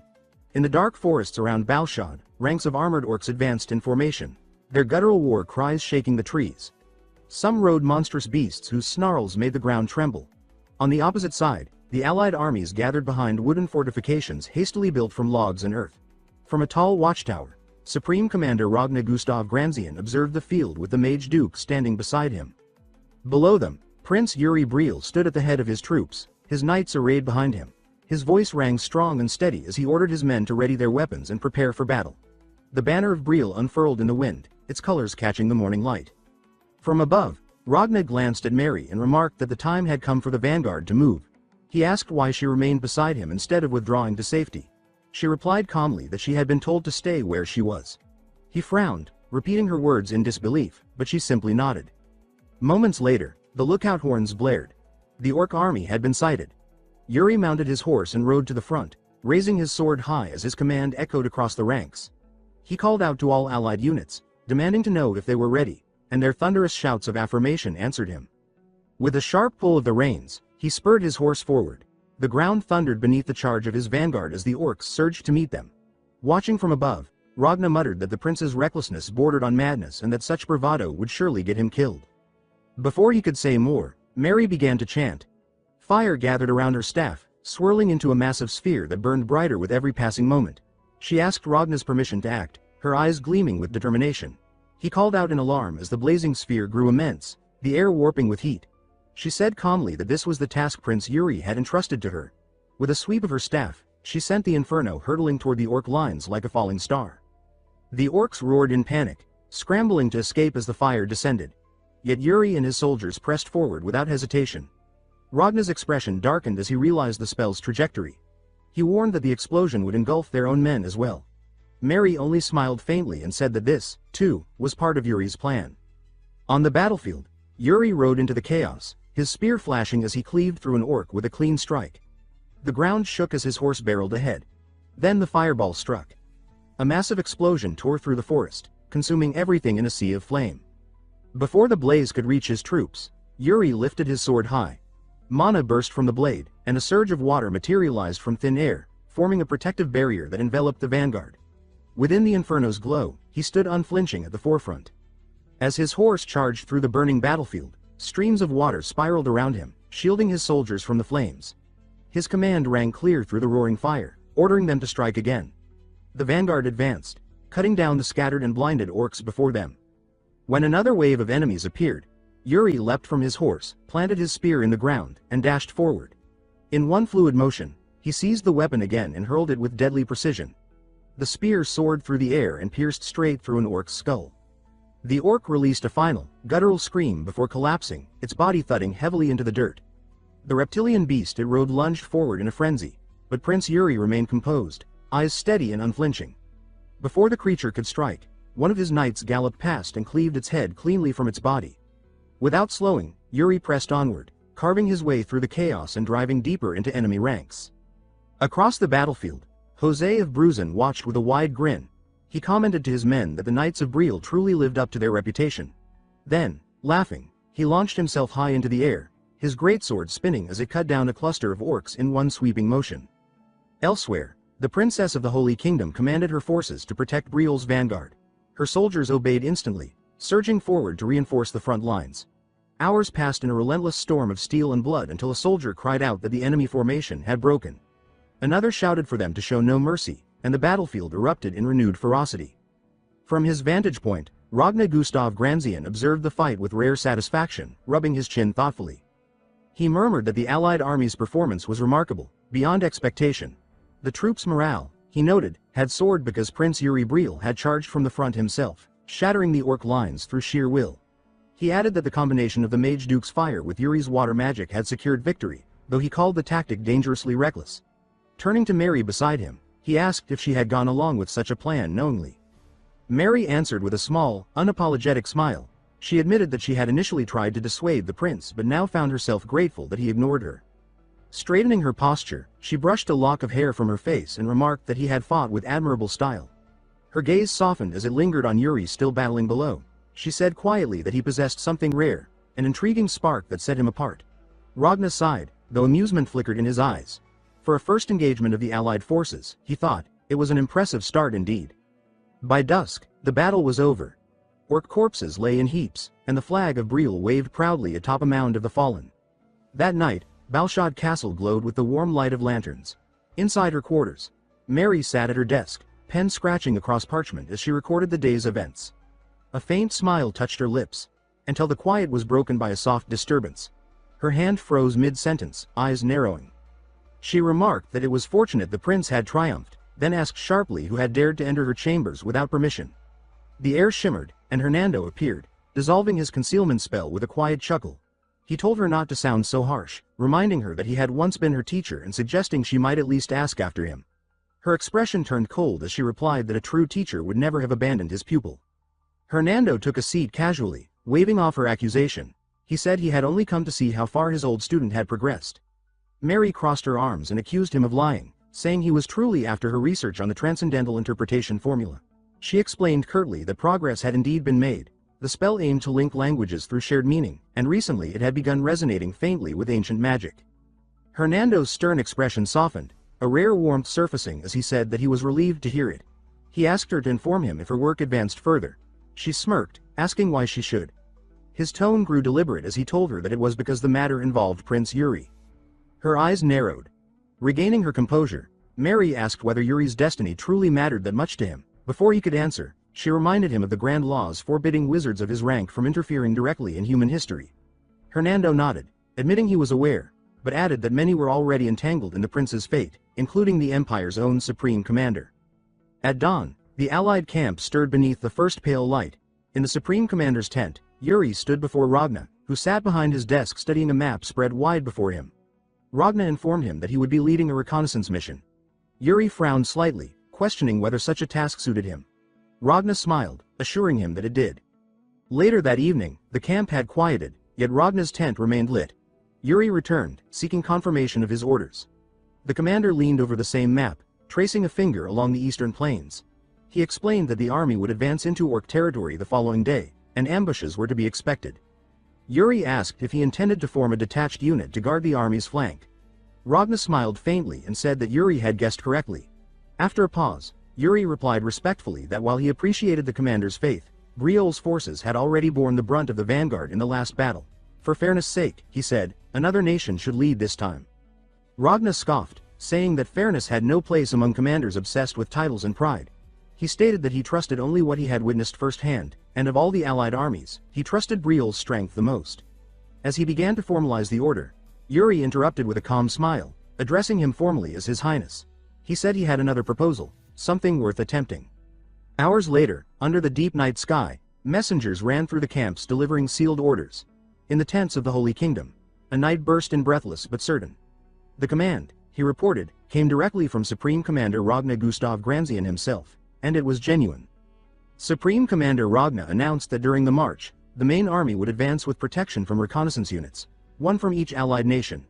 At the Bruzen camp, Commander Jonathan read the official order aloud, explaining that the Supreme Commander wasn't simply calling for volunteers but intended to select the units through direct competition among the armies. That night, Jose laughed quietly, saying that the commander clearly wanted to spark some excitement in the ranks. Rolling up the parchment, Jonathan smiled and said that Ragnar was right to demand only the strongest. He added that it had been too long since he had felt this kind of fire in his blood. At the Brielle camp, Hernando read the same order with a dark expression.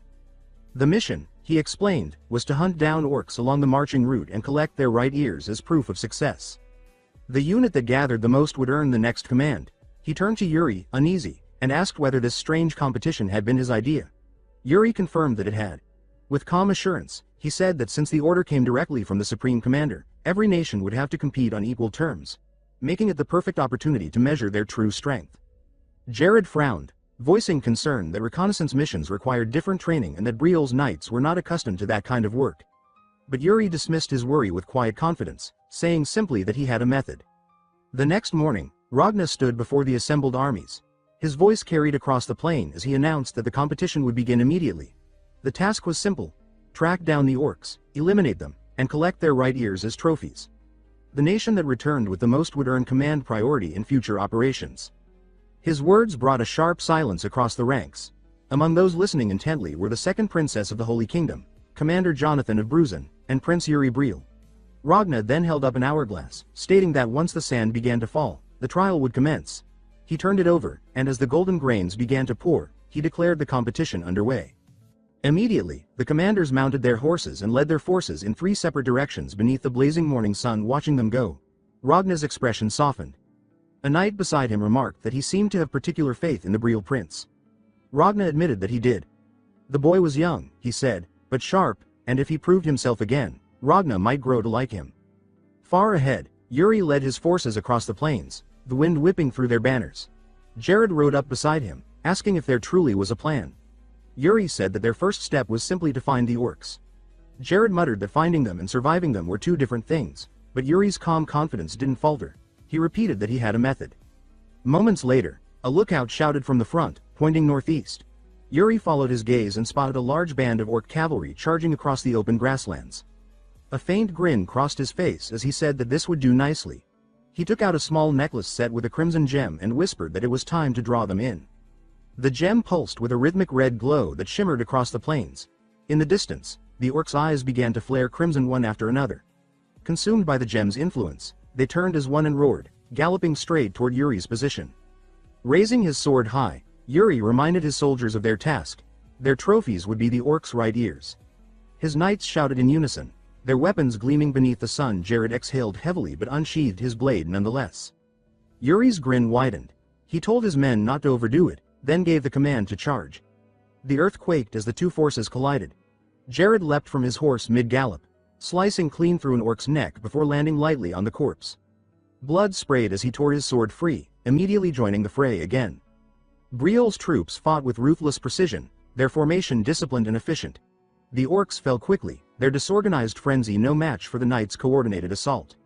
Then a massive orc warlord appeared, riding a hulking lizard beast, bellowing as it swung the colossal axe. Yuri spotted it instantly and spurred his horse forward. The warlord's strike descended, but before it could connect, Yuri's blade flashed once, severing its throat in a clean, effortless motion. He rode past without looking back as the creature toppled lifelessly to the ground. Surveying the battlefield, Yuri's expression remained calm. Inwardly, he considered the 2 tools he had prepared, the first being the crimson crystal necklace he had taken from a bandit camp, which now lay dim against his chest. The second, he thought, was far more destructive. Before he could act, a knight approached carrying a blood-soaked sack, reporting proudly that they had already collected 10 right ears and were far ahead of the others. Yuri glanced down at the sack, then at the carnage around him, and smiled faintly. He said that it wasn't enough. The knight hesitated, unsure what he meant. Without another word, Yuri drew a small knife and hurled it into the ground. The instant it struck, the earth split apart with a blinding flash. A pillar of light erupted skyward, shaking the plains with a thunderous roar that echoed for miles across the horizon. The knight staggered back as blinding energy erupted from the ground, while Yuri remained poised on his horse, faint light rippling around him. A confident smile crossed his face as he declared that they would hunt down every last orc in the region before returning. The technique he had used, soul severance, was a rare and perilous mana art said to manifest differently depending on its wielder's will. Yuri studied the dagger lodged in the earth, explaining that it resonated with the planet's pulse through a sword technique built upon seismic vibration. By merging that frequency with soul severance, he could extend his perception across the terrain, sensing every living presence that touched it. Focusing, the color drained from his irises until they turned misty and distant.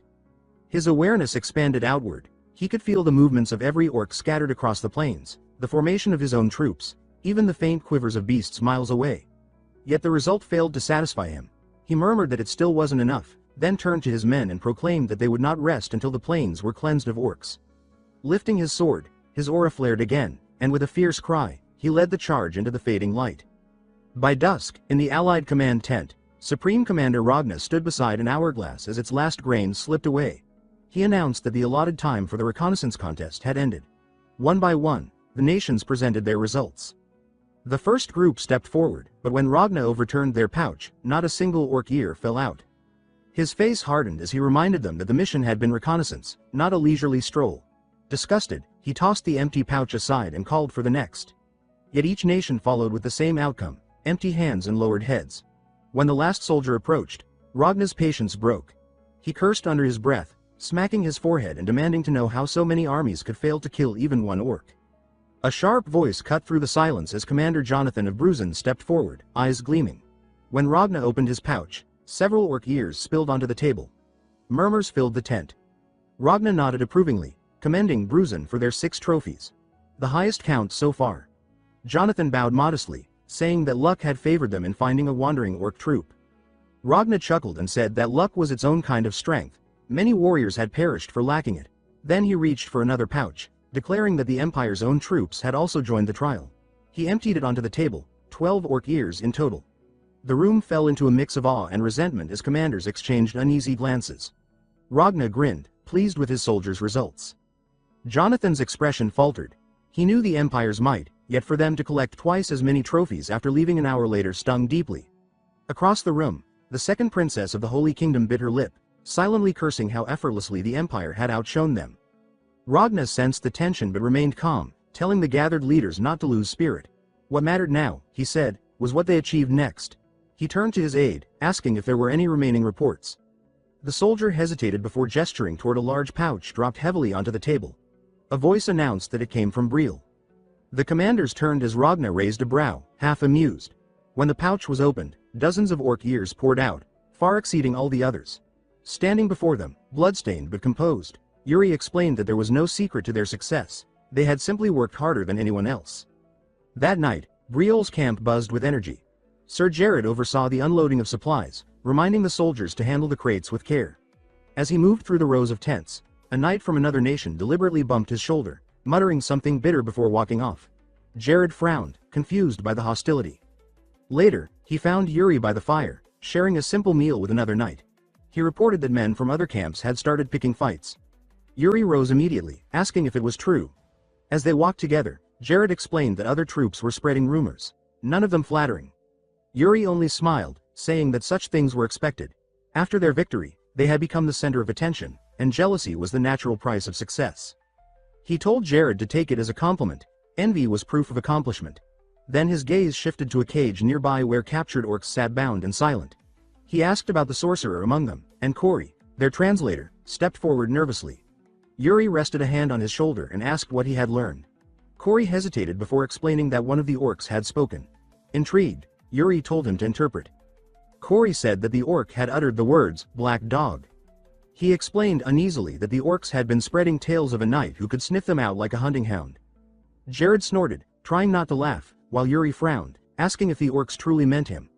Corey confirmed it, adding that the name was spoken with both fear and respect. Yuri sighed, muttering that he would have preferred wolf. Jared burst into laughter, earning a sharp glare before hastily claiming he wasn't laughing at all. Yuri turned back to the captives with a faint smile, saying that at least his reputation had begun to spread among the enemy. But then Corey spoke again. He said that the orcs weren't calling him merely a black dog. They had named him the Emperor's Black Dog, claiming he served the Empire and hunted Orkua in its name. The air turned tense. Yuri's expression darkened, and his aura flickered with fury. He repeated the name under his breath, incredulous, before growling that the orcs dared label him a hound of the Empire. Power surged around him, his hand drifting toward his sword. Jared shouted for him to stop, urging him not to kill the prisoners. After a long, strained pause, Yuri exhaled slowly and sheathed his weapon. Corey, still shaken, went on to explain that the orcs had revealed more. Orkua's lieutenant, the chieftain Karui, was gathering his warriors in the Garam region to intercept the allied army. Karui, he said, was notorious for his brutality and strength, a warlord who had united his tribe through fear alone. Yuri's anger settled into cold resolve. He patted Corey's head in approval, telling him he had done well, and instructed Jared to finish the interrogation. Then he said that he would personally deliver the intelligence to the Supreme Commander. Later that evening, inside Ragna's tent, Yuri stood at attention as the commander reviewed the report. Without warning, Ragna asked if he had a lover. Startled, Yuri answered that he did not. Ragna nodded thoughtfully, asked his age, and when told he was 18, said with amusement that perhaps it was still early, but he happened to have a beautiful niece. Yuri froze, uncertain he'd heard correctly. Ragna laughed, saying they could discuss it another time, and waved him off. Outside, Yuri walked aimlessly through the cool night air, muttering about Ragna's niece. Then memory struck him like lightning. The imperial princess he had once been engaged to in his previous life. His face went pale. Gripping his hair in horror, he shouted that he had to stay far away from her, startling nearby soldiers. Before he could recover, a familiar voice called his name. He turned, and froze. Standing before him was the second princess, commander of the Holy Kingdom's army, looking puzzled by his reaction. She asked why he was staring at her like that. In that instant, realization dawned, and Yuri's panic melted into relief. A slow smile spread across his face. He thought to himself that fate had been kind, his unexpected savior had appeared. To him, the princess seemed radiant, almost divine. Unaware of his inner thoughts, she brushed a strand of hair aside, still confused, while Yuri silently thanked destiny for sending him his goddess, exactly when he needed her most. Under the torchlit sky, Yuri pondered his predicament. To avoid Ragna's meddlesome matchmaking, he reasoned that he needed to fake a relationship. But not with just anyone. It had to be someone who owed him, someone with no romantic attachment to complicate things, and no way to refuse his request. His eyes narrowed as the answer came to him. It had to be her. She looked startled when he approached, asking what was wrong. He called her by name, Sibylla, and reminded her that he had once saved her life. She confirmed she remembered, though she seemed wary. He told her he needed her help, insisting it was something only she could do. When she asked what he meant, he simply stated that he would be relying on her. Confused, she protested that he owed her an explanation. As she tried to make sense of his words, a smiling knight approached, addressing her respectfully as, "Your Highness." She recognized him, Sir Fennec, and asked what he meant by, "Nice to see." He answered warmly that he supported both of them wholeheartedly. Sibylla fell silent, wishing he would disappear along with everyone else. Above them, the night sky stretched endlessly, quiet and merciless. The next day, sunlight spilled over the green hills as the allied columns advanced. One knight rode up to Yuri, saying that he had heard the latest rumor. When Yuri asked which, the man replied that it was why His Majesty kept calling for him, that he was supposedly getting married. Another knight, flushed with curiosity, nodded eagerly. Yuri groaned in disbelief, telling them not to be ridiculous. He remarked that they must be terribly bored to believe such nonsense. Looking up, he frowned as he noticed a cluster of crows circling in the distance. Moments later, the road narrowed between high rock walls. The sound of pounding hooves echoed through the pass until one rider suddenly shouted in alarm. Another knight volunteered to check ahead, and Yuri ordered that he take a partner. A brief acknowledgement followed, and the two galloped into the ravine. Within the shadowed gorge, Jared gasped, his words dying in his throat as he took in the gruesome sight before them. Corpses hung from spears driven into the wet stone, their blood pooling darkly below. He stared upward and muttered in disbelief, wondering if all of them were human. Ragna let out a short, humorless laugh and commented that the orcs' sense of welcome was quite creative. He studied the arrangement of bodies and concluded that the orcs hadn't eaten their victims. Instead, they had displayed them, mocking trophies of their victory. To him, it was as if the orcs were saying, "This is all you are worth to us." Yuri turned to Ragna, saying that morale would falter if the men saw this, and requested permission to take care of the mess. Ragna gave a brief nod. His commanding voice followed, calling for the men of Breel to prepare the torches. Soon, flames rose, burning the grisly display into ash. A shaken Jared asked how anyone could commit such cruelty. Yuri told him not to dwell on it. Then he shouted orders, calling for Guinness and Dyke not to wander too deep and to report back. Their faint reply came through the echoes, agreeing to return. Moments later, one of the pair remarked uneasily that something about the scene was off. His partner asked what he meant. The first pointed to the weapons embedded in the ground, explaining that the arrowheads and spears faced downward, the opposite direction from the impaled corpses. It looked, he said, as though the victims had been struck from above. Before the words settled, an arrow Guinness in the back, a sudden scream split the air. Dyke shouted his comrade's name, then again, louder, panic rising. He bellowed that they were under attack. High above, hidden orc archers released a volley. A soldier caught sight of the rain of arrows descending and froze in terror, thinking only of running. But froze when he remembered Guinness, hesitant to leave him behind. Yuri launched himself forward, sprinting through the ravine's slick mud. Spotting Dyke, he shouted a warning about his shoulder and leapt, twisting mid-air. Blue energy spiraled around him as he swung his arm, creating a barrier that deflected the incoming arrows in a dazzling arc. Landing among broken shafts and blood-soaked ground, Yuri scanned the scene and muttered that Guinness was still alive. He ordered Dyke and Simon to request immediate aid from the Holy Kingdom, telling them to mention his name so they would be helped without question. Narrowing his eyes toward the canyon rim, he admitted grimly that they had been completely deceived. Above, an orc archer sneered. Yuri watched the arrogant orcs as they began to retreat. Yuri deduced their purpose. They had come only to deliver a warning and had no reason to remain. His jaw tightened. If the orcs believed they could slaughter them anytime, they were gravely mistaken. He rested a hand on his sword and vowed that next time, he would return the favor. Later, in the command post, Ragna summarized grimly that an orc ambush unit was stationed atop the canyon. He added that retreat was no longer possible. They would have to eliminate the threat. He turned to Yuri, asking what he planned to do. Yuri's lips curved into a faint smile. He said there was only one logical choice. He advised the commander to have the archers apply steady pressure, preventing the orcs above from reappearing. Then, placing his hands together, his aura flaring blue around him, he told them with quiet certainty to leave the canyon ambushers to him. At the valley, the orcs already wait along the cliffs, crouched in a silent ambush. One of them stiffens when it senses a strange presence below. Curious, it rises with bow in hand and tries to peer over the edge to spot the movement beneath. Before it can see anything, arrows slice through the air and force it to duck. The shafts spark against the rocks, shattering on impact. The orc snarls and sends out a harsh cry in its guttural tongue, a warning that spreads through the entire line as more arrows scatter across the ledges. Below, near the valley's entrance, stands Ragna, supreme commander of the allied forces. 3 night archers accompany him, bows raised and eyes locked on the cliffs. Ragna's voice cuts through the tension as he orders the archers to keep the orcs contained, since Braille's unit will handle the assault. Up above, 1 knight climbs steadily along the rough cliff wall. Others from the Braille unit follow beneath him, armor scraping stone. One of them already struggles, his breathing uneven. Guiding the ascent is Prince Yuri Braille, who climbs with steady focus.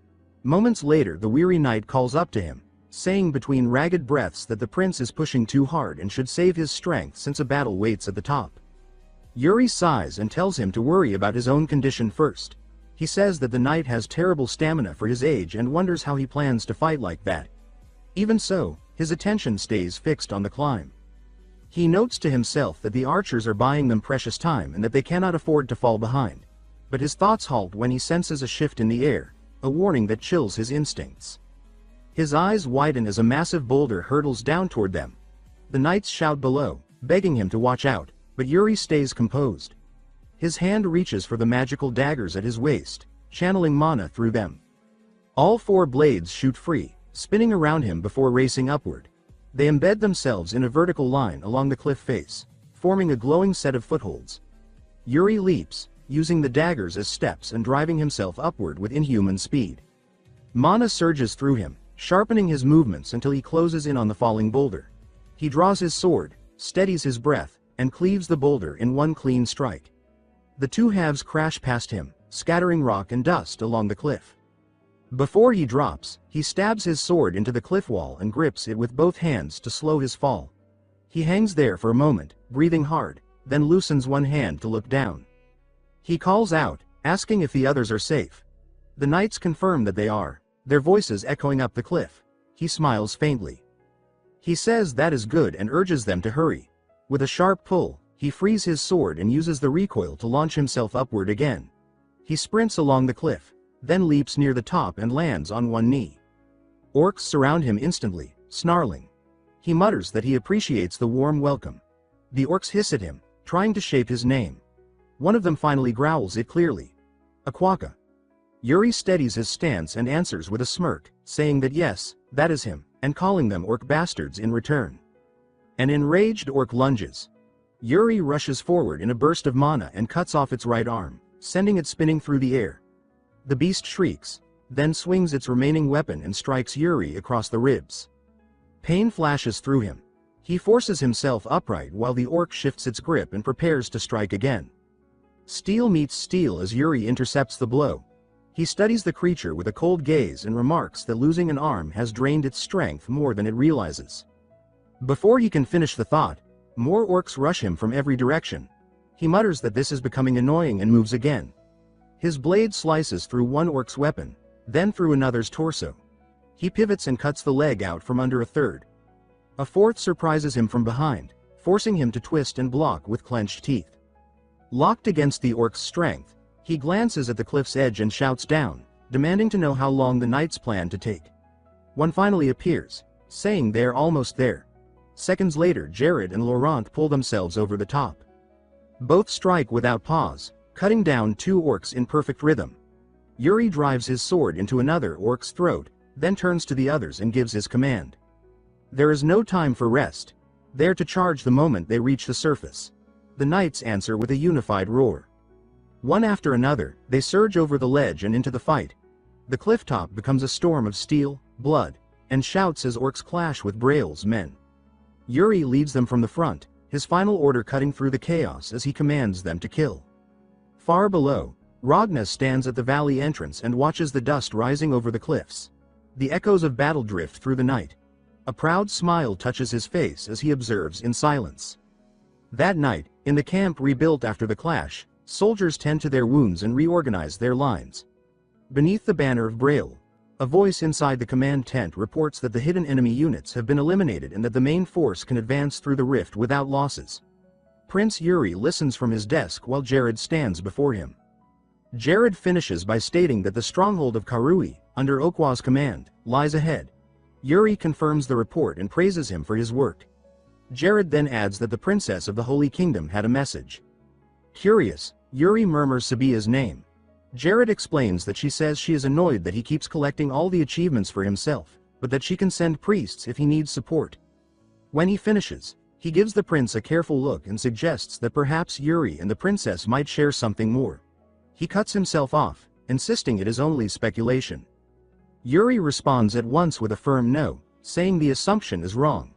Disliking the direction of the conversation, he waves his hand and dismisses Jared, telling him that if there is nothing else, he may leave.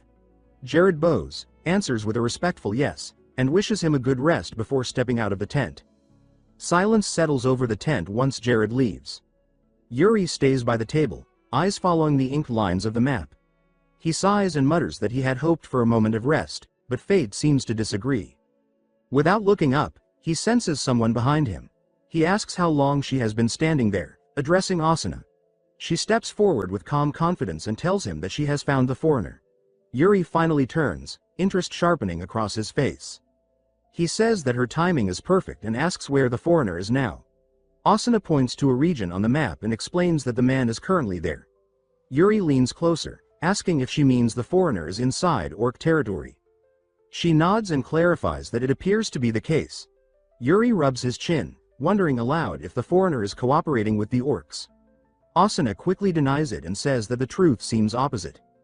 She explains that she could not infiltrate any deeper due to increased guard activity, but she learned that the foreigner was taken captive.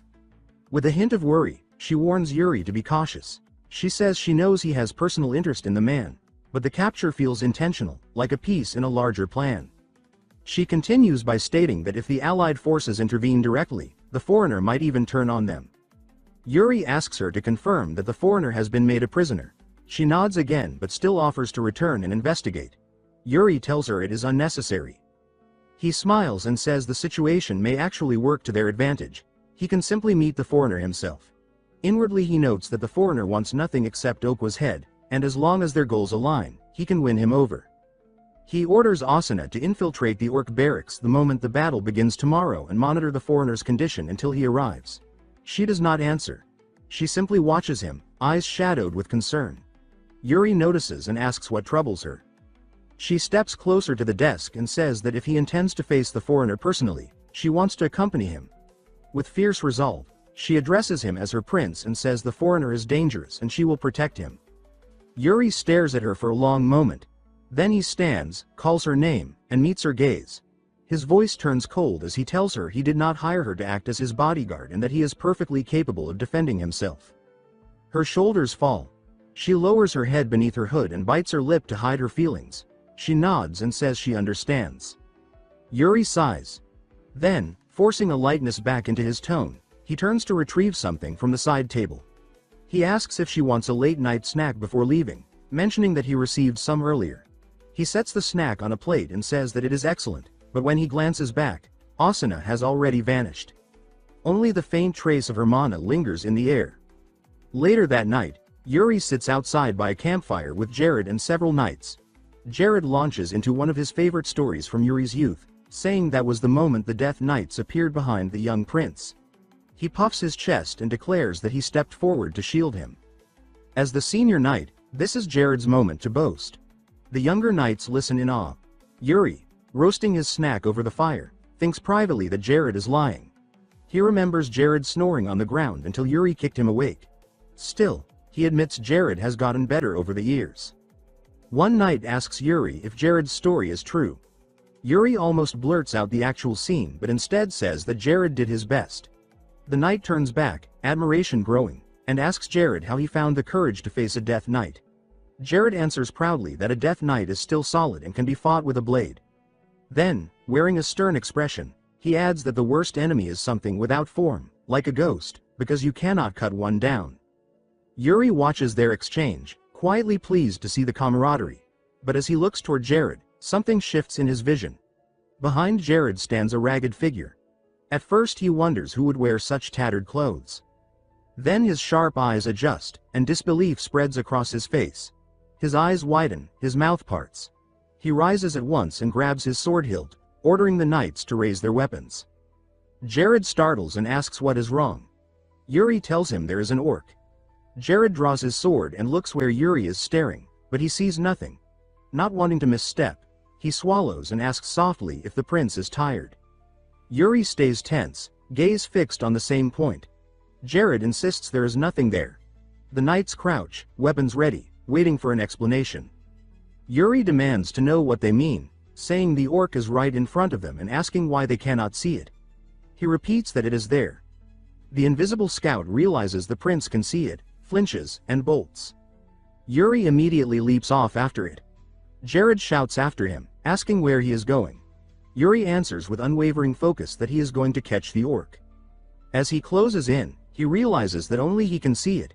It is a hidden scout cloaked by sorcery. He floods his body and blade with mana. He shouts that he will not let it escape and attacks. The strike is clean, but the orc dissolves into a swirl of dark vapor and avoids the cut. From a distance, it glances back, lips curved into a wicked smile. Before vanishing entirely, it releases a dark substance into the air.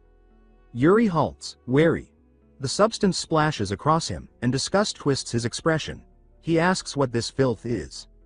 He pushes out a burst of mana, blasting the substance from his body. It burns as it falls away. He lifts his hand, watching the last of it sizzle, and says that an impure aura has spread through him. Concern creeps into his voice as he uses mana to purge the remnants. Still staring at his hand, he wonders aloud what this could possibly be. Later that night, Yuri sits inside Hernando's tent. After explaining everything, Hernando repeats with concern that the creature he described might truly be an avatar invisible to ordinary sight, which he finds deeply suspicious. Yuri confirms it and says the situation is serious, since the enemy slipped right past them without anyone noticing. Cross-legged on the chair, Yuri quickly summarizes why he rushed to the royal family's mage at such a late hour. Hernando, surrounded by gambling cards and tokens with knights kneeling beside him in punishment, lets out an awkward laugh. Yuri remarks that he seems to have come at a busy moment. Hernando scratches the back of his head and suggests the orc likely hid itself with sorcery, though Yuri's sharpened senses still manage to detect it. Yuri replies that the real danger is the unpredictability it brings to the next battle. He asks if Hernando has any countermeasures, something bold like the firebomb Mary Rose once used. Hernando answers that such a spell was only possible near Balshad, and heavy magic like that can be disrupted. Yuri then asks about the suspicious nature of the sorcery itself. Hernando, calmer, says he is uncertain but suspects the orcs have been dabbling with forbidden power, likely mixing in black magic. Concerned, Yuri asks if that is dangerous. Hernando waves it off and says the magic tower already finished their studies on it and that as long as they respond quickly, it is manageable. He promises to focus first on dispelling the enemy sorcerer's tricks. Yuri agrees and says he will rely on him. Then, interlocking his fingers, Yuri adds one more thing. Hernando answers politely. Yuri lifts a playing card with a stern look, making it clear this is a warning. He will overlook tonight's gambling only this once. If Hernando plans to gamble again, he says he should at least invite him. Hernando nods with an amused grin. The punished knights stare, confused, as Yuri and Hernando begin exchanging jokes over wins and losses. Their laughter mingles with the groans of the knights still stuck in their punishment. Elsewhere that night, crows blanket the sky. Beneath them hang rotting skeletons on makeshift crosses. Not far from this grim sight, deep within the orc base, a command rings out in their rough tongue. Inside a large hall, countless orcs kneel, eyes glowing red, awaiting orders. Their leader slumps on his throne, radiating a crushing, dark aura, and issues a command. The orc shaman responds eagerly and begins chanting. Dark red mana coils from his hands and pours into the kneeling warriors. When the spell finishes, the orcs tremble like starving predators, their eyes blazing brighter. Snarls echo as the mana circles them. Their leader gives two final words, his voice low and feral. At dawn in Karui's camp, a horn splits the morning silence. The allied forces signal the start of a full assault. The camp jolts awake as Supreme Commander Ragna leads the charge. Mounted and ready, Yuri Braille rises in his saddle and unleashes a command for the Braille army to surge forward. His words thunder across the field. His soldiers answer with a roar, blades lifted as they rush in formation behind him. Yuri drives himself to the front, every muscle ready, leading the charge toward the orc gate. Before they reach striking distance, orcs appear behind their barricades. Their bows rise in unison. A sharp signal follows, and a storm of arrows is launched. The whistling fills the air. Yuri yanks his reins, forcing his steed into a hard turn, and orders a retreat. Hooves tear the soil as the formation shifts, though arrows still punch into their ranks. Jared and Laurent dodge aside, but behind them metal sinks into flesh. Screams mix with the pounding hooves.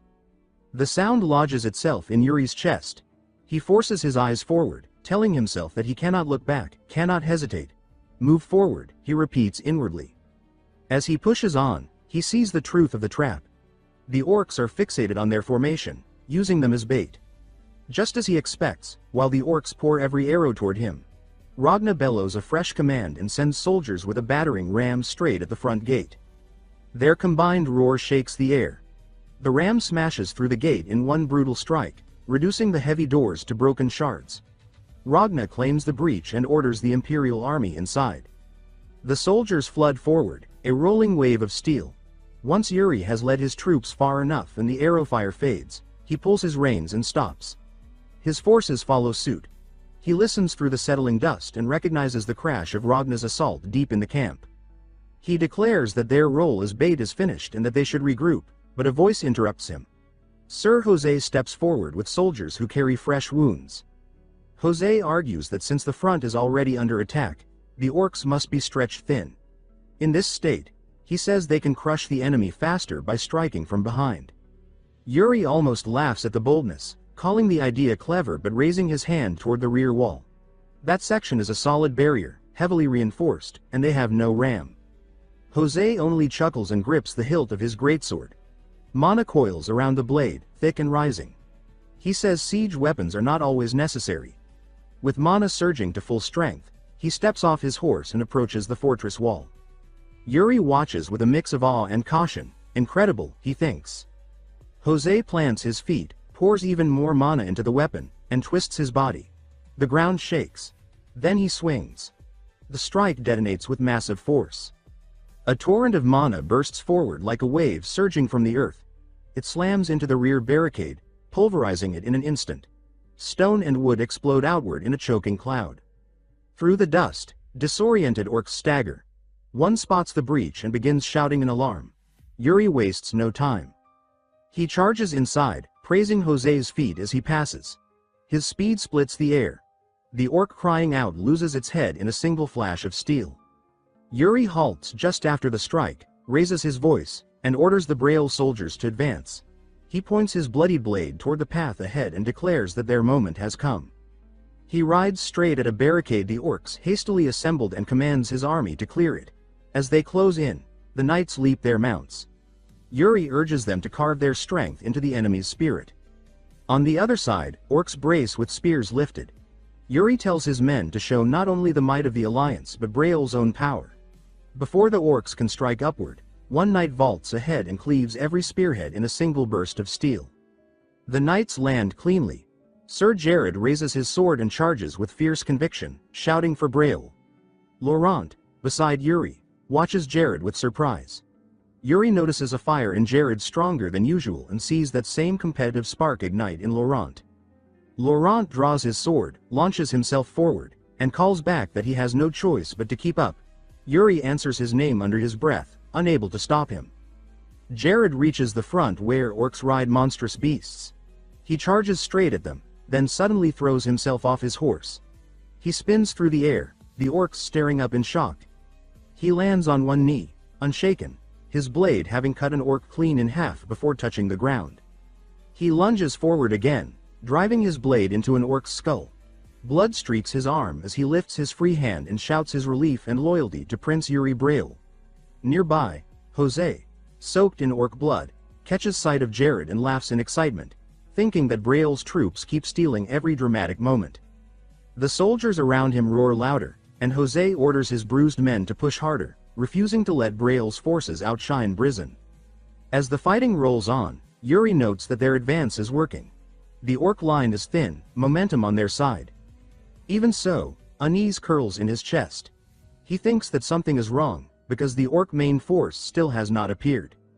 Then it hits like a black wave. Orcval units flood out in overwhelming numbers, moving with eerie discipline. They carve through soldiers instantly, crushing men before they can even brace.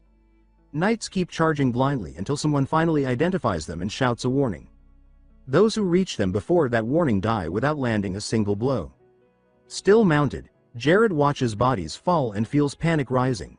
He wonders why so many of these monsters are here. An orcval suddenly barrels toward him, killing the soldier ahead with one brutal strike and turning toward Laurent. It looms over Jared with its axe raised, its growl vibrating through him. Only then does he realize he's in real danger. Yuri crashes in with a blazing charge, telling Jared to pull himself together as he intercepts the attack. Sparks scatter as steel collides. Jared can only think of his prince with shaken relief. Yuri asks sharply if Jared plans to die after bragging once. He orders him to reset his stance. Jared obeys, fear pushed aside. They attack together. Yuri cuts through the orcval's arm, Jared through its leg, dropping the monster face first. Jared apologizes, and Yuri tells him to stay alert, already focused on the battlefield. Then Yuri's gaze snaps to a hut deeper in the camp. He senses something far worse waiting there. Inside, an orc emerges holding a severed human head like a trophy. The corpses behind it are torn apart with deliberate cruelty. A suffocating pressure radiates from the creature. It is Karui, the camp's commander. Outside, Jose shouts that the enemy formation has broken and orders his men to press the advantage, refusing to let Braille's soldiers outdo them. Yuri and Jared both sense a surge of pressure from a tent nearby. Yuri calls Jared's attention to it. Jared says he feels it too and asks if Yuri plans to go. Yuri says he does and tells him to follow. As they sprint toward it, Jared asks if the main force has already faced what's inside. Yuri answers that he hopes they aren't too late. His thought ends as a soldier's body hurtles out of the hut and crashes into the camp wall. A heavy orc stomp follows inside. Using the recoil, the orc launches upward in a single leap, shooting past them. Jared barely registers what passed, Yuri cursing as he turns. The orc rushes toward the soldiers behind them, leaps again, and crashes down in their center. 4 men die instantly in one circular swing. More fall before anyone understands what's happening. Soon the orc stands alone among fresh corpses. Yuri's grip tightens. Jared calls to him, nervous. Yuri instead commands all soldiers to fall back, fury building as he fixes on Karui. He repeats the order, knowing he will not hold back if they stay close. He steps toward Karui. The orc turns and stares with clear intent to kill. Jared panics and calls for his prince again. Jose arrives and tells Jared not to bother, saying Yuri likely cannot hear anything now. Jose adds that he will fight beside him. Yuri raises his sword and strikes. Karui meets him, mana and metal clashing in a burst of sparks. Karui then overpowers him, forcing him back until Yuri digs his sword into the dirt to stop. He admits inwardly that one direct hit from Karui will drop him instantly. A greatsword falls beside him. Jose steps in, saying Yuri seemed to be in trouble. He rests his weapon on his shoulder and states that he will assist. Yuri accepts. Jose watches Yuri and thinks of a wolf shielding its young, recognizing that same fearless resolve in him. Yuri's stance sharpens. He understands war. Karui grins and invites them forward with a gesture. Yuri signals Jose, who nods. They charge. Jose reaches Karui first and strikes with mana-charged force. Karui blocks it cleanly. They trade blows in a whirlwind, neither yielding. Yuri rushes in to strike from behind, but Karui twists away and grabs Yuri's shoulder, hurling him aside while still locking blades with Jose. Karui then notices a small cut on his palm and looks confused. Yuri stands again with a faint, bloody smile and says that even a small wound should bother him. He adds that their knights will wipe out Karui's proud orcs and invites him to see how long he can endure against both of them. Jose steadies his weapon. They attack again together. Karui catches both blows, Jose's with his axe, Yuri's with his bare hand, but the pressure forces him to strain. Then Karui breaks the bind and unleashes a roar. A dark force erupts from him. The sky darkens instantly, thunder rumbling unnaturally. Jose freezes and asks what this is. Yuri feels the same foul aura and clenches his teeth. Karui, cloaked in black smoke, stands with glowing red eyes, muscles swelling as the aura surges. Yuri recognizes the sensation, disturbingly similar to what he felt from the Phantom Sorcerer. He tells Jose to fall back, but the warning is late. Karui slashes Jose's chest. Yuri shouts for him to dodge. Jose steadies himself and refuses to fall, meeting the next blow with a mana-charged guard. He breaks the bind just as Yuri leaps again, only for Karui to twist and intercept the strike. Yuri kicks back as Karui's counter tears into the ground. Yuri asks if Jose can still fight. Jose says he can. From his observations, Jose states that Karui's strength has skyrocketed since the smoke appeared. Yuri agrees and notes inwardly that the aura matches the Phantom Sorcerer's, which is troubling, because Hernando should be dispelling dark magic right now. Then fallen orcs begin to rise, wrapped in the same smoke. Above them, unseen, a dark figure with glowing red eyes hangs in the air. The atmosphere drops into something cold and vile, signaling the arrival of a deeper and unnatural force. From the shadows, a swarm of demonic soldiers emerge, their twisted bodies and glowing red eyes revealing their cursed origin. The leading creature let out a roar and charged, its massive frame tearing through the terrain as it closed in on the human lines. It landed with violent force near the knights, throwing debris in every direction. Yuri and Jose shifted positions immediately. One knight was caught too late and fell. The enemy's follow-up swing came fast, and Yuri told the knight to withdraw while he took the attacker head-on. He launched forward without hesitation. Yuri met the monster in a direct clash, blades grinding as sparks scattered. He held his ground under the pressure and forced the creature back for a brief moment, then shifted his stance and delivered a heavy slash. His strike dug deep, leaving a dark, spreading wound that made him stagger before dark mana burst out of him. Yuri recoiled in surprise and saw a dark silhouette step from the darkness inside the orc, its eyes glowing like embers. This new figure appeared far more dangerous. It drew dark energy from the fallen orc's body, its form twisting as power surged through its limbs.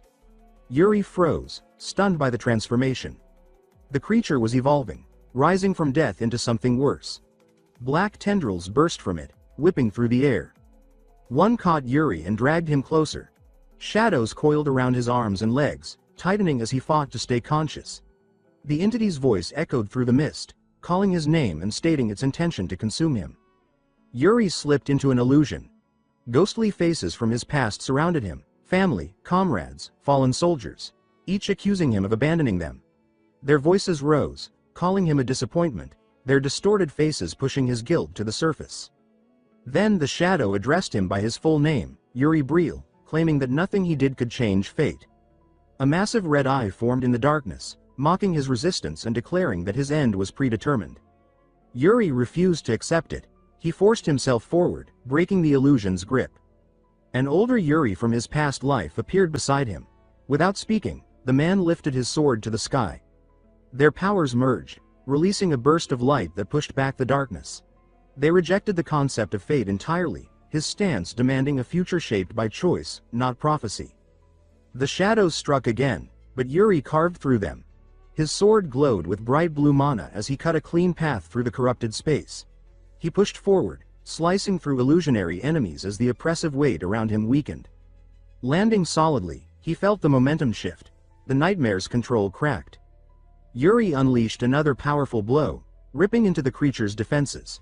The cursed mist shrieked and warped under the force. He rose upward and cut through layers of magical resistance until the battlefield glowed with the energy of his charge. Then he brought his blade down in a massive arc that struck the creature's core. The tide shifted. The impact shook the ground, and the dark barrier enclosing the illusion cracked, then shattered completely. The corrupted realm collapsed, revealing the real battlefield beneath. There, Yuri faced a cloaked figure with a twisted smile and blackened teeth. The creature trembled, its body collapsing after the damage it had sustained. Yuri held his guard, sensing that the corrupting power within it was fading. With the enchantment broken, his side finally had a chance to turn the fight. He called out to the others, stating that it was time to retaliate. More enemies emerged in response, ready to resist. Led by Yuri and Jose, the human forces surged forward. Their battle cries carried through the air as steel clashed once more.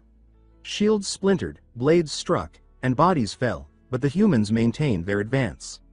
A distant explosion drew Yuri's attention. The orc commander, still locked in battle with Jose, he leapt forward and crashed into Jose, overwhelming him instantly. The blow sent him rolling across the ground. Blood marked his face as he fought to stay conscious. Yuri saw him fall, but could not reach him in time. The orc was already moving again. It lifted its weapon, red energy coursing along its surface, preparing to finish him. Jose shouted at Yuri to stay back, but he ignored it. The orc turned toward Yuri, eyes burning with bloodlust. Yuri charged straight into the incoming strike. Blood splashed across the ground as he held his stance, refusing to yield. In his mind, he reaffirmed his conviction. Even if he died, he would not retreat. He would carry the weight of every fallen comrade to the end. Steel clashed, blood spilled, and the orc howled in pain as an attack tore into its arm. Its strength faltered. Yuri stayed upright in surprise. Another warrior approached, impressed by his resolve. The man smiled at Yuri and acknowledged him with clear respect, saying that he liked him. A new ally had arrived. With a single sweep, the stranger's blade tore Karui's arm from his body, blood bursting in a violent spray. He straightened, shook the blood from the steel, and watched as Karui collapsed to his knees. Karui howled, clutching the ruined stump, fury and agony twisting his huge frame. When his head dropped low enough, the stranger stepped in, grabbed him by the horn, and hauled his face upward. He told Karui to stop screaming and added, with sharp resentment, that Karui had not even bothered to feed him properly while holding him captive. Prince Yuri watched from behind, trying to place this man. The accent, the thick build, the unusual poise all stirred his suspicion. Then he noticed the way the man raised his sword for the final strike. The movement flowed with a foreign rhythm, nothing like their styles. Yuri recognized the technique, and the moment it clicked, he began to speak. Before he finished the thought, the stranger's blade cut a clean arc and severed Karui's head. Blood erupted in a gruesome fountain. The stranger turned away, calm and indifferent, Karui's head dangling from his hand. Watching that cold exit, Yuri realized he had finally found the man he had been searching for. A short distance away, the stranger stopped and looked straight at Yuri. The intensity of the stare jolted through Yuri's chest. The man turned fully and said that he had stepped in only because Yuri's actions were impressive, but those same actions had disrupted several of his plans. He started to explain what he meant, but Yuri bowed deeply and cut him off. Yuri thanked him loudly for saving his life. The man stared back, unsettled, while Yuri poured out praise. Yuri said the stranger had killed a commander in one blow, carried an overwhelming presence, and possessed both skill and appearance uncommon among warriors. The man tried again to speak, but Yuri pushed on, leaning too close, insisting he must be the famed foreigner ranked among the continent's strongest. The stranger narrowed his eyes and asked what Yuri was trying to get at. Yuri explained plainly. He said he knew the man had allowed himself to be captured by the orcs for a reason. With a small smile, Yuri claimed that reason must involve targeting Okwa, the orc king, and he proposed they work together. The stranger only watched him, amused, and murmured a quiet acknowledgement. After Karui's fall, the orcs broke. A massacre followed. Once the slaughter ended, Ragna fixed Karui's head atop a spear. In Yuri's first life, nothing close to such a victory had ever occurred. History had shifted. By evening, Yuri returned to his tent, armor soaked in orc blood, limbs heavy with exhaustion. Jared greeted him as Your Highness and complimented his performance before handing him a damp cloth. Yuri wiped his face and asked for the damage report. Jared said the numbers were still being gathered, though losses seemed manageable. More concerning, he added, were the many soldiers left mentally shaken after witnessing the horrors inside Karui's barracks. Yuri fell quiet, acknowledging the toll. His mind drifted to Sitter, to memories of human women imprisoned and forced to bear orc children while praying for death. If that place had been hell, then Karui's barracks might have been worse. With a grim breath, Yuri ordered Jared to care for the traumatized soldiers and keep their spirits from breaking. Jared nodded firmly. Yuri then asked about the foreigner. Jared said all his requests had been granted, but the man was unbearably troublesome. Always hungry, always complaining, always insisting something was too salty or too bland. He had eaten, bathed, shaved, then immediately demanded more food. He even flipped a table after receiving Salter's soup and refused to eat unless presented with 5 plates at once. Yuri could only sigh. He said he would deal with him personally and asked where he was. Jared guessed he was near the central fire. Under the night sky, Yuri found the foreigner sitting before the flames, surrounded by empty plates, chewing steadily. When Yuri remarked that he had finally found him, the man glanced back, then returned his attention to the fire. Yuri asked if the food was to his liking. The foreigner muttered that it was not bad. When he finally finished every bite, he tapped his stomach in satisfaction and said the meal had been good. Yuri waited, then began to speak, but the foreigner cut him off. With sudden sharpness, he demanded to know how Yuri had cut down the orc sorcerer. Yuri tried to answer, but the man stood abruptly and told him that since Yuri claimed to know his purpose, he would now explain everything truthfully. His hand drifted to his sword. Depending on the answer, he said, Yuri might die. Yuri swallowed and steadied himself. He answered honestly. He did not fully know how he had done it. His mana method had reacted, and the sorcerer had fallen. The foreigner asked if by mana method he meant an inner cultivation technique. Yuri did not reply with words. He released his mana, letting the aura flare around him. With calm resolve, he said this technique was inherited from his ancestor, Eric Bryal. The foreigner studied him in silence, then looked away and murmured that their meeting must have been fate. Yuri, confused, asked what he meant. The man explained that Yuri's technique and his ancestor's name were significant. Then he clasped his hands and bowed. He introduced himself as the last direct disciple and sect leader of the Chongshang sect. He offered his respects to the descendant of their ancient benefactor, saying the sect had never forgotten the friendship of the heaven-crushing swordsman. Yuri could only stammer, barely forming the word benefactor. The man told him not to be surprised. It was all in the past. He explained that Eric Bryal had been known among them as the heaven-crushing swordsman and had joined forces with the sect to destroy the demonic cult. Yuri, still reeling, asked what the cult was. The foreigner said they practiced human sacrifice, and the Chongshang sect existed to eliminate those who followed such a path. He added that he had come west to destroy an ominous star that had appeared. Yuri noticed again how fluent the man became whenever he spoke seriously. The foreigner then sighed, saying the sect had long since fallen. Yuri realized that this mission was the reason the man had been obsessed with killing Okwa in the previous life. Yuri decided he could not send such a valuable force off alone. He suggested they work together. The foreigner turned sharply, asking what he meant. Yuri explained that the Bryal family would grant him the title of honorary knight and allow him to pursue his mission within the allied army. The man grew quiet, thinking. Yuri pressed further, offering food, baths, comfort, respect. With knighthood, he said, no one would look down on him. When the war ended, he promised to secure a position for him in a major merchant union. The foreigner murmured irreverently, clearly captivated by the idea of such wealth. After a moment, he coughed and said that if Yuri insisted, he would accept, but he added one condition. He pointed at Yuri, making him tense, and said he had taken a liking to him. From now on, Yuri must call him teacher. Yuri stood frozen, barely shaping the word what. With bright confidence, the man announced that beginning today, Yuri would be the Chongshang sect's unofficial disciple. Yuri could only stare, stunned and speechless. The foreigner pointed at Yuri with a self-satisfied grin and announced that, from this moment on, Yuri would become the sect's unofficial disciple. The declaration landed so abruptly that Yuri could only stand there, blank and silent, repeating the title in confusion. The foreigner dismissed his uncertainty with an impatient wave, thinking aloud that he ought to be paid for elevating Yuri so generously.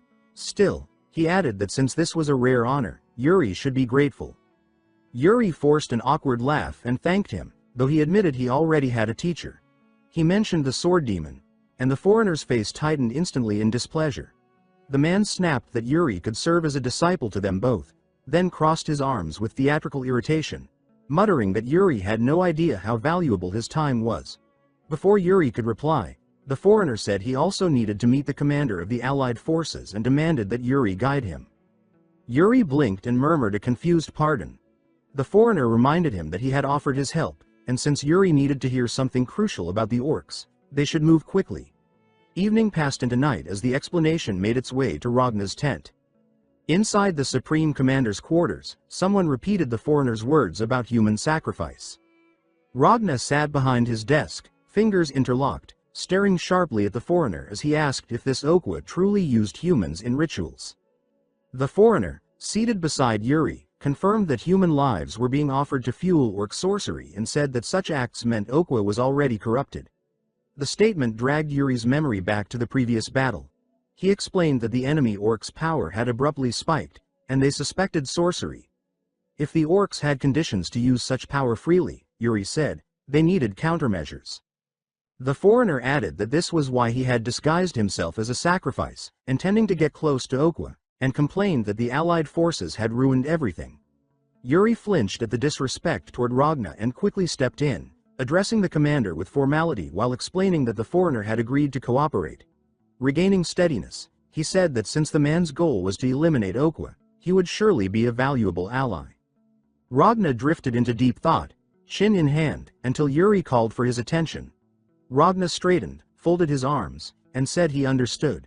He promised to assign men to study how to counter the sorcery, then turned to Yuri and said that the foreigner would be his responsibility now. Yuri thanked him, relieved that despite the chaos, he had managed to secure the man's support. As Yuri prepared to leave, Ragna called his name again. He said he had heard Yuri was bringing a half-orc with him and asked if it was true. Yuri answered without hesitation. Ragna sighed, looking troubled. He said the captured half-orcs were being held under Graham's supervision, but debate continued about what to do with them. He asked Yuri to make the decision. Later that night, beneath the bright moon, Yuri walked the perimeter where the half-orcs were kept. He observed them silently, realizing that while Ragna's trust was flattering, this responsibility felt entirely shoved onto him. A cold sweat ran down his back as the thought settled. A shout broke the quiet. Someone complained loudly about letting Bryle surpass them. Yuri turned to find two knights arguing. One, frustrated, insisted that using the half-orcs as interpreters would give their empire an advantage. The other, grim, reminded him that survivors standing behind them had suffered at the hands of these same half-orcs. He said they had a duty to listen to the victims. The first knight scoffed, insisting the opportunity was too important to waste. Yuri stepped out of the shadows, sighing, and asked if that was the cause of their argument. Both knights froze. He turned to the first knight and asked whether he could truly guarantee the half-orcs' usefulness in battle. The knight thumped his chest and claimed they were docile and teachable.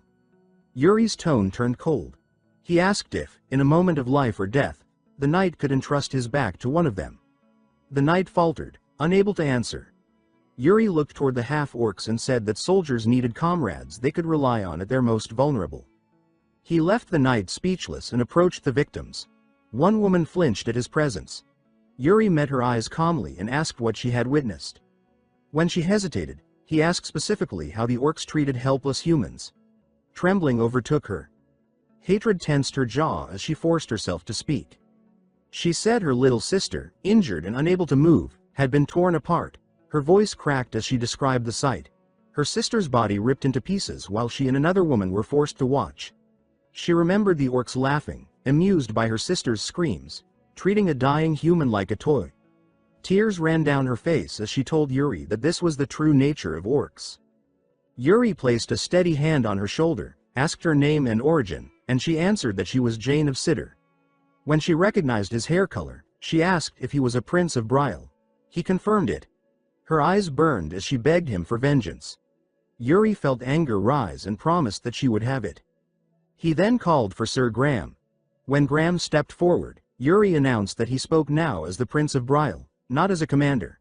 He said these creatures had murdered innocent citizens of his realm and scarred survivors beyond repair. He saw no reason to grant value to those who had trampled human lives. His fury sharpened as he declared that orcs would never change. He ordered that every half-orc be killed. Graham placed a hand over his chest and bowed deeply, accepting the command. A cool breeze moved across the camp that night. At dawn, the watchpost horn split the air. Soldiers shouted that orcs were approaching, and the camp erupted into motion. The first figures to appear were orcful riders. Orc messengers carrying flags on their backs, approaching boldly in small numbers atop their beasts. Someone muttered in disbelief, wondering what scheme this was. A soldier rushed to Ragna, reporting that the orcs claimed to have come to negotiate.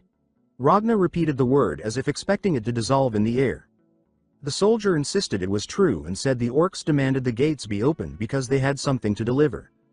Ragna's face twisted with anger as he asked what they were plotting now, then ordered the gates opened.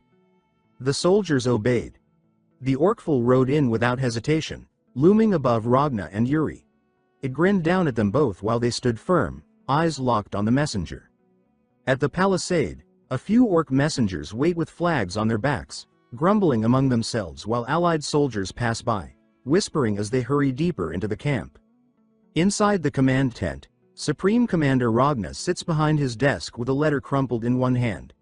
Prince Yuri enters and asks respectfully why he has been summoned. Ragna looks up, calls Yuri's name, and suddenly asks why Yuri thinks he became commander of the allied forces.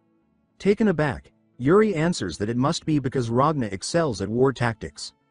Ragna waves that aside, saying he is not talking about such obvious reasons, and Yuri asks if he means a political reason. Ragna says that he does.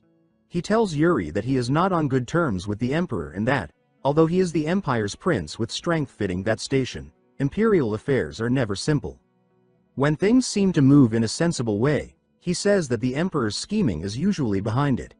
He goes on and says that if they win the war, his name will spread across the continent as a hero and he will follow a path filled with praise and support, then notes with a weary smile that this is true only if they win. Those words stir Yuri's buried memories.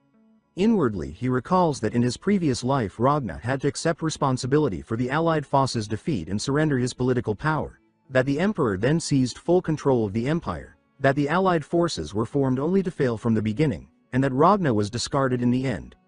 With that past in mind, Yuri asks carefully whether Ragna believes this situation is a trap.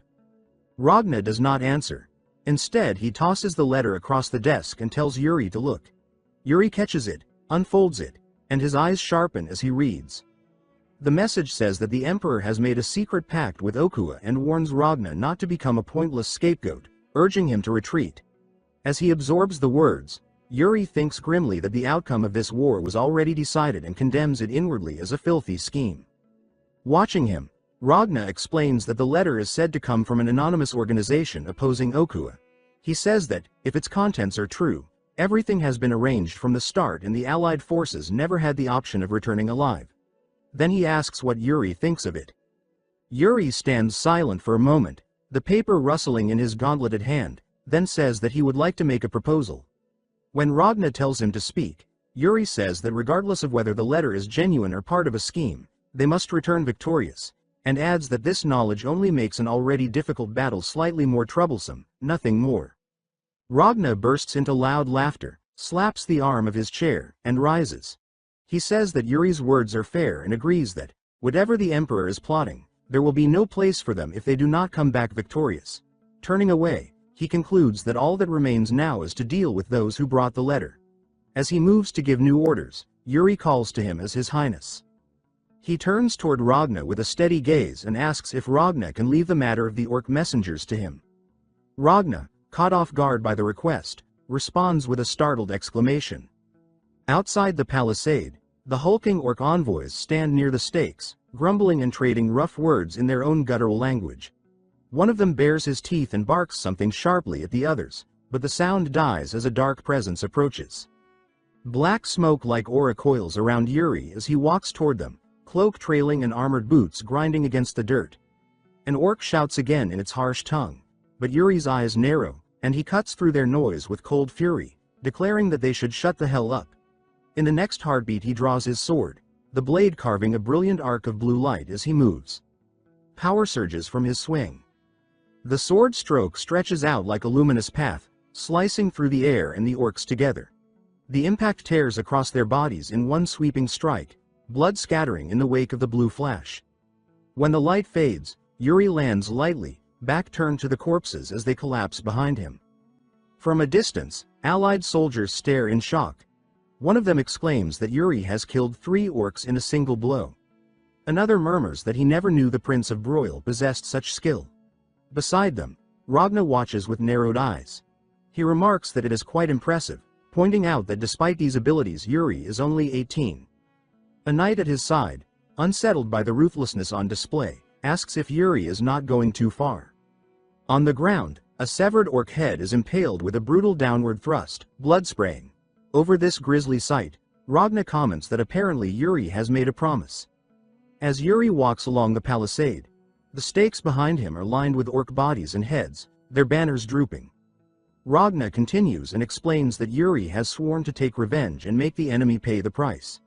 Yuri's expression remains hard as he surveys the silent field.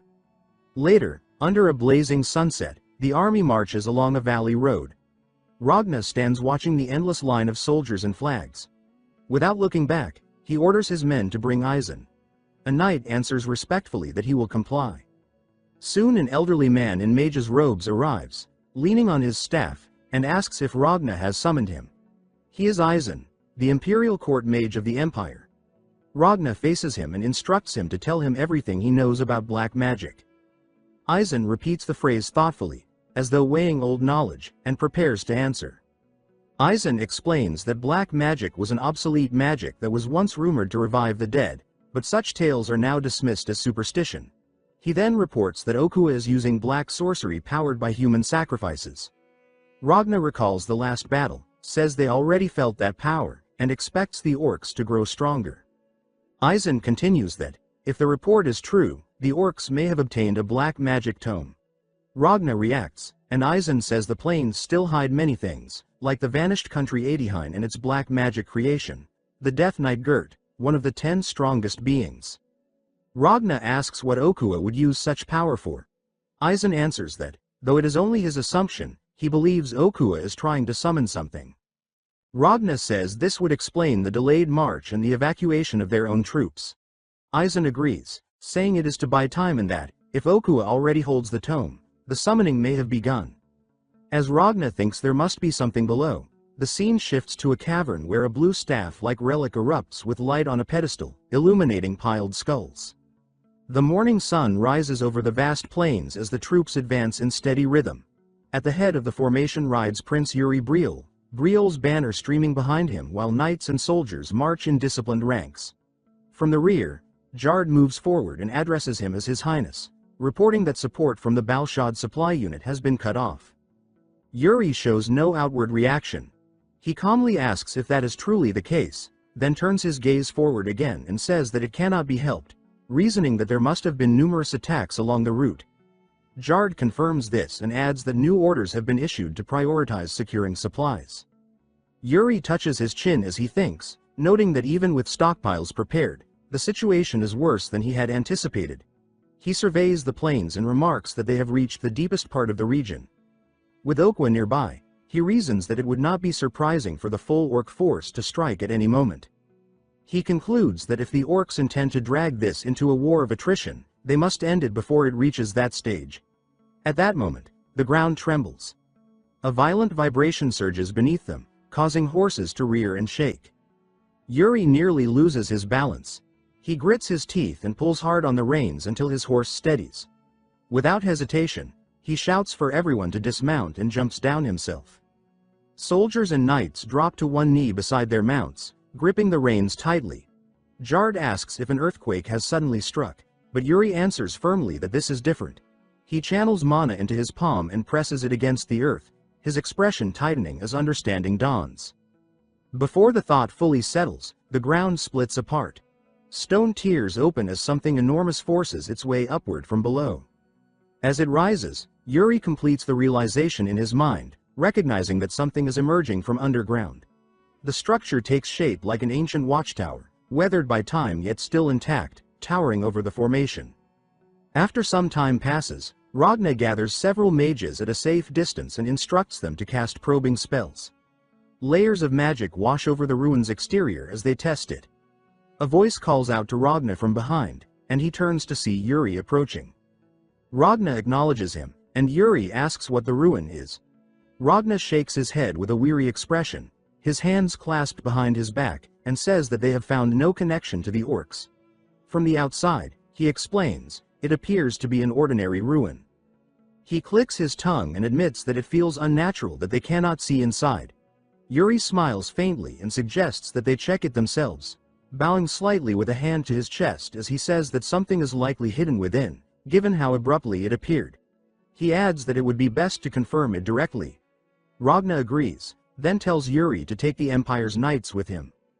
That order immediately extinguishes Yuri's brief sense of satisfaction. Soon several men approach, address him as Prince, and report that they have been assigned under his command. The knight leading them introduces himself as Rodane, saying that it is a pleasure to meet him and identifying himself as an Imperial Knight. As Rodane turns back to his men, Jard leans close to Yuri and whispers his reluctance, asking if they truly have to go with them. Yuri whispers back that he has no choice.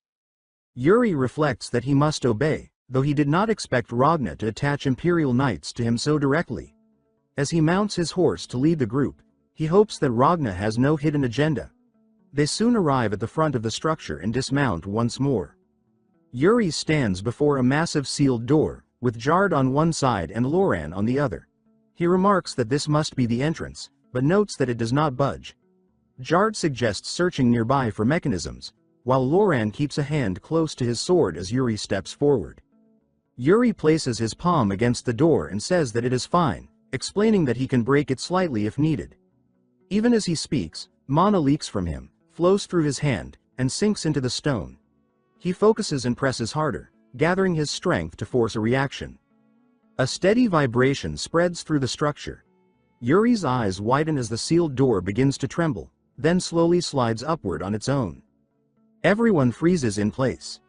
Jard blurts out in disbelief, asking what Yuri did, and Yuri answers honestly that he does not know. He peers into the opening and thinks that he barely touched it, yet it opened far too easily, as if the ruin itself had been waiting. Yuri does not rush forward. He studies the darkness beyond, thinking carefully, then steps ahead with Jard and Loran and declares that they are going inside. They move into the corridor, their footsteps echoing softly against stone. Someone mutters that it is too dark to see anything. Yuri stops and calls Jard's name, asking if he brought torches. Jard answers that he did not. Yuri glances back at the Imperial Knights and assumes they likely came without any as well. Turning back, he notices an unlit lamp fixed to the wall. Remembering how the door reacted, he channels mana into the lamp. It ignites instantly. Yuri stares in shock as light spreads outward. One by one, lamps flare to life down the corridor, illuminating a path that stretches deep into the ruin. Behind him, the knights ask whether he has been here before. Yuri answers immediately that he has not. Jard looks at him with awe and says that he is incredible. Yuri tells them that they are proceeding further and orders everyone not to lower their guard. Jard and Loran respond sharply in unison. The Imperial Knights follow in silence, watching closely. Rodane studies Yuri with open suspicion but says nothing. As they advance, Yuri's boot crunches against something hard. He looks down and sees a large bone. Ahead, the corridor opens into a wider chamber strewn with skulls and scattered remains. At the far end, slumped before another door, sits a human skeleton clad in armor, unmistakably that of a knight. Everyone stops. Yuri stares and begins to remark on the sight, but Jard steps forward and says that he will check first. Reaching the skeleton, Jard strikes the door behind it and calls back that the path is blocked from there. Yuri crouches beside the remains, examining them carefully without touching. He observes that most of the bones scattered around belong to orcs, while this skeleton is human. The marks of battle suggest that the knight died defending the door. Jard calls out again, reporting that the door does not respond even when mana is injected into it. Yuri looks up and says that it cannot be helped, adding that they should return and see whether they missed anything earlier. He does not notice the faint mana beginning to rise from the skeleton. He does not see its fingers twitch. Instead, Yuri orders everyone to prepare themselves for any danger that may arise and asks whether they understand. Jard answers affirmatively. In the next instant, the skeleton lunges forward and clamps its grip around Yuri's arm. Shock freezes Yuri in place. Jard recoils in panic. Light erupts from the skeleton and floods the chamber. Jard shouts in alarm, demanding to know what it is, while Loran cries out Yuri's name. The Imperial Knights rush forward, shouting as they close the distance. The light intensifies into a mist-like glow, identical in color to Yuri's own aura. Yuri grunts, squeezes his eyes shut, and raises his free hand to shield himself from the glare. Still holding him fast, the skeleton speaks. Its voice resonates directly within Yuri, pleading with him to remember. The sound jolts him to the core. Yuri opens his eyes and stares into the hollow sockets as the voice echoes again inside his mind, telling him that this is their salvation. In a wash of blinding white, Yuri's vision shatters into drifting fragments. Blue sparks tear across his sight, and the world turns over, replaced by an unfamiliar sky. A towering structure of white stone rises beneath brilliant daylight, its surface wrapped in vivid bands of color. It is far too pristine to belong to the ruin they entered. The same thought lingers without words, repeating that this is something else entirely, and Yuri feels as though he has been suspended and dropped into another person's memories. A boy wearing a green cloak runs across an open field, calling out for his master to look. An older knight with a broad frame turns toward him, arms crossed, and demands to know where the boy has gone. The boy grins and explains that he has been reading, hugging a thick tome to his chest. As Yuri takes in the knight's armor, recognition strikes him. He wonders if he is witnessing the memories of the skeleton. He thinks that leaving something like this behind must have required immense magic. He watches as the boy slows his pace and stops beside his master.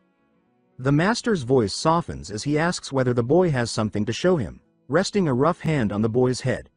The boy spreads a book open on the grass, its pages crowded with dense text, circles, and diagrams. The master asks whether the boy's advanced studies have gone well. The boy falls quiet. The master's patience snaps. He presses for an answer and warns the boy not to change the subject. The boy droops and admits that reading all the time is not enjoyable. The master clicks his tongue and challenges him, asking whether he truly thinks he can become a capable hunter that way. Yuri feels a strange ache at the exchange, thinking that it reminds him of earlier days when Bernard used to nag him relentlessly. The master then tells the boy to look closely and raises a jagged red crystal. Light catches within it like blood trapped in glass. He explains that it is the mark of an orc hunter, and that only those who possess it are recognized as full-fledged hunters. Yuri absorbs the explanation in silence, thinking that it answers more questions than he would like. The boy does not look encouraged. Instead, he speaks with frustration, saying that he does not understand why they must kill orcs and suggesting that negotiation should be possible. Silence follows. The master's gaze hardens, and he says that the boy asked for the truth. He orders him to listen carefully and states plainly that orcs are humans who were corrupted by black magic. Yuri's breath catches, and he reacts in shock, demanding to know what that means. The memory sinks into deeper darkness. The master declares that long ago, a noble obsessed with power slaughtered his own people. The vision shows a throne looming above a sea of bodies soaked in black and red. When royal decree forbade murder, a black mage approached the noble and twisted the law, arguing that the king had forbidden killing humans, not turning humans into something else. The noble rejoiced. A ritual chamber appears, lit by a single red glow like an unblinking eye. The noble began forcing black magic into people, and those who touched it transformed into non-human monsters filled with hatred toward humanity. The orcs known today, the master explains, are humans corrupted by black magic. Yuri's eyes widen as the truth settles in. He says that this means the orcs he has been killing are descendants of humans. The boy asks whether the black mage was punished. The master answers that he was not, explaining that by the time the noble's crimes were exposed, the mage had already vanished. He adds that no method was ever found to reverse the transformation, and that the kingdom eventually abandoned hope. The boy is left stunned. The master gazes up at the sky and says that hunters exist to reap cursed lives and grant them the salvation of rest. Yuri's thoughts sharpen as he wonders whether the black magic he once inherited is connected to the poison used by orc shamans and the human sacrifices the foreigner mentioned. The realization strikes him so hard that he jolts. The air ripples. Yuri senses the memory shifting. Bright towers and stone fracture and fade, draining into darkness as ruined corridors replace the open field. Yuri blurts out in disbelief, asking whether they are inside the ruins. The boy, now older, clutches the master's cloak and cries that he cannot accept this. The master snaps at him to let go. The boy demands how the master can face them alone, insisting that he will die. The master shouts back, asking whether the boy expects him to wait for reinforcements, then declares that this is the end of Adelbane. Yuri watches with a sinking feeling, thinking that this must be from 10 years ago. The name Adelbane feels familiar to him. In the distance, an endless wave of orcs surges through the darkness. The boy trembles and accuses the master of throwing himself forward as bait. The master hardens and says that they are already coming, and that if he does not act now, there will be nothing left he can do. He grips the boy by the shoulders and says that the boy must survive and carry their wish forward, because that is the role of the next generation. The boy swallows and replies that even if he runs alone, he will not get far.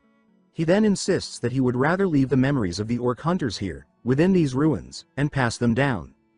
The master mutters that the boy is stubborn. Yuri's chest tightens as he understands that this is the reason these memories were preserved here. Stone cracks under a heavy impact as a staff is driven into the ground. The boy declares that they will leave these memories for a future generation to witness.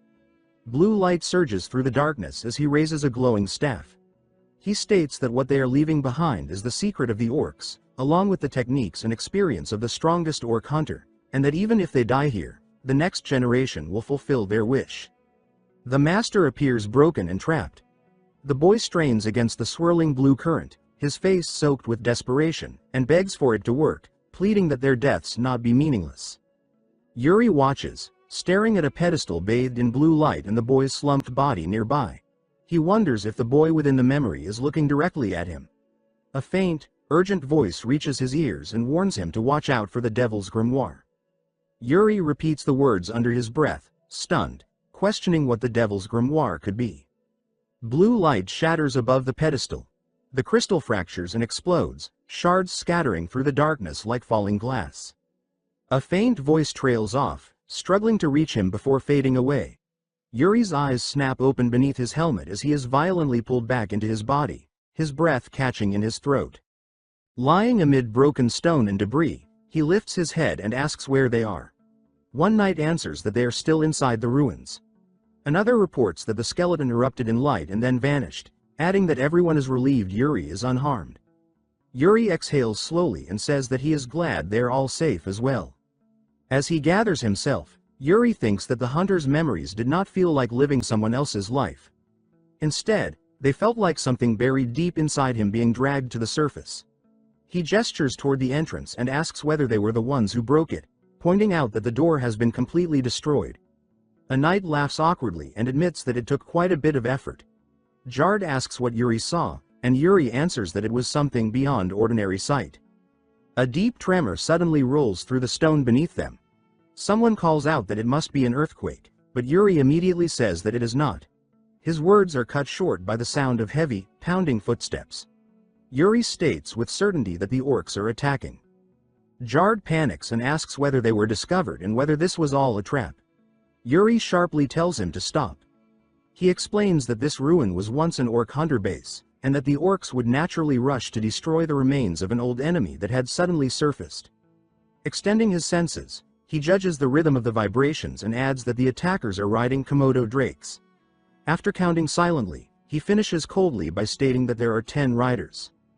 Loran urges that they retreat to the main force. Yuri agrees that it would normally be the right decision, but then orders everyone, including the Imperial Knights, to follow him. He declares with confidence that they will prepare for battle. When Rodane asks whether they are truly not retreating, Yuri replies that there is no need, adding that it is now clear how these orcs should be fought. Outside, the plains burn beneath a sinking sunset. Komodo drakes thunder forward as a wave of orcs surges across the land. One orc points and bellows just as red flashes erupt from the bushes, slamming into the horde. The orcs roar and charge through the haze, but as they draw closer, hesitation ripples through them when the red light intensifies. Yuri steps into view and shouts that the moment has come. At his signal, knights hidden in the brush surge forward. Steel flashes as the first clash lands. Jard cleaves an orc across the torso and follows through with a crushing blow. Loran decapitates his opponent in a single motion, while Rodain drives his blade through an orc's neck, the creature howling as blood pours down its throat. Yuri watches and thinks that it is working.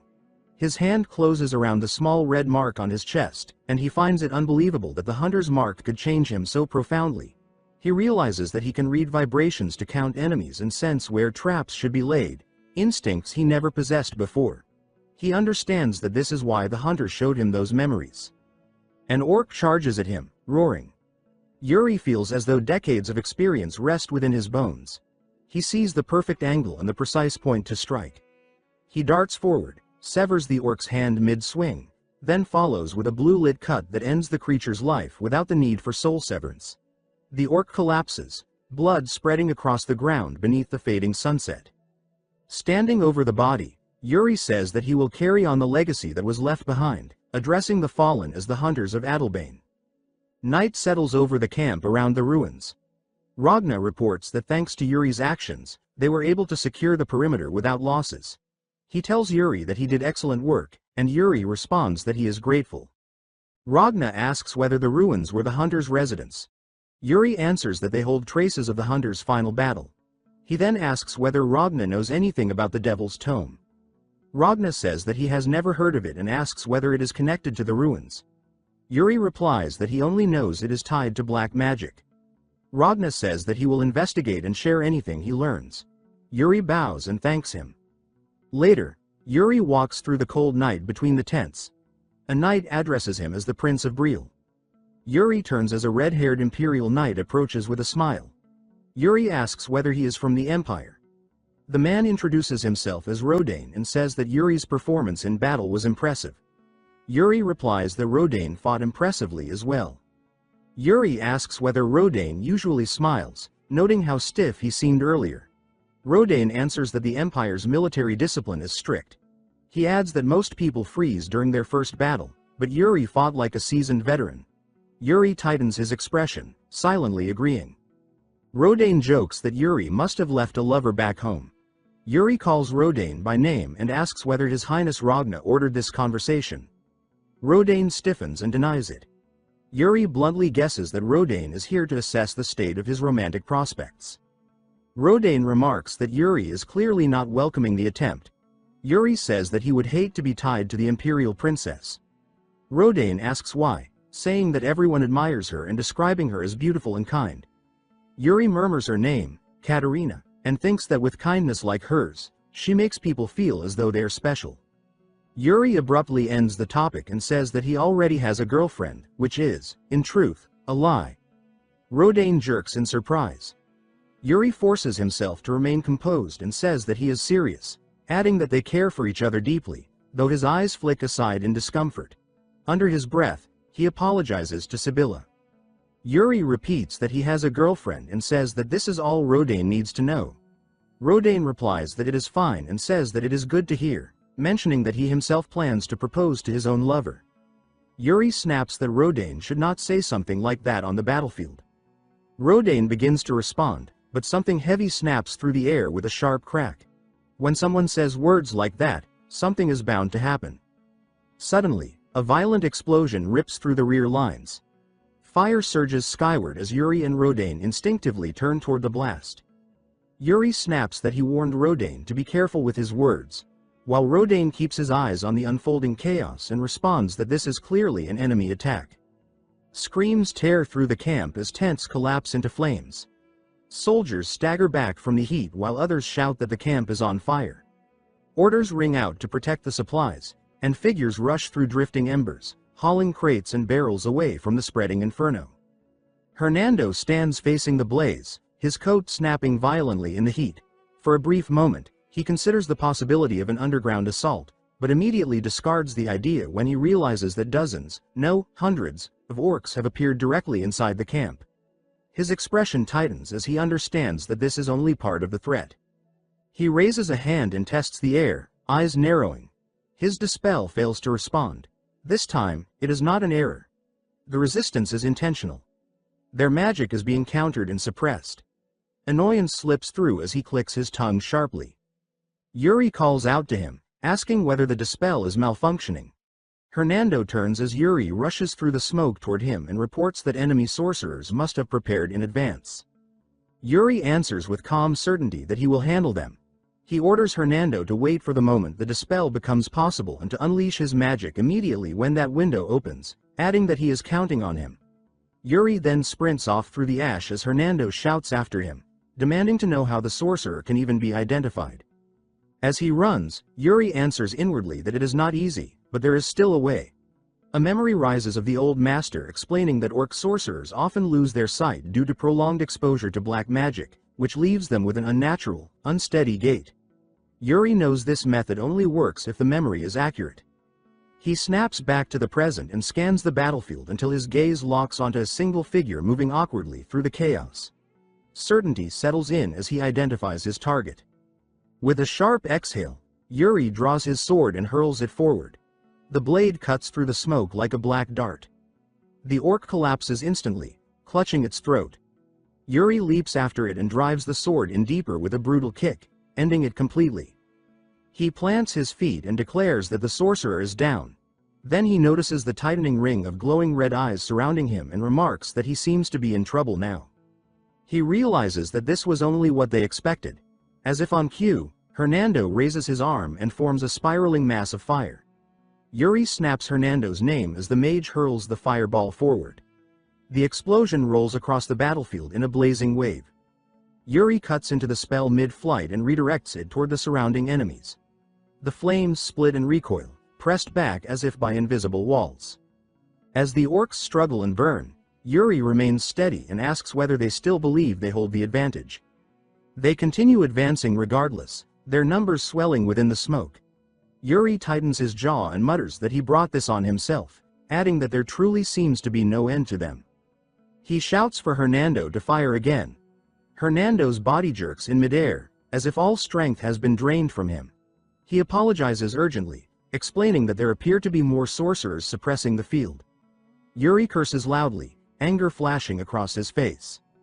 He turns fully toward the horde, sword lowered, and forces calm into his voice as he invites them to come, asking them to be gentle.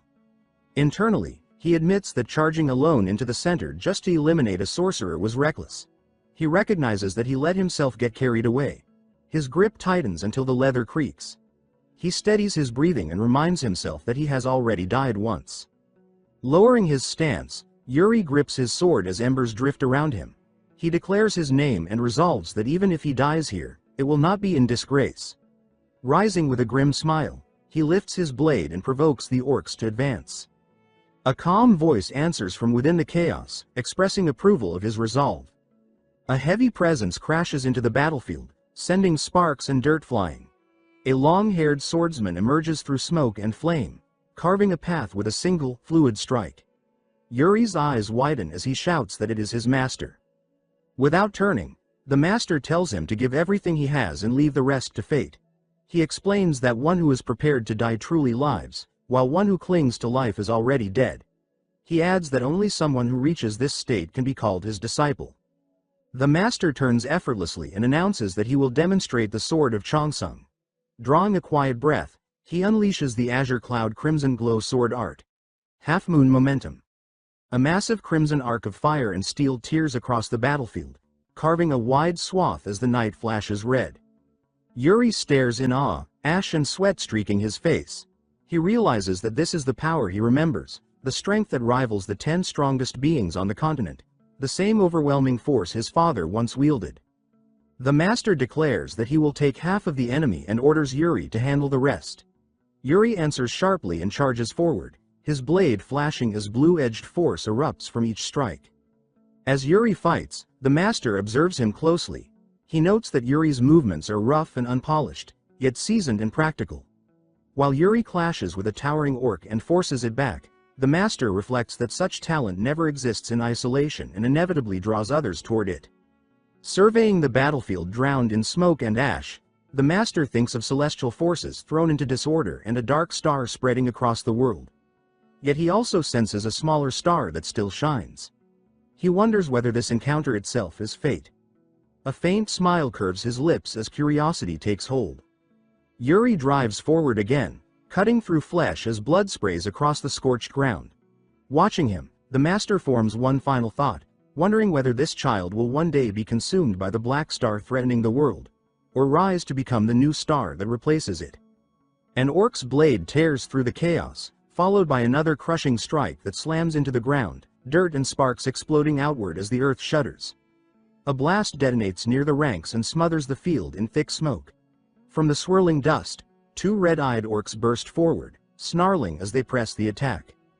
Prince Yuri pivots toward the pressure and calls out for Jared and Lauren. Seeing their line begin to buckle, he thrusts his arm forward and orders them to stop the enemies.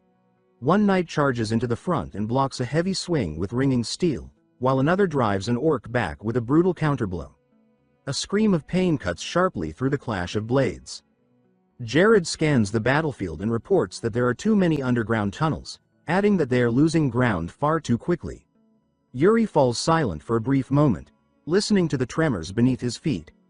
He admits that the warning is correct and says that a force this large moving underground means something is wrong. Narrowing his eyes, he senses deeper and realizes that aside from the orc sorcerer, there is something else moving below. Jared calls out to him again, but Yuri drops low and pushes his awareness into the vibrations beneath the battlefield. He asks himself where it is, then demands to know where they are digging the tunnel. Following a faint, irregular rhythm through the soil, it suddenly sharpens into focus, resembling something like a massive sandworm from legend. Yuri states that he has found it. He lunges forward and signals sharply, ordering everyone to follow him. His men scramble after him.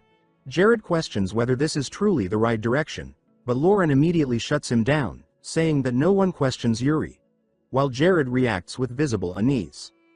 They skid to a halt as the shaking intensifies. Yuri says that this is the center point, the place that has been vibrating without pause. The air quivers, and a hooded orc shaman steps into view, baring its teeth as it raises a crooked staff. The shaman begins chanting and slams its palm into the ground. The earth groans in response. Cracks race outward as stone heaves and something massive forces its way up from below. The surface splits apart. Hulking figures burst through shattered soil and leap forward in a spray of rubble as the ground collapses behind them. Yuri watches without flinching and murmurs that it is exactly as he expected. Three orcvils advance with weapons raised, red eyes burning as cruel grins spread across their faces. Yuri remarks that he assumed they would appear sooner or later. More orcs fan out behind them, forming a living wall that separates Yuri's group from the shaman.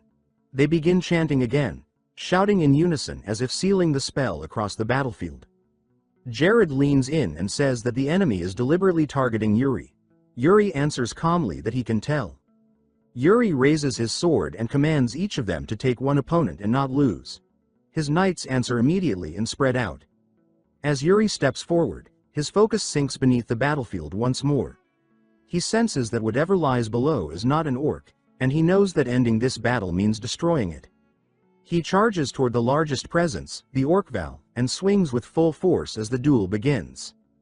The orcval brings its curved blade crashing down. Yuri meets it head-on, steel shrieking as sparks burst outward. The impact forces Yuri to skid backward, but he twists, deflects, and turns the weight aside. Even so, the orcval finds an opening and snaps a cut through his guard. Blood sprays as flesh tears. As the orc taunts him, Yuri thinks that it is irritating and judges that the orcval knows exactly how to exploit the advantages of a curved blade. Shouts rise behind him as the wider fight continues. Yuri steadies his breathing and says that he needs to finish this quickly and get back to his people. The orcval grins, and Yuri surges forward to end it. He slashes, but the orcval slips past with minimal movement and blocks at the last instant, turning every decisive strike into a shower of sparks. Yuri grows increasingly irritated, thinking that the orcval is reading his movements and parrying everything. He wonders if it is deliberately stalling while the battlefield around them collapses. His focus falters for a heartbeat, then snaps back as a memory of his master's lesson surfaces. Bernard says that when the mind scatters, the sword strays, and that no matter how urgent the situation is, if the sword cannot keep up, it will never reach the enemy. Yuri's younger self demands to know what he is supposed to do. In that memory, Yuri snaps that his master should complain instead of swinging, adding that he nearly killed him. Bernard answers that Yuri must choose, explaining that combat is fluid and filled with paths beyond what seems obvious. He orders Yuri to remember why he fights. Back in the present, Yuri hardens and says that it is just like his master, admitting that the nagging brought him back to himself. Pressure coils at his feet like a wound spring. White energy wraps around his body. In the distance, the shaman stiffens, and the Orkval's eyes flare as it senses the shift in Yuri's rhythm.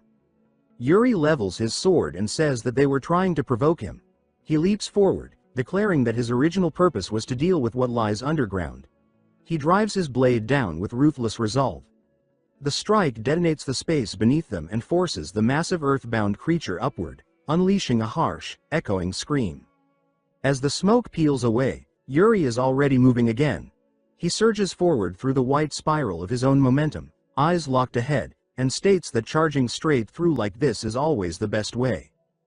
White force detonates across the ground and shreds the earth into a collapsing crater, the roar stretching as debris and dust surge outward. Nearby, an orc drives its weapon down at Jared, and he screams for his highness as he barely holds the blow back. Amid the settling rubble, Prince Yuri staggers and plants his sword into the ground to keep himself upright. He drops to one knee, breathing hard, and thinks that he has used all the mana in his body, including the mana stored in his core. Pain twists through him, and he curses that the backlash is worse than he thought. He forces himself to breathe and thinks that he needs some time to heal, adding that with this, the underground tunnel should be dealt with. Before the thought can finish, the battle noise swells again and another strike flashes near Laurent, making his eyes go wide. The earth suddenly puckers and splits. Multiple gaping maws burst up from the ground like living pits, and Laurent's frantic warning rings out, telling Yuri to watch out. Yuri grits his teeth and spits a curse as the nearest mouth snaps toward him. Jared lunges in, yanks Yuri away by force, and drags him out of the bite zone as the ground erupts behind them. He hauls Yuri up and carries him while sprinting, then Laurent rushes in and cuts the threat to pieces. They crash down together in a safer pocket of ground, still shaking from the impacts. Yuri forces a tight smile and says that he is thankful. Jared, still tense, says that if Yuri is really grateful, then Yuri should tell him beforehand the next time he plans to do something like that. Jared asks if Yuri is able to fight. Yuri answers that he would love to, but his body will not move. Jared mutters that it is a problem. Heavy steps answer them. Massive bare feet land nearby, and the looming presence of the giant sandworm's advance presses into the air. Jared asks if they think they can make it back alive, watching the shadows of enemies gather, with a strange, overdramatic glow of resolve. Laurent says that dying with Yuri would be the greatest honor for him, while others nearby react as if he is starting again. Yuri answers that it does not mean they are going down without a struggle. He lifts his sword despite the strain and declares that they will take their lives until their last breath. Yuri shouts for everyone to spread out. His men answer that they understand. Yuri then vows that he will make the path and surges forward, forcing his battered body to move through sheer will. As he charges, a calm warning cuts through his momentum, telling him not to overwork himself. At the same time, golden light swirls up like a protective storm, and Yuri calls out in surprise, addressing Sir Graham. Sir Graham steps into view wrapped in radiant, swirling aura as he slashes at their enemies. He says that he has been ordered by Prince Ragna, and he declares that they will be helping from here, bringing support into the fight as the pressure shifts away from Yuri's side.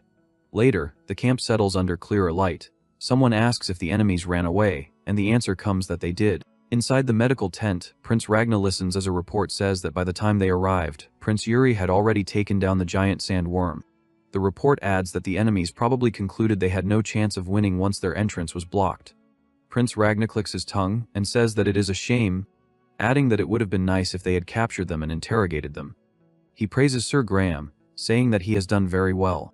Prince Ragna looks to Sir Graham and says that he has done very well. He adds that they would have lost a core member of the Allied forces if Graham had been even a little late. Sir Graham lowers his head and says that he is thankful. Ragna dismisses him and says that he may leave now. Afterward, Ragna stands over Prince Yuri's bed and clicks his tongue. He says that Yuri always has to make a fuss. Watching Yuri lie unconscious, Ragna says that it feels like the entire Allied force exists just to highlight Yuri. Then he thinks that it is as expected, and he concludes that this is what it takes to be Yekaterina's partner. Yuri stirs and lets out a strained groan. Later, Yuri jolts upright in the bed with a sharp gasp, sweat on his brow. He curses under his breath and wonders what kind of nightmare that was. Clutching his head, he thinks that it feels like he has been foretold a terrible future. A voice from the doorway asks if he is awake. Yuri turns and says Sibylla's name as she steps inside. Sibylla approaches with a relieved look and Yuri asks how the situation is, demanding to know if everyone is safe. She tells him to calm down and says that the battle ended well. Sibylla explains that while Yuri was unconscious, the Allied forces moved for another 2 days. She adds that everyone has been considerate so Yuri can focus entirely on recovering. Then she asks how he is feeling and says that she reckons his mana is restored. When Yuri shifts and tests his body, Sibylla smugly says that he can thank her for that. She boasts that he does not get holy treatment from the Holy Kingdom's princess every day. Yuri exhales and says that, fine, he is thankful, addressing her by name. Yuri then asks where they are right now. Sibylla invites him to look outside and says that she is sure he will be surprised. She leads him out, sunlight washing over the camp as they walk side by side. Yuri freezes as the view opens, starting to say that it is while Sibylla watches his face and asks what he thinks. She points toward the distant walls and says that it is the Allied forces' final destination, Okua's fortress. She says that they are finally there. Yuri answers that they are, agreeing without looking away. Sibylla turns serious and says that she has to thank Yuri first. Yuri reacts with a small, confused sound. Sibylla says that without Yuri, they would not have made it this far. And she adds that even if they had, they would have had far more casualties. She says that she feels so fortunate to have Yuri with them. And she thanks him again, her hand lightly gripping his arm. Yuri swallows, then asks if she is that grateful, could she do him a favor? Sibylla repeats the word, surprised, asking what favor. Yuri hesitates, then carefully says that if Sibylla is okay with it, he wants her to pretend they are dating. Sibylla blinks and demands to know what that is supposed to mean. Yuri scratches the back of his neck, tense, and says that he thinks Ragna's marriage proposal might come his way, and he insists that it is something he absolutely wants to avoid. He adds that it would not be so bad for Sibylla either, then asks if her brother would not try to marry her off once she returns to her homeland. Sibylla studies him for a beat, then relents and says that it is fine. Yuri's eyes widen as he blurts out that she really agreed. Then she raises a finger and says that there is a but. Sibylla smiles sweetly and says that there is one condition. Sibylla faces Yuri and says that she has a condition. She explains that since this is something done under her name, she cannot exactly do it without any stakes. With a bright smile, she proposes that they keep it clean and simple by using a wish token. Yuri stiffens and starts to say that it is a bit much. Sibylla leans in, sharp-eyed, and asks what, then asks if he is scared she might ask for something weird. She shrugs with a sly grin and says that if he does not like it, he can look for someone else. Yuri averts his gaze, rubbing the back of his neck in silence. Then she asks who the marriage proposal is with that he has to go this far to avoid. Yuri answers plainly that it is the crown princess of the empire. Sibylla snaps in disbelief, and she immediately demands why he is not thankful for such an opportunity. He insists that he has no reason to be grateful, reminding her that he is a prince too. Yuri asks what she means. Sibylla explains that the empire has higher national prestige than the Brails, and she adds that the princess has beauty and a great personality. She says that the princess pretty much has everything, implying he should be thankful for it. Yuri folds his arms, face darkening, and says that he does not want to get married. He says that the princess's personality is just a mask, and he insists that he can see that. He turns away and says that, anyway, about the wish token she mentioned, he will postpone this and look for a different method. Before he can go, a loud call cuts in, and Yuri flinches at being addressed. Prince Ragna strides up with his escort and says that he was just about to report Yuri's amazing performance to the homeland. He laughs and says that he thought Yuri would be sleeping for at least 4 days, but he has already healed up, calling him incredible. Yuri answers politely that he is thankful to his highness. Ragna throws an arm around Yuri's shoulders and says alright, then says that his niece seemed super interested in Yuri's news. Yuri's eyes widen as dread spreads across his face, and Ragna, glowing with sudden excitement, thinks that this is such a great occurrence, then smacks Yuri with brisk, repeated hits while still smiling. Yuri, sweating, snaps internally that wish token or whatever should be fine and silently begs for help, then calls Sibylla's name like a plea. Ragna steadies Yuri as he wobbles, and Sibylla hurriedly tells Ragna that Prince Yuri has not been awake for long, asking him to be considerate so Yuri can rest and stabilize a little longer. She steps forward with practiced grace and Ragna says that she must be the princess of the Holy Kingdom, then asks her what his name is again. She answers that her name is Sibylla Arsaint, addressing him as his highness. Ragna observes that she seems to care about Yuri quite a bit and asks if they are close. Sibylla holds Yuri's arm and says that they are not just close, then announces that they are in a relationship. Ragna freezes in shock, heart effects practically bursting from the couple, and he turns on Yuri in clear frustration and asks if it is true. Yuri forces a strained smile and says that it is true. Ragna clicks his tongue, then awkwardly says that they look great together. He says they can talk more about it later, adding that he is sure both of them are already awake. He then says that they will be having a final battle against Okua soon, but because of all the relentless battles and the long march they have endured, they are planning to advance forward only after taking some time to rest. As the camp settles at sunset, the soldiers listen while Ragna explains that they have to be fully prepared, because this is their long-awaited final battle. He adds that, conversely, the orcs will try to exploit their vulnerability in a new way. He shifts his tone and says, however, they have strong individuals from all over the continent, from the Empire, the Bryals, and the Holy Kingdom, and he finishes by saying that they cannot lose to some orcs now. Prince Ragna stretches his hand toward Okua's fortress under the blazing sun, and says that starting now they will be exterminating those filthy creatures of unknown origin. His fingers curl into a fist, and he adds that they will have the entire continent know their name. Watching the horizon, Yuri thinks that with a single-minded resolve to undo the failures of his previous life, he joined the Allied forces and advanced all the way to the doorstep of Okua without suffering a single defeat. He thinks that it has been 5 years since he regressed to the 13th year of his life. He thinks that ever since then, he trained his body and technique, reclaimed the legacy of his ancestors, and kept those who would share his destiny by his side, bound by the fetters of fate, taking a course of action clearly improved from his previous life. As the sky burns gold, Yuri thinks that now that he has reached a level where he can stand shoulder to shoulder with the continent's strongest, only now has he come face to face with the very first culprit who brought about the Braille's fall. He states in his mind that his sole purpose is to stop the fall of the Braille's, and he vows that this time he will make sure to protect his nation. Night falls over the Granzian Empire's imperial palace, and inside, wine is stacked and carried through a lavish gathering where nobles lounge and drink. As glasses clink, someone says that since they are talking about it, they should mention the news about the Allied forces. Another dismisses it and says that it is out of their interest, then asks if anyone heard anything interesting about them. A voice answers that they are about to have a final battle soon. Someone reacts with a gasp and says that is surprising. Another adds that from what they heard, the Allied forces are undefeated. Then someone praises that it is as expected of their highness and calls it incredible. Another person mutters that even so, His Majesty will not even spare him a glance. And a man laughs and warns that they should not be saying that in the imperial palace. A woman lifts her glass with a bored smile, and says that they should move on from such a boring topic. She says that everyone must be aware of the third Prince of Bryal, who has been performing very well in this war, and she asks if that is correct. A reply comes that of course it is. The woman then asks if anyone has any news about him, while one attendee quietly admits they remember him because they like his appearance. A woman answers that from what she heard, he has been talking about a marriage proposal with the princess of the Holy Kingdom. Another reacts with an excited exclamation. From the far side of the room, a long-haired figure repeats Yuri Bryal's name as if confirming it. Someone gushes that it must be love formed in the battlefield, and another swoons that it sounds romantic. A calm voice cuts through the chatter and says that it seems they are talking about an interesting topic. The room stiffens as heads turn and people falter mid-sip, stammering and rising in a hurry.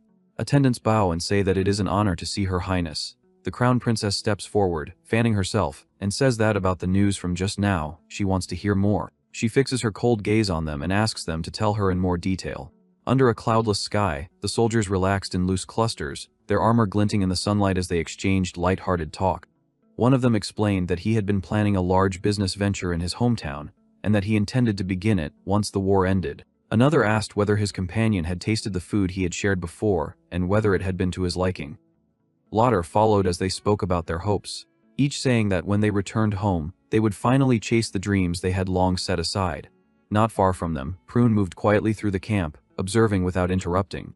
He reflected that everyone had been getting along surprisingly well lately. He remembered clearly how, on the first day, they had barely exchanged a word. Now they stood together as comrades. As the Knight of Bruzen, Prune felt a quiet pride at the change. The conversation shifted, and he overheard some of his subordinates mention that they had heard rumors of becoming quite popular throughout the Empire. Another soldier responded that it was not them who had earned such fame, but rather Prince Ragna or the Prince of Bryal. He admitted that he felt deeply envious of the prince's recognition. Prone lifted his gaze to the flag fluttering above them, and found himself thinking of Prince Yuri of Bryal. From the beginning, Yuri had left a powerful impression. There had always been something intense about him. Yet Prone could not deny that Yuri's achievements were overwhelming. It was Yuri who had shaped the current spirit of unity, Yuri who had drawn them together and made them fight as one. Realizing this, Preen understood that much of their strength now stemmed from him. One of the soldiers suddenly noticed Prune nearby and asked when he had arrived. Preen scratched his head as he stepped closer and replied that he had seen them sparring and had simply come to watch. Yuri remarked with amusement that it sounded as though Prone wanted to join in. Prone remembered that Yuri had once asked whether he would like to spar, and had even suggested that Prone could inform his master, since his master seemed bored lately. Prone quickly insisted that he truly had no intention of fighting and that he meant it sincerely. Instead, he suggested that Yuri visit Bruzin after the war. He added that he would be honored to show Yuri the Sea of Bruzin. Yuri laughed and replied that he would remember that invitation. He suggested that once they defeated the orcs and the war ended, they should hold a grand feast together. Without warning, bells rang out violently across the camp. Beneath the bright sky, a dark and violent aura surged toward them. A frantic voice cried that the enemy was attacking. Ragnar's eyes sharpened at once as he fixed his gaze on the approaching threat.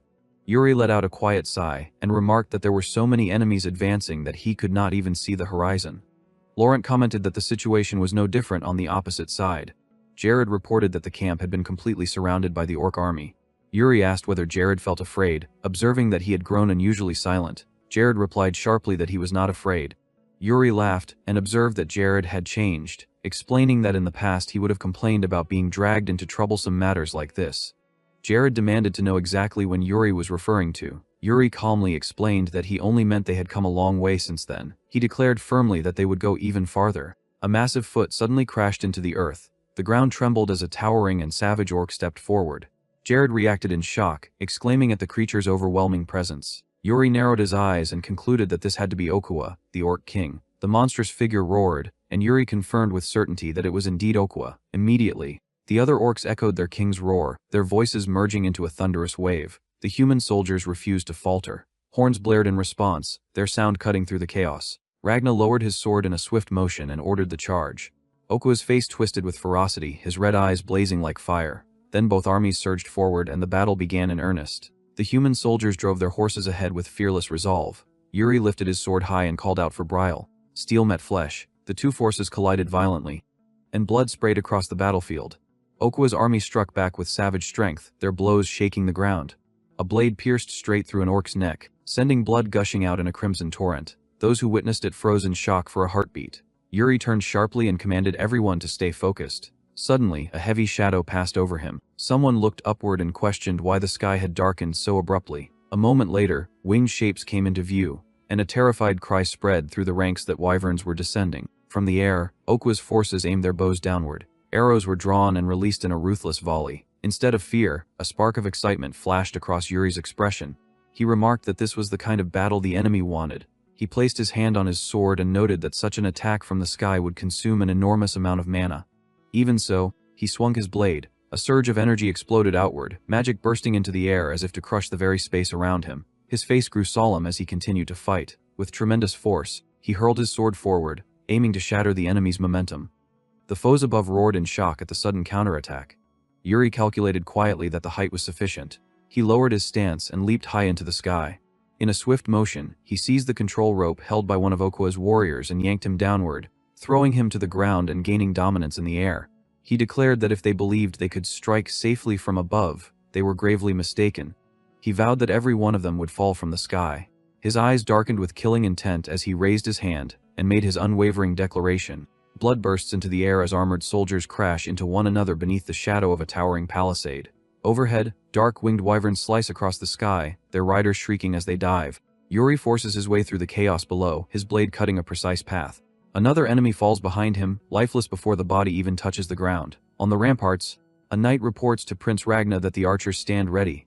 Ragnar does not answer at once. He keeps staring at the sky, his gaze fixed as though he cannot tear it away from the sight above. When the soldier calls to him again, Ragnar finally responds in a low, tired voice, admitting that he truly does not know what to say, because in his view there is no one more unhinged than Yuri. High above the battlefield, Yuri clings to the back of a wyvern, weaving between incoming attackers. An orc rider lifts a bow, and Yuri immediately recognizes the danger. A lethal storm of arrows tears through the open air as riders surge toward him from every direction. He remains steady, posture firm, eyes narrowed as he reads the wind, measures distance, and anticipates each strike. He remarks that the wyvern beneath him is impressive. Without slowing, he speaks to the creature directly, saying that it should think for itself rather than throw away its life for the sake of the orcs. He presses further, arguing that even a small act of resistance could help save others of its kind. The wyvern reacts with visible irritation, snapping in defiance. Yuri laughs, taking that stubborn response as proof that the creature understands him. He declares that if that is the case, then they should unleash everything. The wyvern plunges downward, and Yuri commits to a direct breakthrough. Wind rips at his cloak as he swings mid-dive. His sword flashes once in a clean, decisive arc, and an enemy rider is cut down instantly. He absorbs the recoil, but two more orc riders pursue him. In response, he twists into a mid-air somersault and drops sharply. Aura gathers along his blade, and with a single brutal strike he cuts both pursuers down. He states calmly that it is finished, as though marking the completion of a simple task. Then he lands heavily back onto his own wyvern. For a brief moment, the sky seems to belong to them. Yuri acknowledges inwardly that this exchange favored their side. Yet his expression hardens as more wyverns close in. He calculates that eliminating them one by one will consume too much time. Green-tinted energy coils along his arm as he decides to shift his approach and apply his power differently. Below, the front lines begin to buckle under mounting pressure. A commanding voice shouts that the soldiers must not be pushed back, and that they must hold the line. The response comes in strained breathing and pained groans from the ranks struggling to endure. A knight cuts down an advancing orc but staggers as more enemies flood forward. He curses that they seem endless. Before he can steady himself, he senses a change in the air. He freezes, confused, as the wind begins to spiral violently, growing stronger with each passing second. He wonders aloud why the wind is behaving so strangely. Faces tilt upward. A green spiral forms in the sky, and someone cries out Prince Yuri's name. The roar of battle dulls under the oppressive weight of gathering mana. Yuri defines the technique in his mind as power shaped by will, a slash that severs the soul. He understands it as the rotational force of the wind-ring sword compressed into concentrated wind, released in a single instant. His gaze sharpens as the green current coils tightly around him. He calmly confirms that the power is stable and considers extending its range. The vortex thickens, swelling into a towering whirlwind that spears downward. It drills through the air and tears across the battlefield in a wide line, blasting dust, weapons, and bodies aside. Warriors on the ground stare upward in shock. One thinks that this must be the third Prince of Brial, the one they had only heard about in rumors. Another observes that the strength of a single man rivals that of an entire squad. As Yuri descends, someone comments that his techniques are overly flashy. Yuri mutters that they have already begun nagging him the moment he lands. He casually declares that he will name it the spinning whirlwind sword, only for someone to respond bluntly that the name is terrible. Yuri turns toward Jared and asks what matters most, the condition of the ground battle. Jared reports that thanks to Yuri, no aerial damage has been sustained, but that is the extent of the advantage. He warns that the main clash of forces remains intense and that if even one side falters, the entire formation will collapse. Yuri decides that he must move across the field and provide support wherever needed. He shifts his attention to another ally and inquires about him. The hooded man introduces himself as Gaunt Meriton, Baron of Fabane and Knight of Joachim, offering his greetings to the third Prince of Brial. Yuri acknowledges him and remarks that Joachim is a powerful ally. He adds that if Gaunt ever requires assistance, he should ask without hesitation. Gaunt stammers his gratitude, and Yuri immediately urges that they drive the orcs back further. Yuri checks on Jared again, asking whether he is already exhausted. Jared answers firmly that he is not. Yuri states that every additional swing of their swords means more lives saved. He orders Jared to hold the front line. Jared answers in agreement, and the fighting continues relentlessly. Knights fall in great numbers. Orcs fall just as heavily. Screams mingle with the harsh clash of steel. The air thickens with the sense that the war is nearing its conclusion. As silence slowly settles, purchased with countless lives, the sun sinks toward the horizon. Around that moment, something shifts once more. An orc releases a furious howl. Instantly, soldiers clutch their heads, crying out in agony as they stagger beneath a sky stained red. Yuri drops to one knee, planting his sword into the ground for support. His eyes remain steady as he surveys the battlefield. He states that the one they have been waiting for is finally stepping forward. He notes internally that at last, Orkua has made his move. Yuri reflects that if Orkua truly joins the battle, then they still possess Master Noyan's chain as a counter. He observes that both armies have been locked in a brutal war of attrition. Yet despite that balance, something about the situation feels wrong. A brutal roar rips across the battlefield, raw and unnatural. Yuri's eyes sharpen at once. He curses that the orcs they had already killed are still rising and moving. He shouts that Brial must prepare immediately, warning that the orcs are about to descend into a berserk frenzy. The berserk wave slams into the allied formation like a tidal surge. Yuri moves with tight, controlled precision, striking and parrying as weapons crash against armor in a storm of sparks. He orders the soldiers not to give ground and commands them to hold the line no matter what. Nearby, a knight calls out urgently to the prince, telling him to look ahead. Through the crush of bodies and flashing steel, someone notices Orkua pulling back from the center of the fight and exclaims that Orkua is attempting to retreat. Yuri's jaw tightens. He declares that they cannot allow Orkua to escape under any circumstances. He immediately commands the troops to pursue him. The chase bursts forward in the midst of chaos. Blades gleam in the darkening light, bodies stumble and fall, a wounded soldier groans as he collapses, and the melee churns violently while Orkua's withdrawal carves a shifting path through blood and wreckage. Then night falls. Laughter rises from the exhausted soldiers, who proclaim that victory is theirs. Inside the command tent, several commanders gather around a map spread across a heavy table. One of them boasts that Orkua's retreat can only mean they have achieved a great triumph.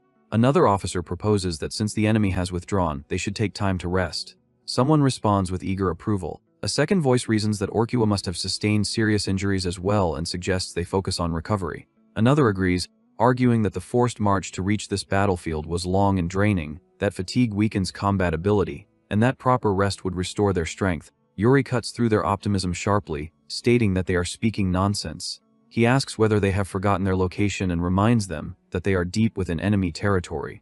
He warns that they have no idea what schemes Orkua might be preparing and questions how they can casually discuss resting under such conditions.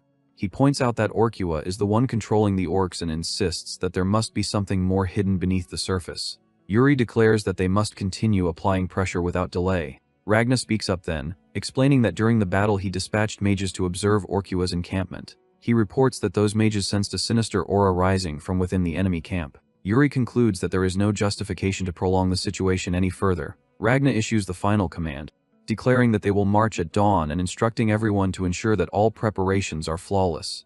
The gathered commanders respond together that they understand. As the meeting disperses, Ragna calls Yuri's name. Yuri approaches the command table and asks whether he has been summoned. The blonde commander states that there is something he must discuss privately and demands that Yuri keep what he is about to say absolutely secret.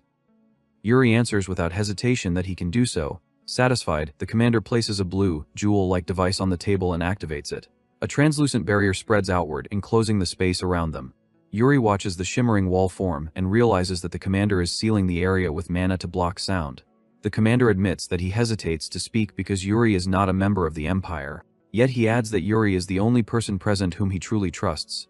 He asks whether Yuri remembers the letter they destroyed earlier. Yuri replies that he remembers it clearly and states that the letter claimed the Emperor had formed a secret pact with Orkua. The commander then reveals that someone within the Empire is wielding black magic. Yuri falls into sharp silence at that statement. The commander continues, explaining that the events of the day demonstrate what Orkua can achieve through black magic, even suggesting that Orkua can seize control of his enemies. He admits that they still do not know how far that influence extends. Yuri asks whether he suspects a traitor within the Allied army.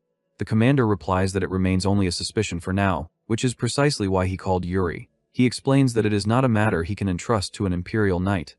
Yuri promises that he will keep a careful watch on everyone. The commander's stern expression shifts into a sly grin. He leans closer to Yuri as if sharing a piece of gossip and asks whether, once the war ends, Yuri would like to meet Ekaterina. Yuri responds flatly that he already has a girlfriend. The commander bursts out in disbelief, protesting that he cannot possibly accept that claim. Yuri, visibly flustered, insists that he is telling the truth and urges him to believe it. Outside the tent, the night air feels heavy. Ragna continues speaking, explaining to Yuri that relationships between men and women can collapse in an instant, and that even friendships tend to grow distant and strained as people age. Darkness slowly fades into a clear morning sky. Leaves drift lightly on the wind. A horse's eyes catch the sunlight as it stamps and surges forward. Mounted knights assemble in formation. A soldier reports to the prince that all units are ready, and the prince answers that he understands. Yuri asks what they intend to do about Master Mang Chan. He is informed that the master remains inside the camp and has stated that he is performing internal energy circulation, claiming that he will step forward when the appropriate time arrives. At the front, the prince surveys the ranks and notices far too many empty spaces where comrades once stood. He reflects that after enduring countless brushes with death and stepping over fallen allies, they have finally arrived at this decisive moment. Yuri calls out Brile's name, and the prince thinks that no awkward words of comfort can ease the pain of the lives they have lost. Yuri lifts the Brile flag high and declares that this will be the end. With bright laughter, he remarks that he has run out of speeches as well. The knights around him laugh in response. Soldiers shout that they will meet again alive once this is over, and Yuri vows that he will pay for a massive round of drinks afterward. A horn is raised and emptied in one long draft. Yuri orders all forces to advance and the command to charge rings out. The cavalry surges forward as one. Hooves thunder against the earth, banners snap in the wind, and the final assault begins. Amid the chaos of the battlefield against Okua's army, a soldier turned toward a thunderous noise as Brile's banners whipped violently in the wind. A jubilant voice proclaimed that Brile had arrived and ordered the troops to clear a path to the fortress, shouting in triumph as soldiers moved in and surrounded the battlefield. Yuri urged his men to move faster and follow him, and his subordinates answered in unison that they would, addressing him as Sir. With a sharp, assessing gaze, he explained that the structure ahead was a siege tower, and said that it would serve as their foothold for a direct assault on the fortress. His face remained taut with concentration as he prepared himself for the fight ahead. At that moment, an orc charged with a savage roar that shook the field. Yuri instantly drew his sword and declared that it was indeed that bastard before him. He swung without hesitation and sent his blade slashing forward, a pale streak tearing across the ground. The orc hastily raised its weapon to block, groaning in pain as an enraged howl burst from its throat. Both Yuri and the orc stared at one another with fierce resolve, and then Yuri's blade began to shine with an ominous glow. He spurred his horse forward with unwavering resolve, rushed ahead at full speed, and then sprang high into the air. When he landed, his expression was cold and his eyes were icy as he remarked that it had taken long enough. He then addressed the soldiers and declared that this would be their final battle. From his elevated position, Yuri looked down grimly and noticed the presence of black magic. He concluded that, just as expected, a sorcerer had been deployed there as well. Jarod reported that the preparations had been completed exactly as instructed. Yuri praised Jarod for his work and pointed out that the enemies before them were elite troops strengthened by black magic just like before. He said that Dispel likely would not work a second time and observed that the stage had already been prepared for them. He then asked whether they should begin and ordered Simon to raise the flag and signal their position to the commander. The soldiers answered that they understood. Yuri was the first to charge, calling for everyone to move. The moment the signal was seen, Ragna exclaimed that they had received it and that Brial had found Okua. Inwardly, he thought that Yuri had accomplished it sooner than expected and silently admired him for it. Ragna immediately ordered the signal to be relayed and commanded that the elite troops be mobilized. Prone burst into laughter and declared that they were finally entering the real fight, then told Fennec that they were moving. Sibylla answered at once that she understood. Unis was plainly written across the soldiers' faces as the brutal clash between both sides exploded in full force. While advancing step by step, Yuri stated that everyone surely already knew the plan. He explained that the main force would hold the line, while their role was far simpler and far more dangerous. They were to kill Okua. The monster's roars rolled across the battlefield without end. Yuri pointed his sword forward, smiled with calm confidence, and ordered everyone not to die. Then he threw himself into battle against the towering foe, his strike swift, sharp, and unyielding. Sibylla refused to be left behind and focused with fierce intensity. She suddenly leaped down from above and called for Fennec to move. He responded at once, addressing her as Your Highness. As he fought, Fennec reflected that people from different lands and different walks of life were standing together, protecting one another in the same battle. He believed that no battlefield could be more glorious for a knight than one like this. At the same time, Prone continued gathering power before bringing his sword down with a mighty shout, fighting without pause as sparks burst from every violent collision of steel. A faint smile touched Yuri's lips as spiritual energy flowed into him and his gaze turned sharper and more dangerous. Then he released a tremendous wave of power that swept across the battlefield. Afterward, he came to a sudden stop just as another orc lunged at him. His keen eyes caught the attack in time, and he barely managed to block the crushing blow. Even so, he realized that Okua still had not made its true move, and Master Mo had yet to appear despite how far the battle had escalated. Though their side clearly held the upper hand, an ominous feeling of DAG view clung to him, and he wondered whether he had overlooked something crucial. Then the orc suddenly collapsed to the ground, leaving Yuri frozen in shock. But before his eyes, its body began to twist and mutate into something grotesque. Horrified, he thought that such a thing should have been impossible. Rage and panic surged through him at once, making his entire body tremble. He rushed forward and shouted Okua's name. Before him stood Okua in its most terrifying form yet, its eyes burning with savage madness. Okua raised its sword high and brought it crashing down, unleashing an explosion that made the earth itself tremble. In a voice as cold as ice, Okua asked whether Yuri had only now begun to understand, then laughed at him with open cruelty. It mocked him as a fool and sneered that everything was already too late, declaring with vicious delight that Yuri too would soon become a living sacrifice. In the span of a few moments, the entire area was reduced to rubble and engulfed by dense black smoke that twisted endlessly into the sky. Inside that hollow wasteland, a savage laugh rang out again and again, harsh and eerie as it echoed through the destruction. Yuri fell into grim thought and finally realized why Master Mo had not yet appeared. It was because even he could not cut away black magic. At once, Yuri concluded that until Master Mo arrived, he would have to at least break the sorcery himself. Okua, overflowing with brutality, swung its enormous arm in a vicious strike. Yuri dodged with composure, though a pained groan slipped from him as the impact alone split the earth into jagged layers. Clenching his sword with both hands, he drove it deep into the ground. His body shook as he admitted inwardly that he could not continue like this for long and had no idea how much more he could endure against a monster of that level. Even so, once he understood what had to be done, he resolved that he could not retreat simply to save himself. Straightening himself with stubborn pride, he declared that this would be all or nothing. Okua observed that the strange sword was cutting through their very essence. Yuri answered immediately that this was true, then warned that it would be wise to start fearing him, because he had no intention of dying without a struggle. Then he caught sight of something. He realized that the substance pouring from the orcs was being drawn into Okua's back. Crimson streams of energy continued to leak into the monster's spine without end. All around him, desperate voices cried out for help, begged to be released from the agony, and lamented that the suffering was so unbearable they would rather die. Yuri said grimly that this was the worst possible outcome. In that instant, he understood the truth. The source of the black magic was the souls of those who had been devoured alive, souls that were being exploited even after death. He resolved that he had to end everything there and then. Okua remarked upon how recklessly he was charging straight in from the front. Okua exposed its razor, like teeth, and lunged forward, mockingly calling him a foolish human.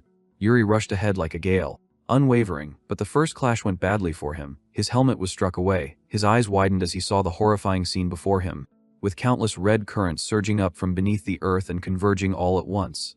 In the next instant, everything seemed to break apart amid shattered fragments and a cry of frustration. Yuri dropped to his knees with blood running down his face. Black cords had bound his hands tightly. Okua's contemptuous voice returned and declared that all his efforts were meaningless, saying that this was the limit of his struggle. Then the sword in Yuri's hand suddenly began to shine. With fierce anger, he ordered the voice to shut up and proclaimed that he carried far too many burdens in this life to fall in a place like that. Driven by fury, he swung his blade and cut through the black restraints with ease. In a burst of light, he shot forward like lightning and unleashed a relentless storm of attacks on his enemy. Grotesque spirit faces rose amid the chaos, while a brilliant radiance poured down over the battlefield. Okua admitted that he was better than expected. Exhaustion immediately flooded Yuri, and he realized that he could no longer see the souls. Just as he began to think he had succeeded, a massive hand suddenly appeared nearby. Without hesitation, he shifted into a defensive stance, but the blow still slammed down with enough force to split the earth apart and send him flying. He crashed into the thick smoke and cried out in pain.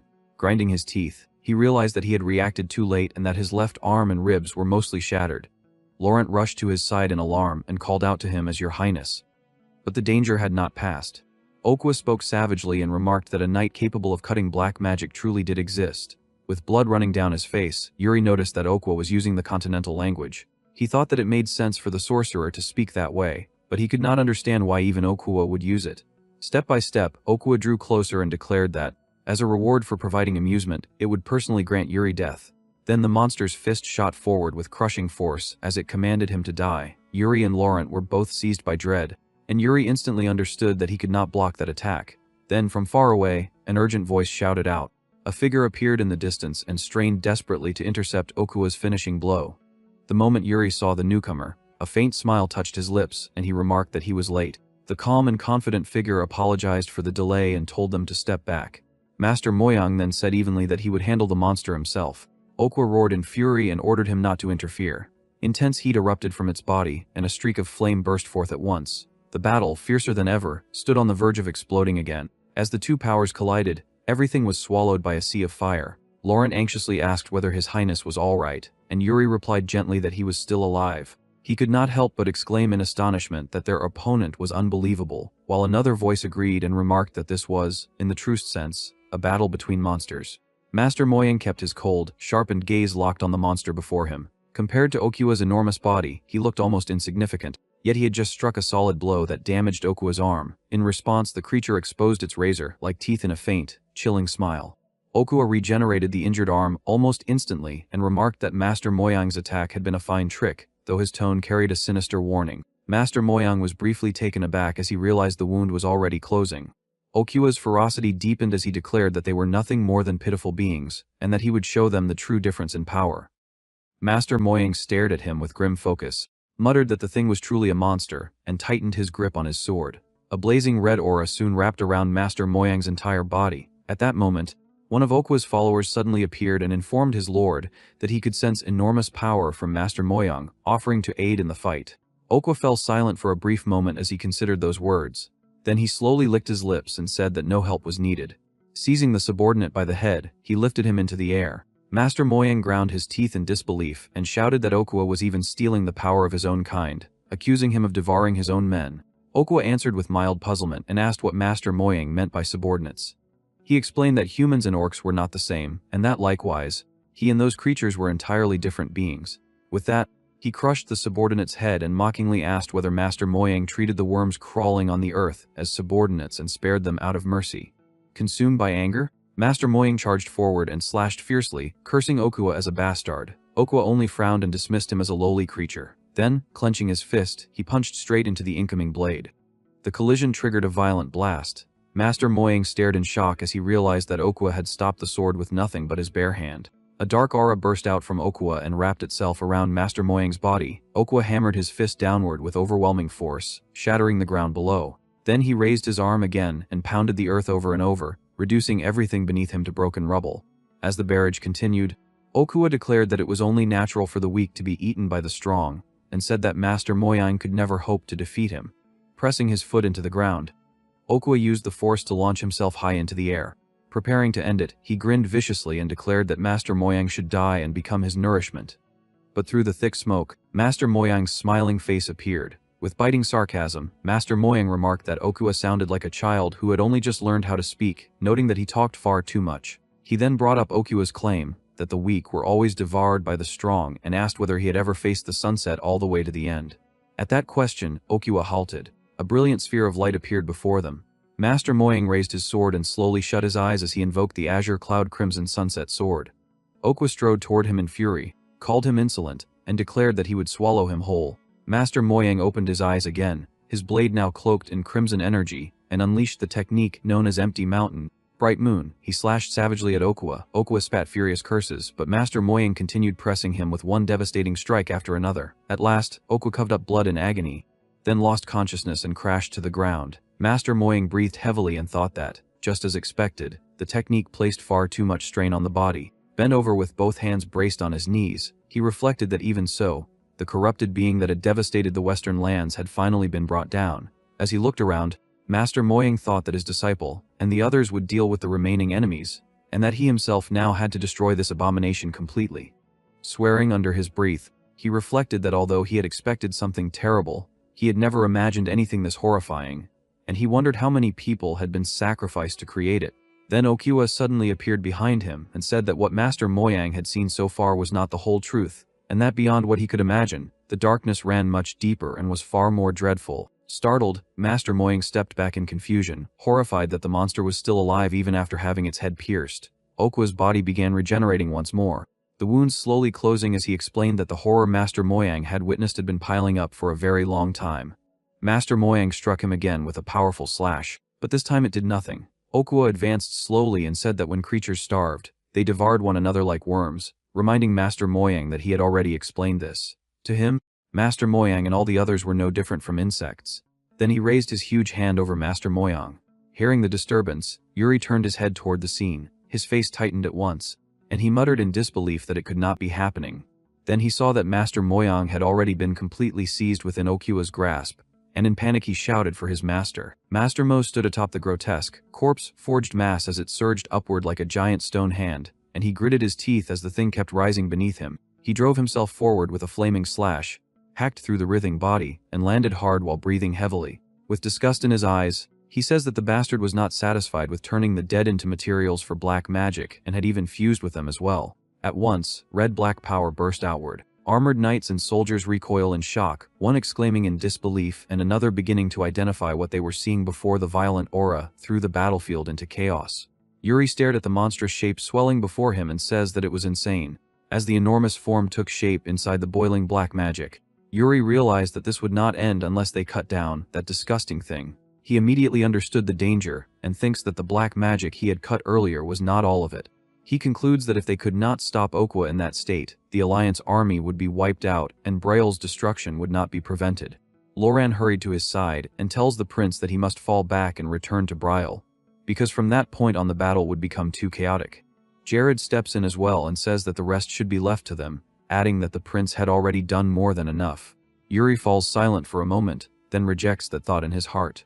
He thinks that there had never been such a thing as enough, that destruction did not wait for people to prepare for it, and that even if he retreated now to plan for the future, there was no guarantee a better chance than that one would ever come. He clenches himself back into motion, turns to them, and asks what exactly he was supposed to withdraw from. He asks whether they truly believed they could fight properly without him. Inwardly, he confirms that now that they had come that far, there was no turning back. He calls Jared and Loran by name and says that he was giving the next order. He declares that they would defeat Okwa and seize a certain future. He orders them to send a messenger and signal Hernando to stand by, then spread out and eliminate every black mage hiding in the camp. As the two men answer at once, Yuri studies the towering monster and concludes that now that Okwa had grown that large, physical attacks alone had clear limits. While Master Mo continued battling the abomination head-on, Yuri realized what they had to do. He thinks that they needed to create an opening in the dispel and pour in magic. Ahead of them, Okwa roared under the red-black torrent while Master Mo kept meeting it with blazing sword strikes, forcing flame and steel against the swollen body. Even so, the monster's black magic continued to crawl and rebuild around it. Then Prone entered the fight. Wrapped in blue force, he rushes in and shouts that he would join the battle, then drives his blade into Okwa with a surge of power. The giant recoils, but its stone-like flesh and black aura surge again. With murderous contempt, the monster declares that they were mere insects like them, then slams its power downward hard enough to blow men away and spray blood across the ground. Master Mo lunged back in without hesitation. He shouts that Okua's opponent was him, roars, and throws himself into another exchange. Fire blazed around him as he carved across the giant's body again and again, each impact bursting with heat and debris. Okwa answered with crushing force, but Master Mo refused to yield and kept drawing the monster's attention to himself. Watching the clash, Yuri lets out a low breath and admits to himself that there was not enough time to find and eliminate all the hidden shamans. Even so, he does not retreat from the conclusion. He steadies his sword, measures the battlefield, and thinks that if they could reduce the shamans' numbers even a little, they could split the black magic surrounding Okwa. With that resolve fixed in his mind, the soldiers moved to carry out his orders while Master Mo and the others continued to hold the monster in place. Yuri fixes his sword upright and thinks that if he can split the black magic and break the spell around Okwa even once, that alone will be enough. Okwa immediately senses him and snarls that an annoying insect is crawling up. It orders the surrounding orcs to tear Yuri's limbs off and lay them before it. The orcs rush in at once, but Sebela and her knight cut across them and throw themselves into the path. She calls out that Yuri is planning something and says that she will cover him. Fennec tells Yuri that they will hold the enemy back, so he must hurry. Amid the clash, Yuri steadies his breathing and feels the flow of black magic for himself. He realizes that it is swelling by absorbing death. He thinks that his mana has already reached its limit, that there is nothing left, and that his body can barely remain standing. Even so, a memory rises in his mind, telling him never to fear the enemy and to do what he believes in. Yuri accepts that to the very end, he will simply fulfill Brile's duty. He thinks of the weight carried by the name Brile, of the mission that name places on him, and resolves that he will simply carry it out. Elsewhere, Hernando watches soldiers fighting through the chaos and says that His Highness was right, because the orcs can no longer fight properly one by one. He concludes that Okwa is absorbing their lives through black magic, and that if this continues the allied army will be destroyed. An older mage approaches and remarks that Hernando has been staring at the battlefield. Hernando answers that the prince told him to be ready when the gap was made, and to use his magic at once. The older mage understands and says that although Brile's prince is exceptional, this situation is on a completely different level. When asked why, he explains that Okwa has become one with the black magic. He says that even if someone fully stops the life force flowing into Okwa, no one should have enough strength left to return to battle immediately, and that even if the prince truly creates an opening, only a handful of magicians in the allied force, or even on the continent, could land a spell powerful enough to critically wound Okwa. Hernando calmly replies that there is no need to worry about that part.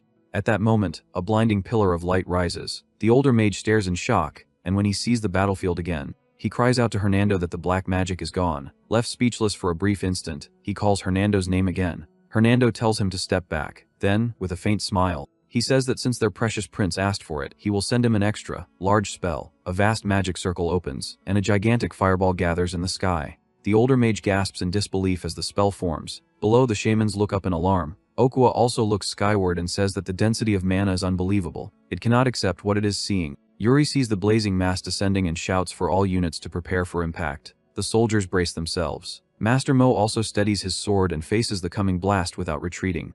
Then the spell crashes down.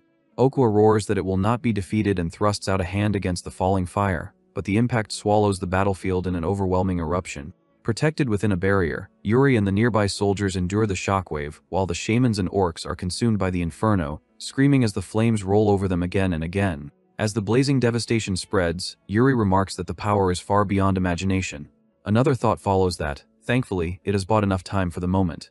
And through the raging fire, Hernando directs the spell toward the monster and declares that Okwa must burn to ashes. Sebela lets out a tired sigh and tells Yuri that if he ever makes a move like that again, he should warn her first. Yuri answers that it was not really a plan, only improvisation. Looking over the scorched battlefield, she says that the result is outstanding, because Orkwa and his orcs are ashes now. Yuri stares at the ruins and wonders whether it is finally over, but his eyes suddenly sharpen. From the burned wreckage, a blackened mass rises. Orkwa, barely holding together, says that it is not over yet, and that insects like them will never be able to defeat him. Yuri steps forward and says that Orkwa already lost, that nothing remains to keep him alive now, and that he should accept his defeat. Orkwa glares at him, calls him the Emperor's dog, blames everything on him, and says that he will drag Yuri down with him. Even in that broken state, he lunges forward in one last attack. Before he can reach Yuri, a blue strike crashes down. Hernando steps in with cold composure and says that this is the end. Looking down at Orkwa, Yuri asks whether that miserable struggle is all he has left before death. Orkwa, collapsing further, says that this is not over, that black magic is darker and deeper than Yuri can imagine, that it will devour him one day, and that he will wait for that day to come. Then his body crumbles away. A soldier stares and says that it is dead. At once, the battlefield erupts. The soldiers shout that they won, that they survived, and that they really did it. Joy, relief, and every other emotion burst out together. Nearby, Master Mo quietly groans under the noise, clutching himself as the cheers roll on. Yuri breathes out, laughs weakly, and says that it finally feels real. He says that they did it. Then the soldiers spot him and rush over at once. They cry out to their prince and throw themselves at him in excitement. Yuri jerks back in confusion as they grab him, shout that they made it, and thank him for trusting them. More soldiers come charging in, yelling that they want in too and that they want to hug him as well. Yuri immediately realizes the danger, curses under his breath, and shouts for everyone to stop and stay back. No one listens. The soldiers pile onto him in a heap, shouting his name again and again. Buried under armor and limbs, Yuri weakly tells them to go easy on him. Someone yells that he is going to pass out. Another screams for everyone to move, while someone else demands to know who said that. And while the celebration swallows the field, something dark quietly stirs again from the remains of Orkwa. Dawn breaks over the field. The survivors declare that they have won the war. A priest says that it was a hard-won victory, earned by crossing the long, divine, and forsaken battlefield for months. Before anyone celebrates, he says that they must first remember those who sacrificed their lives for that victory. Standing before rows of covered bodies, he declares that God's gaze does not distinguish between high and low, and that the devotion and bravery of the fallen have been witnessed by the Lord. He says that their great sacrifices will become the foundation of the continent's future, and that those sacrifices must never be forgotten. Yuri faces the sunrise and says that may the Lord guide their spirits to paradise. At the priest's command, sanctifying flames rise to purify the bodies. Yuri quietly repeats the word paradise, then thinks bitterly that paradise is for those who kept the faith, while hell is for the deceitful. He silently recalls Stefan, Payne, Altos, Gate, Aymar, Gussendy, James, and Dyke. He thinks that he is still standing there instead of in hell, and concludes that all the living can do now is pray for the paradise of the dead and keep moving forward while carrying their wills. When the list of fallen brothers is concluded, Yuri grips his sword in silence and says that it had been a privilege to fight at their side. Then Yuri raises his eyes when he hears himself being called. He calls Gerald and Roland by name and tells them that there will be many more scenes like that, or even worse ones. He asks whether they are still with him. Laurent answers that he is ready, and Jared adds that he does not have a choice. Yuri accepts the answer, says that he sees, and tells them to follow him. A few days later in Bolshad, Yuri enters a bright hall filled with music, alcohol, and noisy laughter. He walks in with Laurent and Master Mo while barrels are opened and the victors celebrate. Yuri looks around and remarks that it is very loud. Laurent says that everyone seems to have become unraveled. Master Mo says that they have won and tells Yuri not to be too harsh. Laurent complains that it has only been 3 days and that they buried their comrades only a few days earlier. Yuri explains that this is exactly why people need something else to fixate on immediately. He says that if they do not, their minds will remain full of dead comrades. Laurent is moved at once and loudly says that he now understands Yuri's wisdom, while Yuri inwardly thinks that Laurent is only getting worse. The three then approach the royal table. Yuri offers thanks to His Highness for the invitation. Ragnar welcomes him warmly, tells Yuri to come sit, and also invites Sir Laurent and leader Mo to take their seats. After they settle, Ragnar raises his glass and says that everyone has surely guessed why they have been gathered there again. He explains that they have indeed gathered to celebrate, but also to deliver a message. He says that in recognition of everyone's effort in the war, they want to invite all leaders of the Allied forces to the Empire's festival. He adds that the Emperor himself is overseeing the festival and tells them to bring anyone they wish. One Allied leader cautiously asks whether that festival might be exactly what he thinks it is. Rania smiles and says that it is. Then he reveals that the event will be a swordsmanship tournament. At another table, Sir Gante repeats the word swordsmanship tournament with an uneasy expression. Yuri notices and asks him what is wrong. Gante awkwardly says that Yoheim is not known for sword skill, and that joining such a tournament would only embarrass them. Yuri listens and begins to think. He remembers that Yoheim is a mountain country that shares the Aloy range with the Empire. Because of that terrain, its people have always specialized in ambushes and guerrilla warfare. At the same time, he also knows that the newly expanded forces still lack proper discipline and become too relaxed too easily. Realizing that the situation can be useful, Yuri looks up and says that he has an idea. He proposes that Yoheim send a group of knights to Briol and says that Briol will train them. Gante is so surprised that he rises from his seat and asks whether Yuri is serious. Yuri calmly answers that of course he is. He explains that it will strengthen their relationship and also help grow the soldiers of both countries. Inwardly, Yuri remembers that when the Empire's serpent forces swept over the continent in his previous life, Yoheim had become their first target. He recalls that anything strongest against ground warfare always struggled in the mountains, and he concludes that Yoheim can become a strong ally capable of helping suppress the Empire. So he tells Gante to begin by sending only a single group first, and says that Briol will prepare a training course specifically suited to Yoheim. Gante is deeply moved and blurts out that the idea is brilliant. Nearby, a red-haired duchess notices Yuri but receives no greeting.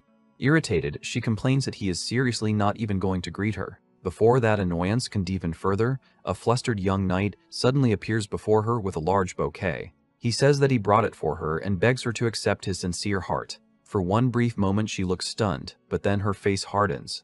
Enraged, she orders him to take those flowers to his damned prince instead. The young knight cries out in disbelief as her temper explodes.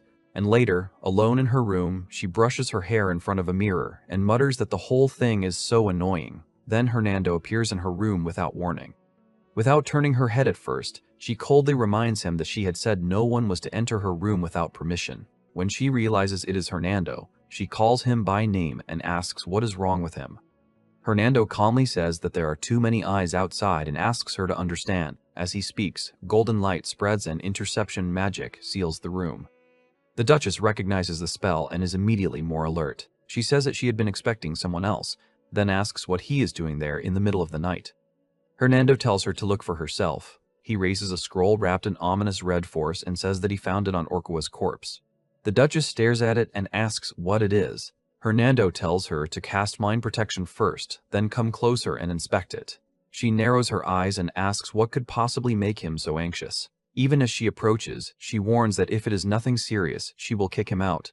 The moment she touches the scroll, the thing erupts. Scarlet letters explode outward and coil around her like living chains. She jerks back in shock as the room is flooded with unrecognizable script and malicious power.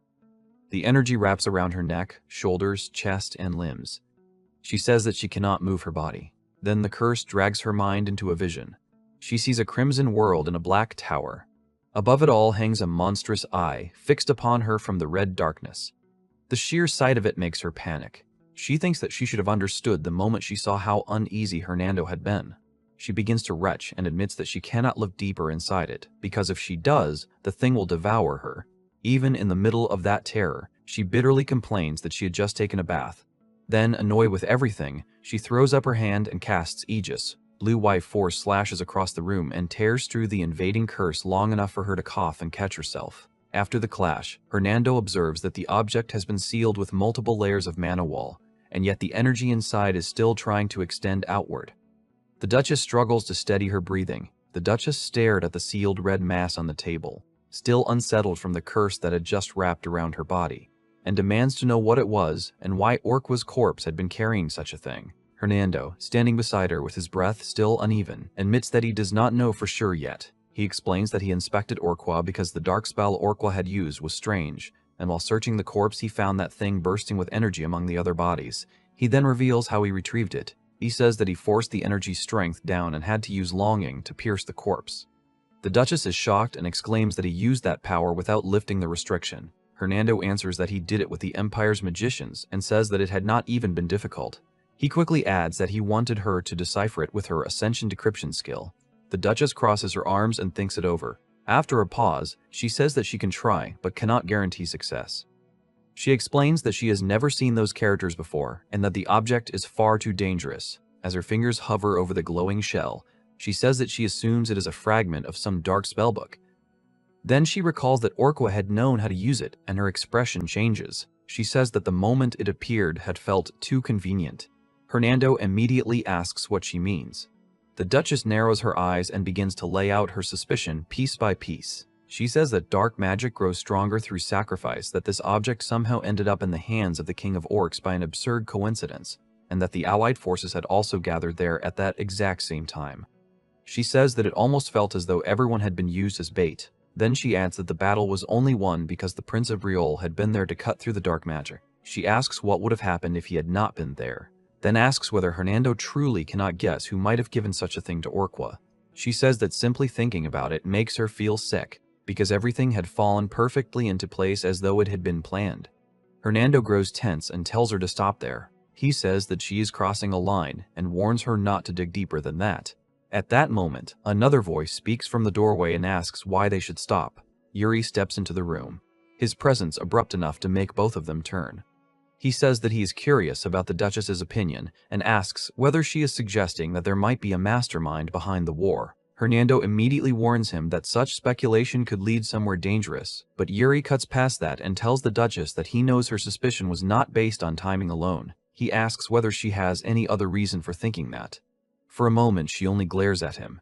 Then, instead of answering, her anger snaps in an entirely different direction. She demands to know why he is entering a lady's room without permission.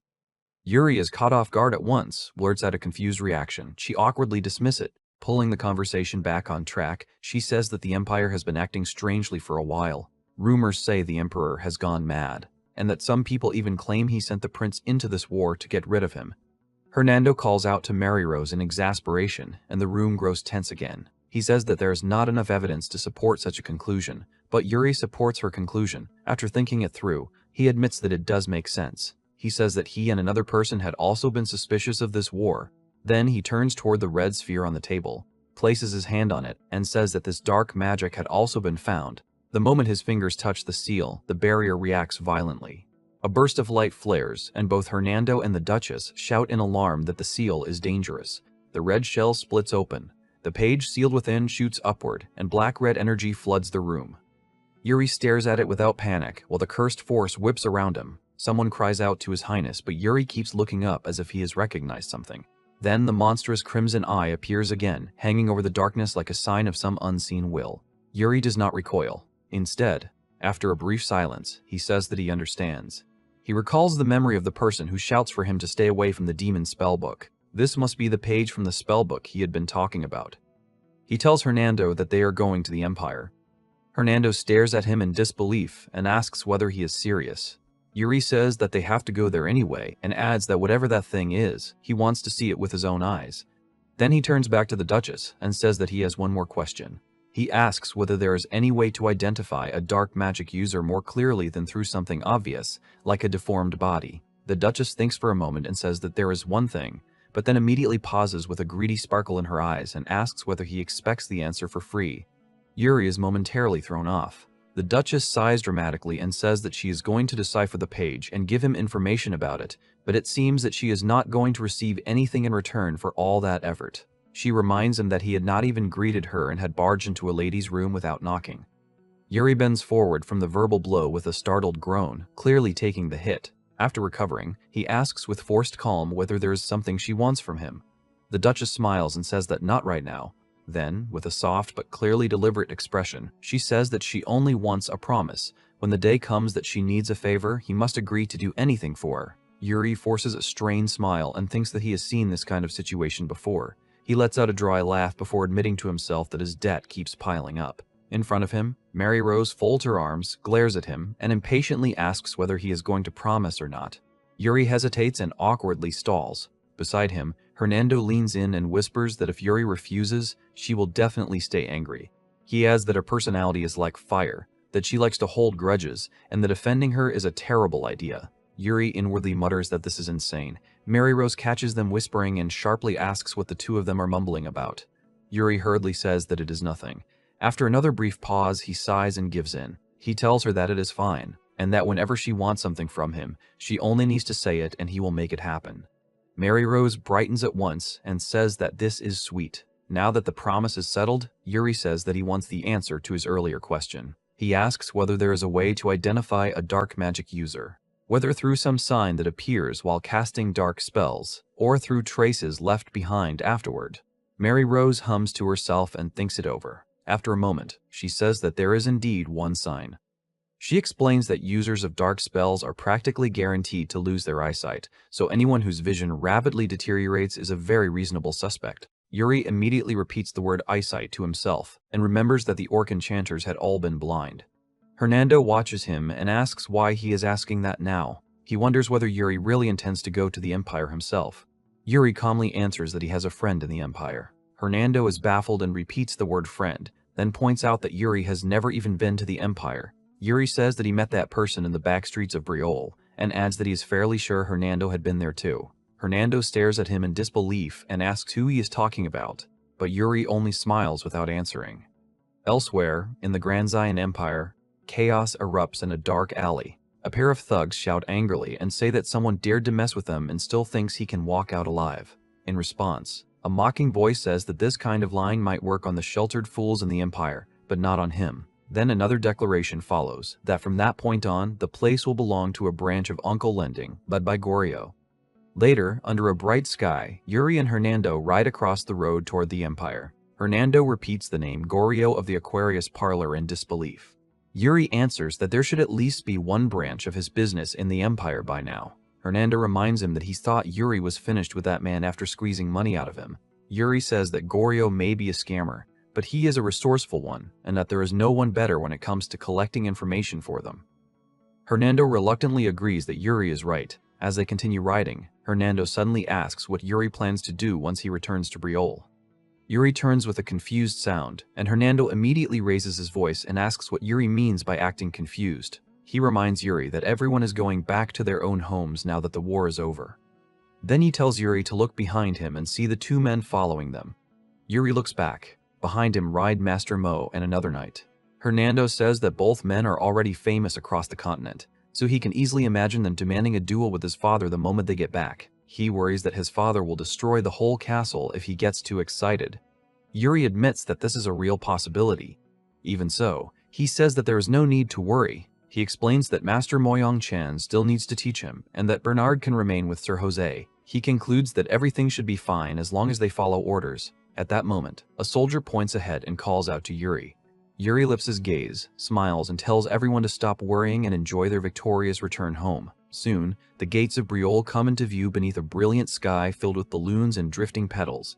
The city erupts in cheers as the riders enter. Voices from the crowd cry out that the valiant hero has returned. Yuri rides through the celebration while the people clap, wave, and lean from windows and balloons overhead to shower the procession with petals. Even so, Yuri narrows his eyes at his soldiers and wonders why they are acting timidly. Then he calls Gerald by name. Gerald answers at once. Yuri casually orders him to go get some flowers from the people. Gerald freezes and stammers in disbelief, but Yuri immediately smacks him and orders him to hurry. Gerald rides off in embarrassment and approaches a girl holding a flower basket. He awkwardly calls out to her, and the young woman shyly answers him. She asks whether he can come a little closer. Gerald leans down and asks whether this is close enough. Instead of handing him loose flowers, the girl suddenly places a flower garland around his neck and happily thanks him for protecting them. Calling him Mr. Knight, Gerald goes completely red.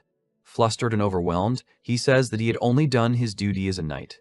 Behind him, the other soldiers stare, then burst into loud teasing. They laugh, point at him, and shout that he received flowers from the cutest girl around. Gerald, still blushing furiously beneath the garland, whirls around and yells at them to shut up. While Gerald kept blushing beneath the flower garland and insisted that he had only been doing his job as a knight, Yuri laughed at the scene. In the middle of that cheerful noise, someone calls for His Highness. At the palace entrance, Yuri finds Sir Jaime waiting for him. Jaime greets him formally and congratulates him on returning safely. He says that he has already heard the stories of Yuri and the allied force. Yuri answers modestly that it had all been teamwork. Jaime then says that he wanted to thank Yuri personally, so he came himself. He says that the orcs had been his lifelong enemy and bows his head in gratitude, thanking Yuri as Your Highness. Yuri watches him in silence and thinks that he cannot allow this old knight to spend the rest of his life only chasing peace after revenge. He addresses him fully as Jaime Theodore the Shield of Briol, and thinks that the only thing he can still do for such an honorable knight, a man who had protected Briel's borders for so long, is to let him find a worthy death on a true battlefield. So Yuri tells him that his job is not over yet. He says that the day he finds his true enemies will be the day Jaime fights his final battle. Then he asks whether he is still with him. Jaime answers at once that of course he is. After that, Jaime thanks Yuri for his time and says that he should head inside now. Yuri is informed that His Majesty and the other highnesses are waiting, and he moves on with a small smile. Soon after, a formal ceremony begins. The king stands before the crowd and says that he usually leaves this kind of ceremony to one of his sons, but not this time. He declares that their third prince, who had risked his life on the battlefield, has returned with glory. Yuri listens and thinks that none of it would have been possible without the others beside him. When the king comes down to him, he says that Yuri has grown up and even gotten taller than before. Then his eyes shift, and he notes that Yuri has also brought a strange guest with him. Seeing Master Mo beside Yuri, the prince calmly says that the man will exceed expectations. He even adds that his father might lose to him. The king dismisses that idea and says that Yuri is still too young to understand. Then the king throws an arm up and shouts that the heroes who brought victory deserve everything the kingdom has. At his command, bottles are uncorked all around them. The sudden burst sprays Yuri and the crowd with sparkling wine. Yuri flinches in shock while the people around him laugh and cheer. He turns to his father and asks who planned that. The king laughs and says that he cannot tell him yet. He adds that the culprit had said he did not want to hear Yuri get angry after finding out.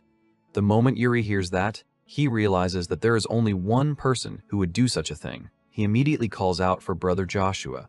Joshua is caught red-handed with a bottle in his hands, lets out a startled cry, and bolts. As he runs, he says that this is a welcome ceremony and that Yuri should just enjoy it. Nearby, his maid watches the lively scene and thinks that it feels like only yesterday when the prince had still been a problem child. Watching him catch his brother in a tight hold, she says that Yuri looks amazing now. The warm celebration continues around them.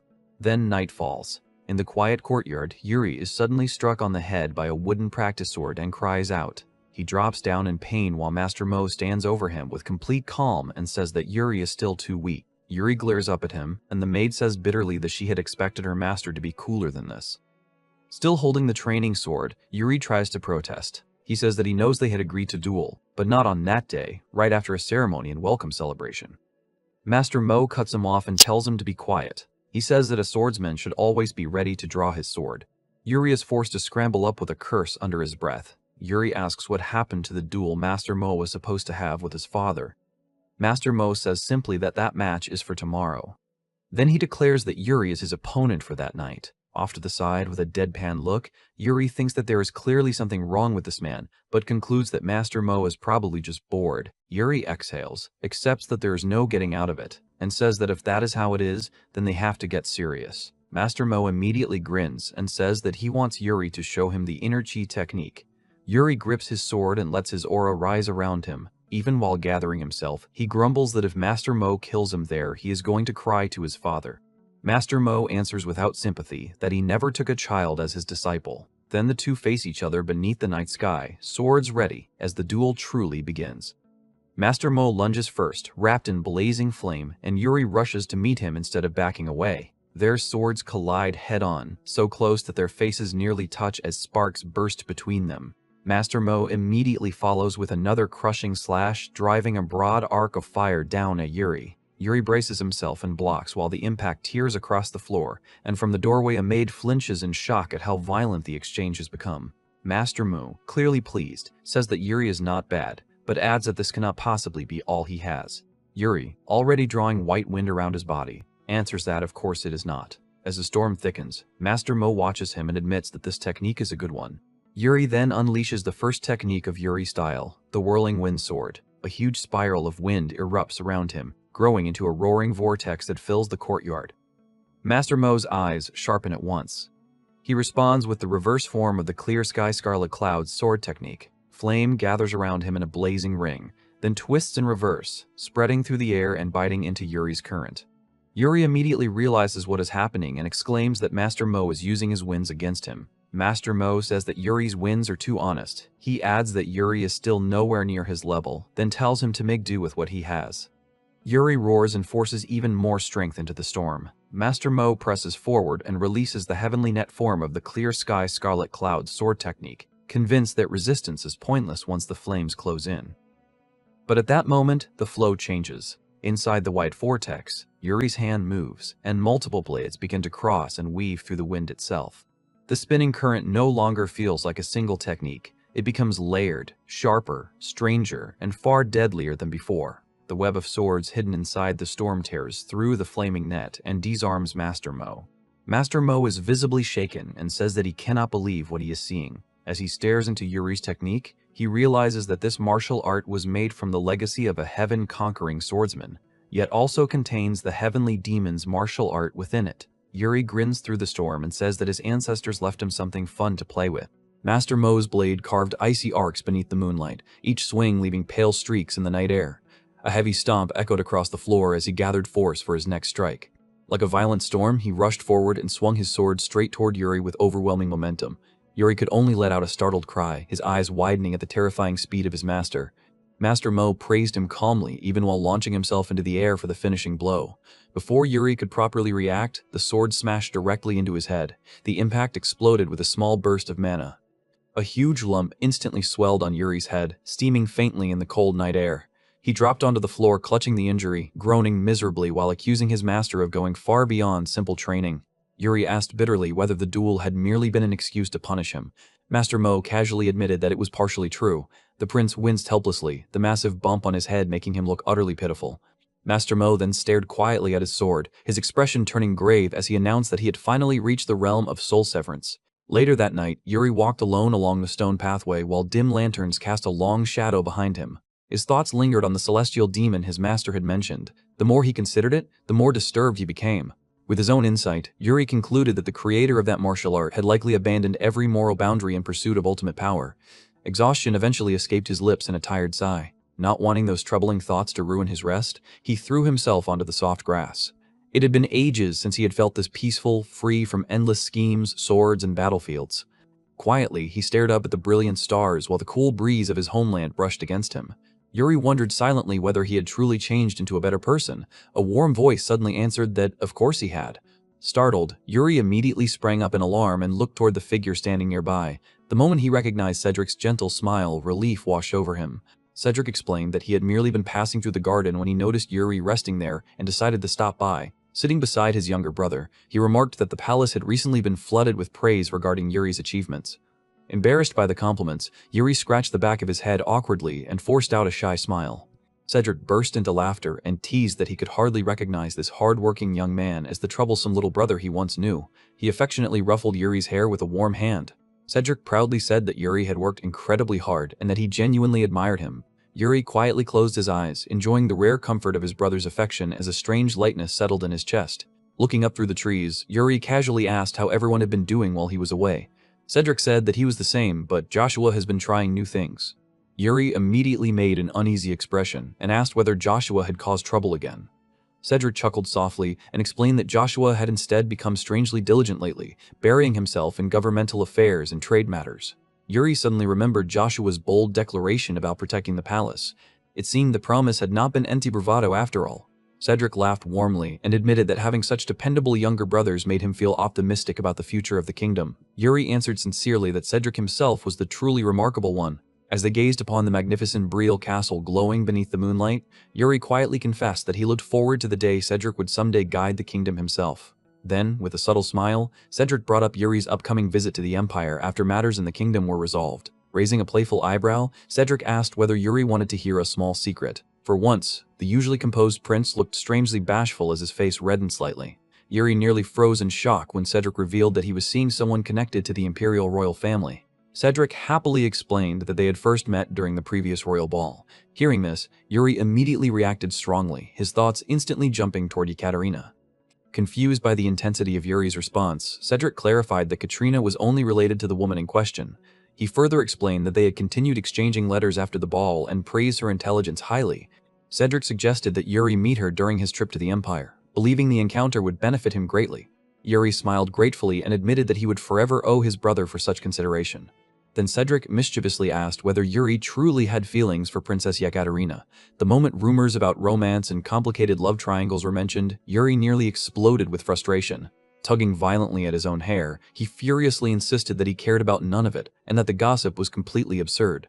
After venting his irritation, Yuri let out a long, exhausted sigh. He firmly declared that he currently had absolutely no interest in anything resembling love. Cedric simply smiled at his stubborn younger brother, feeling that he now understood Yuri's personality a little better. As he stared quietly at the night sky, Cedric inwardly thought that cold and distant men like Yuri would undoubtedly leave countless girls heartbroken in the future.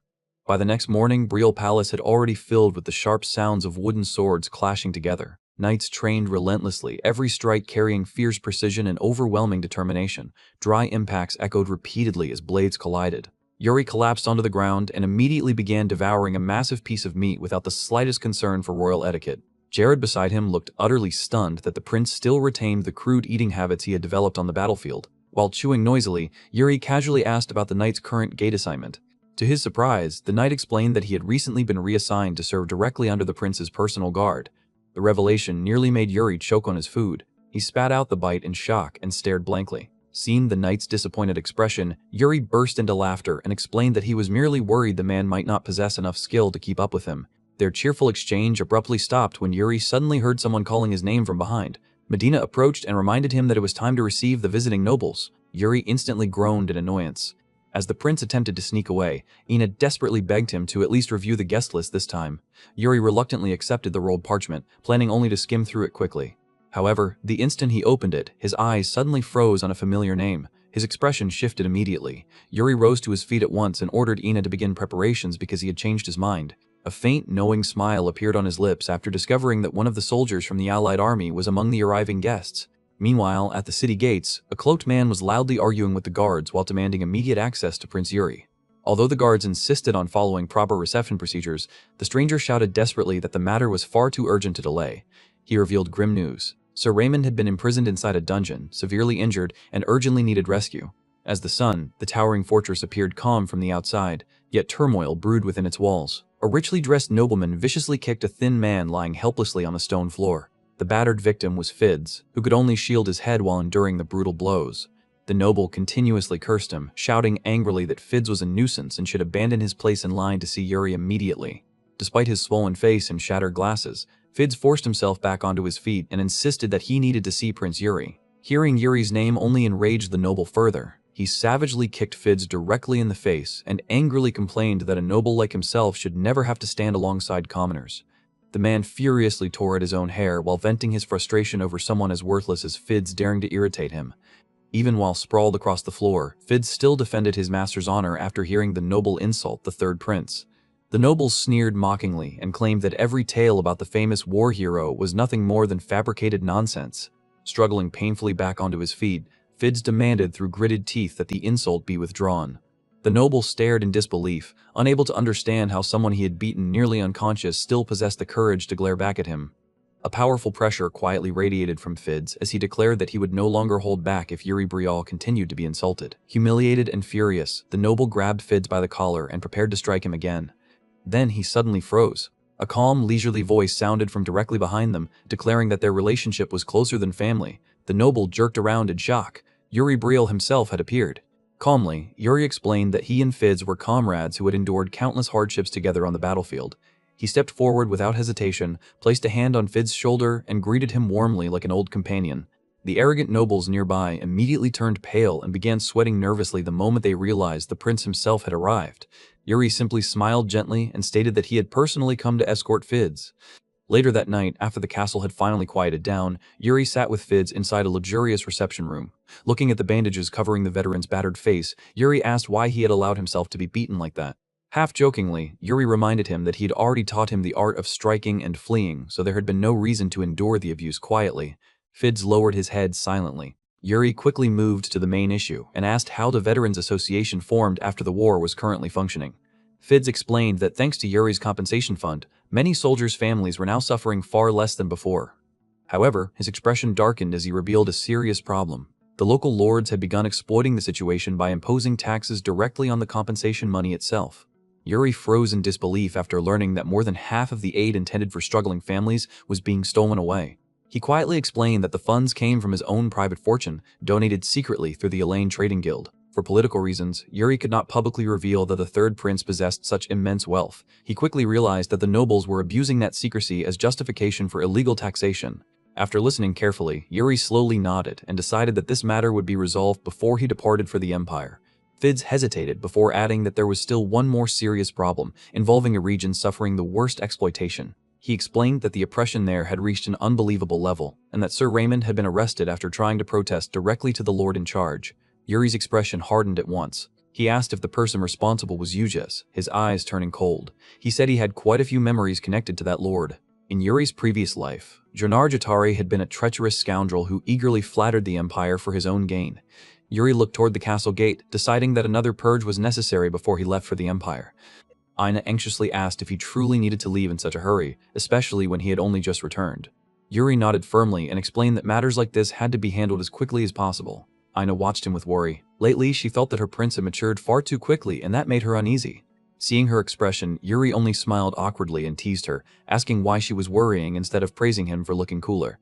Aina stared at him skeptically for a moment, then wondered why he was bringing only 2 escorts. Yuri explained that traveling with too many people would attract unnecessary attention and ruin the plan. Accepting the logic, Ina gave a small, amused snort. She said that even with only a few companions, he would still stand out anyway. Then she searched through her pocket and told him to take something for protection. It was a magical relic.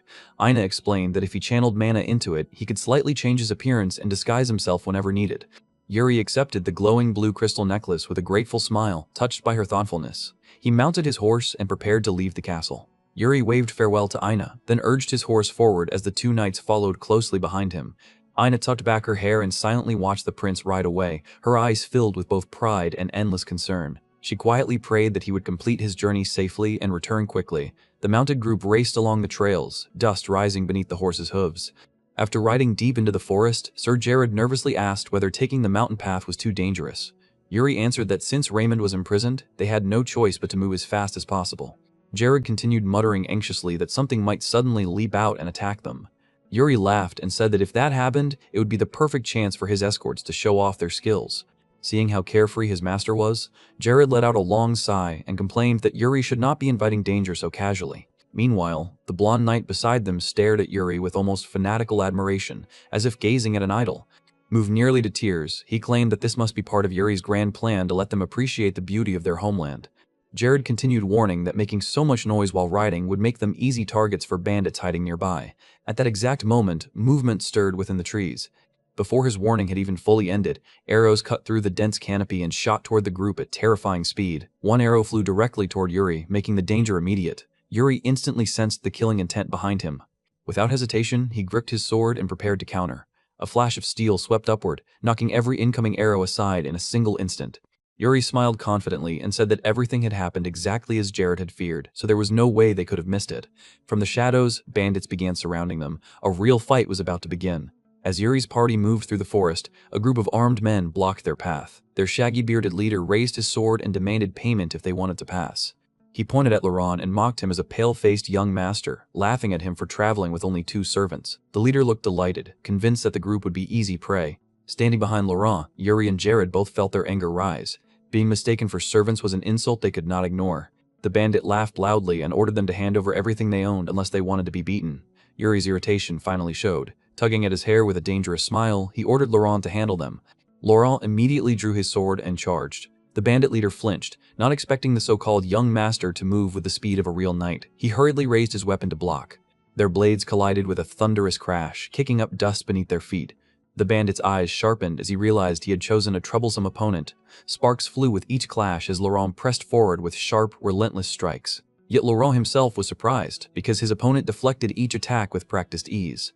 Watching from the side, Jared remarked to Yuri that the man's foundation was extremely solid. Yuri nodded, saying that judging by his movements, the man had clearly survived countless real battles. Yuri's eyes narrowed as he began to suspect who these supposed forest bandits truly were. Laurent launched a decisive strike, his blade scraping across the opponent's armor. A large tear opened across the leader's chest, exposing an old X-shaped scar beneath the fabric. Laurent prepared to finish the fight, but Yuri suddenly ordered them to stop. Both men froze immediately. Yuri slowly stepped forward and said there was no need to continue. Pointing at the scar, he stated that these men were soldiers from the previous generation of the Allied army. The bandit leader went pale when he noticed Yuri's hair color, his face filling with shock. Yuri smiled faintly and confirmed that he was Firbrial's son. The old man stiffened as recognition dawned on him, and the tense atmosphere collapsed. Yuri bluntly asked why honored veterans like them had fallen into banditry. The old leader sank heavily to the ground and laughed bitterly. He explained that after the war ended, life became hell for common soldiers like them. The nobles oppressed them, raised taxes, and framed them with false crimes to strip away their achievements. He said that he had spent his life wielding a sword to protect the people, but once his own family was pushed to the edge, he had been left with no other choice. Yuri listened silently, then gave a small nod. He understood their pain. He ordered them to disband their bandit camp and go directly to Yuji's domain. He promised firmly that the veterans would receive the fair treatment they deserved. By evening, the gates of Yuji's domain loomed beneath the darkening sky. Thanks to Ina's relic, Yuri entered the city disguised as a brown-haired young man. No sooner had they passed through the gate than they encountered an arrogant guard openly demanding a bribe. Yuri looked around coldly. The city was even more rotten than he had expected. When they reached the square, they found a crowd of people protesting loudly. Placards were raised, declaring that Sir Raymond was innocent and demanding his release. Yuri recognized that the ones standing up in protest were veterans. He decided to approach the crowd and learn the full story. He asked the guards to explain what had happened to Sir Raymond. Annoyed, one guard said he did not recognize Yuri and mocked him for looking like a pampered noble. Yuri decided to drop the disguise. The magical glow faded from him. With a haughty smile, he called the guards idiots and revealed his true identity. One shocked guard asked when he had arrived in Yuji's domain. Yuri replied casually that he had just arrived. The guard immediately apologized for calling the prince a pampered son, though Yuri still seemed slightly wounded by the insult. Setting the trivial matter aside, Yuri ordered them to explain exactly what was happening. The commander grew emotional as he explained that their relief funds had been taxed mercilessly under the excuse that the money's origin was unclear. After that, the veterans were treated like criminals despite having risked their lives for the Allied army. Because Sir Raymond had tried to stand up for his comrades, he had been imprisoned. Yuri fell silent as he absorbed the report. He then stated that reclaiming the money would not be difficult and that he would send people from the Merchant Guild to help. The soldiers were deeply grateful. Still, Yuri could not understand why Lord Gennard would go so far to make the veterans suffer. Laurent, standing beside him, also sensed something suspicious and offered to investigate personally. Yuri stopped him with a smile and said there was no need for Laurent to step in because he already had a plan. He told Laurent and Jared to remain behind and protect the people while he handled another important matter. Yuri said confidently that he knew exactly who was best suited for the investigation. He then walked through the streets alone, seeing poor citizens begging everywhere. His destination was a magnificent tower known as the Glass Pavilion, or Suzhongru. Upon entering, Yuri raised his hand in an extremely familiar greeting, as if he had returned to a place he knew well.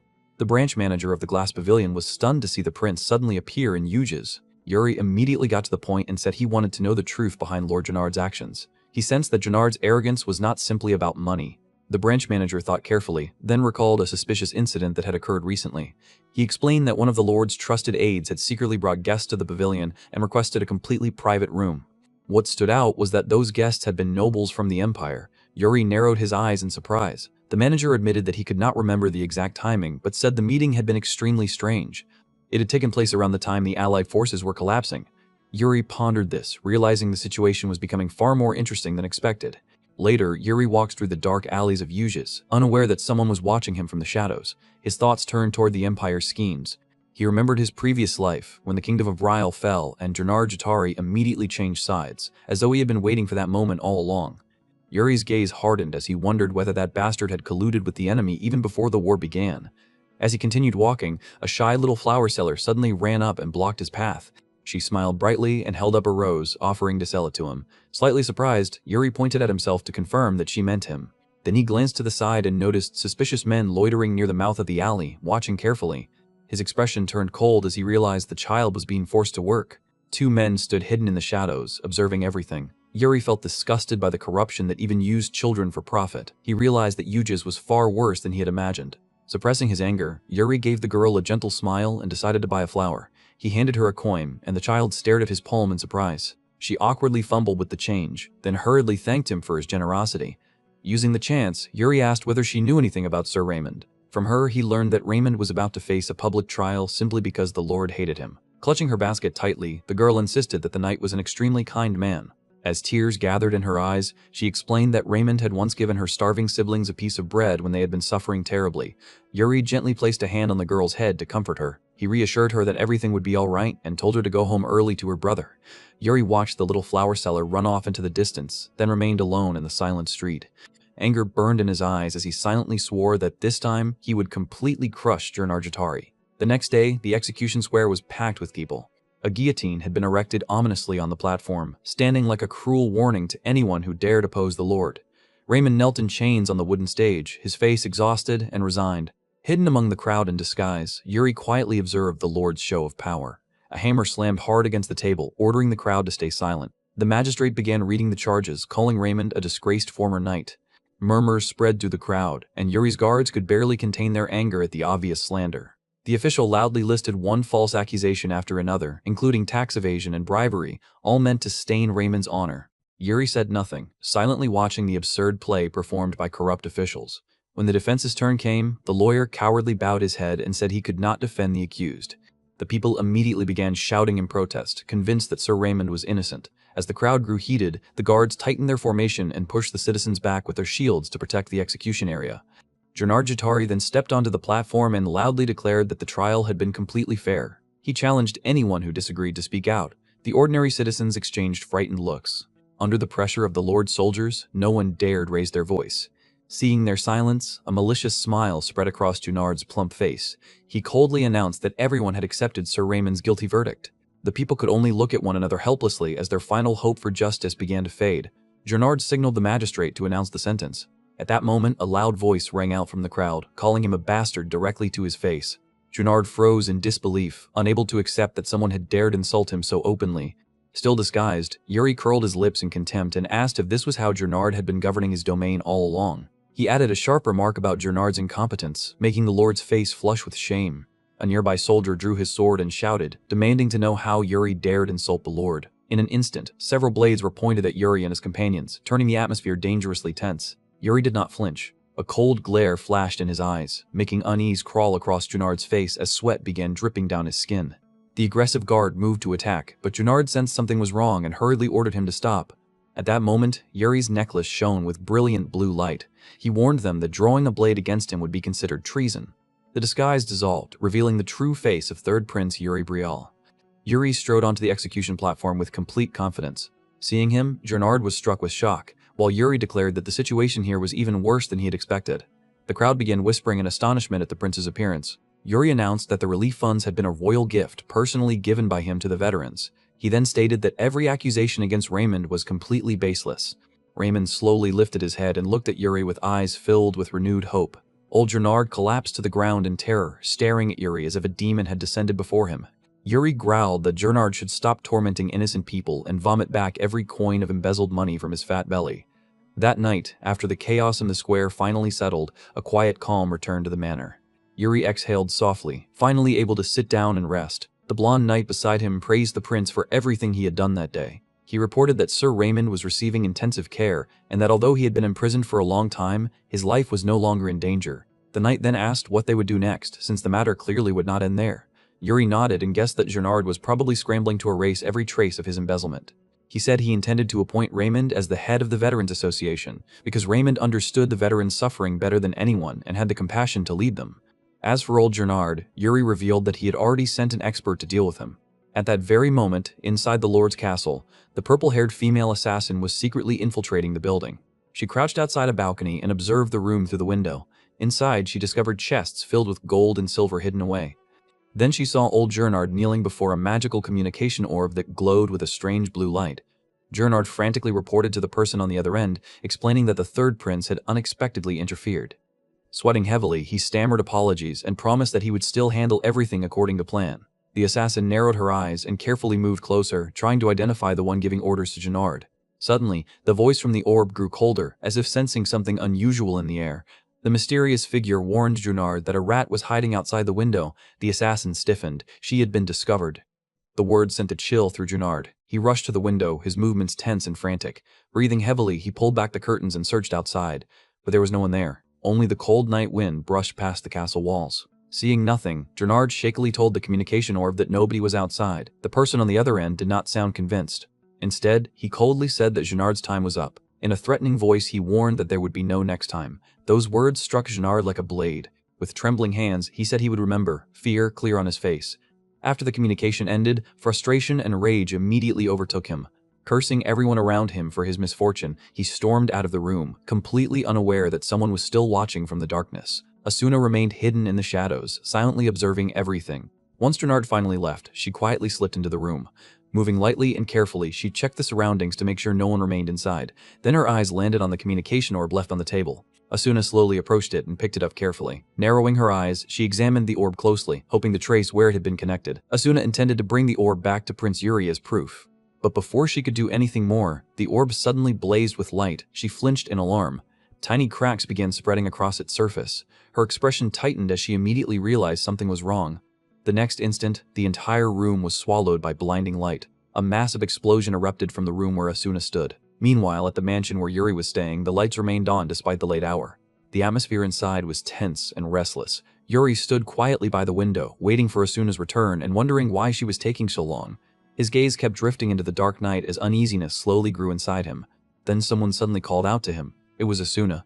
Yuri's eyes widened in shock as he turned around. Asuna crawled in through the window, clutching a stack of documents tightly in her arms. Her condition was terrible. Bruises covered her face, injuries marked her body, and dust and burn marks stained her clothes. Because of her wounds, she stumbled as soon as she entered the room. Before she could collapse, Yuri rushed forward and caught her. He carefully supported her and laid her on the sofa, his expression darkening as he saw how badly she had been hurt. With concern, Yuri asked if she was all right. Asuna weakly nodded and said that she was only a little tired. Despite her injuries, she immediately began reporting what had happened. She explained that she had found the communication orb, but it exploded before she could bring it back. Then she handed Yuri the documents she had recovered from Duke Junard's room. Yuri accepted the documents and nodded, saying this was already enough. Then, in a gentler voice, he told Asuna to receive treatment first while he called the medical team. Asuna's exhausted eyes softened. Yuri placed his hand gently on her head and told her to rest for a while because she had done well.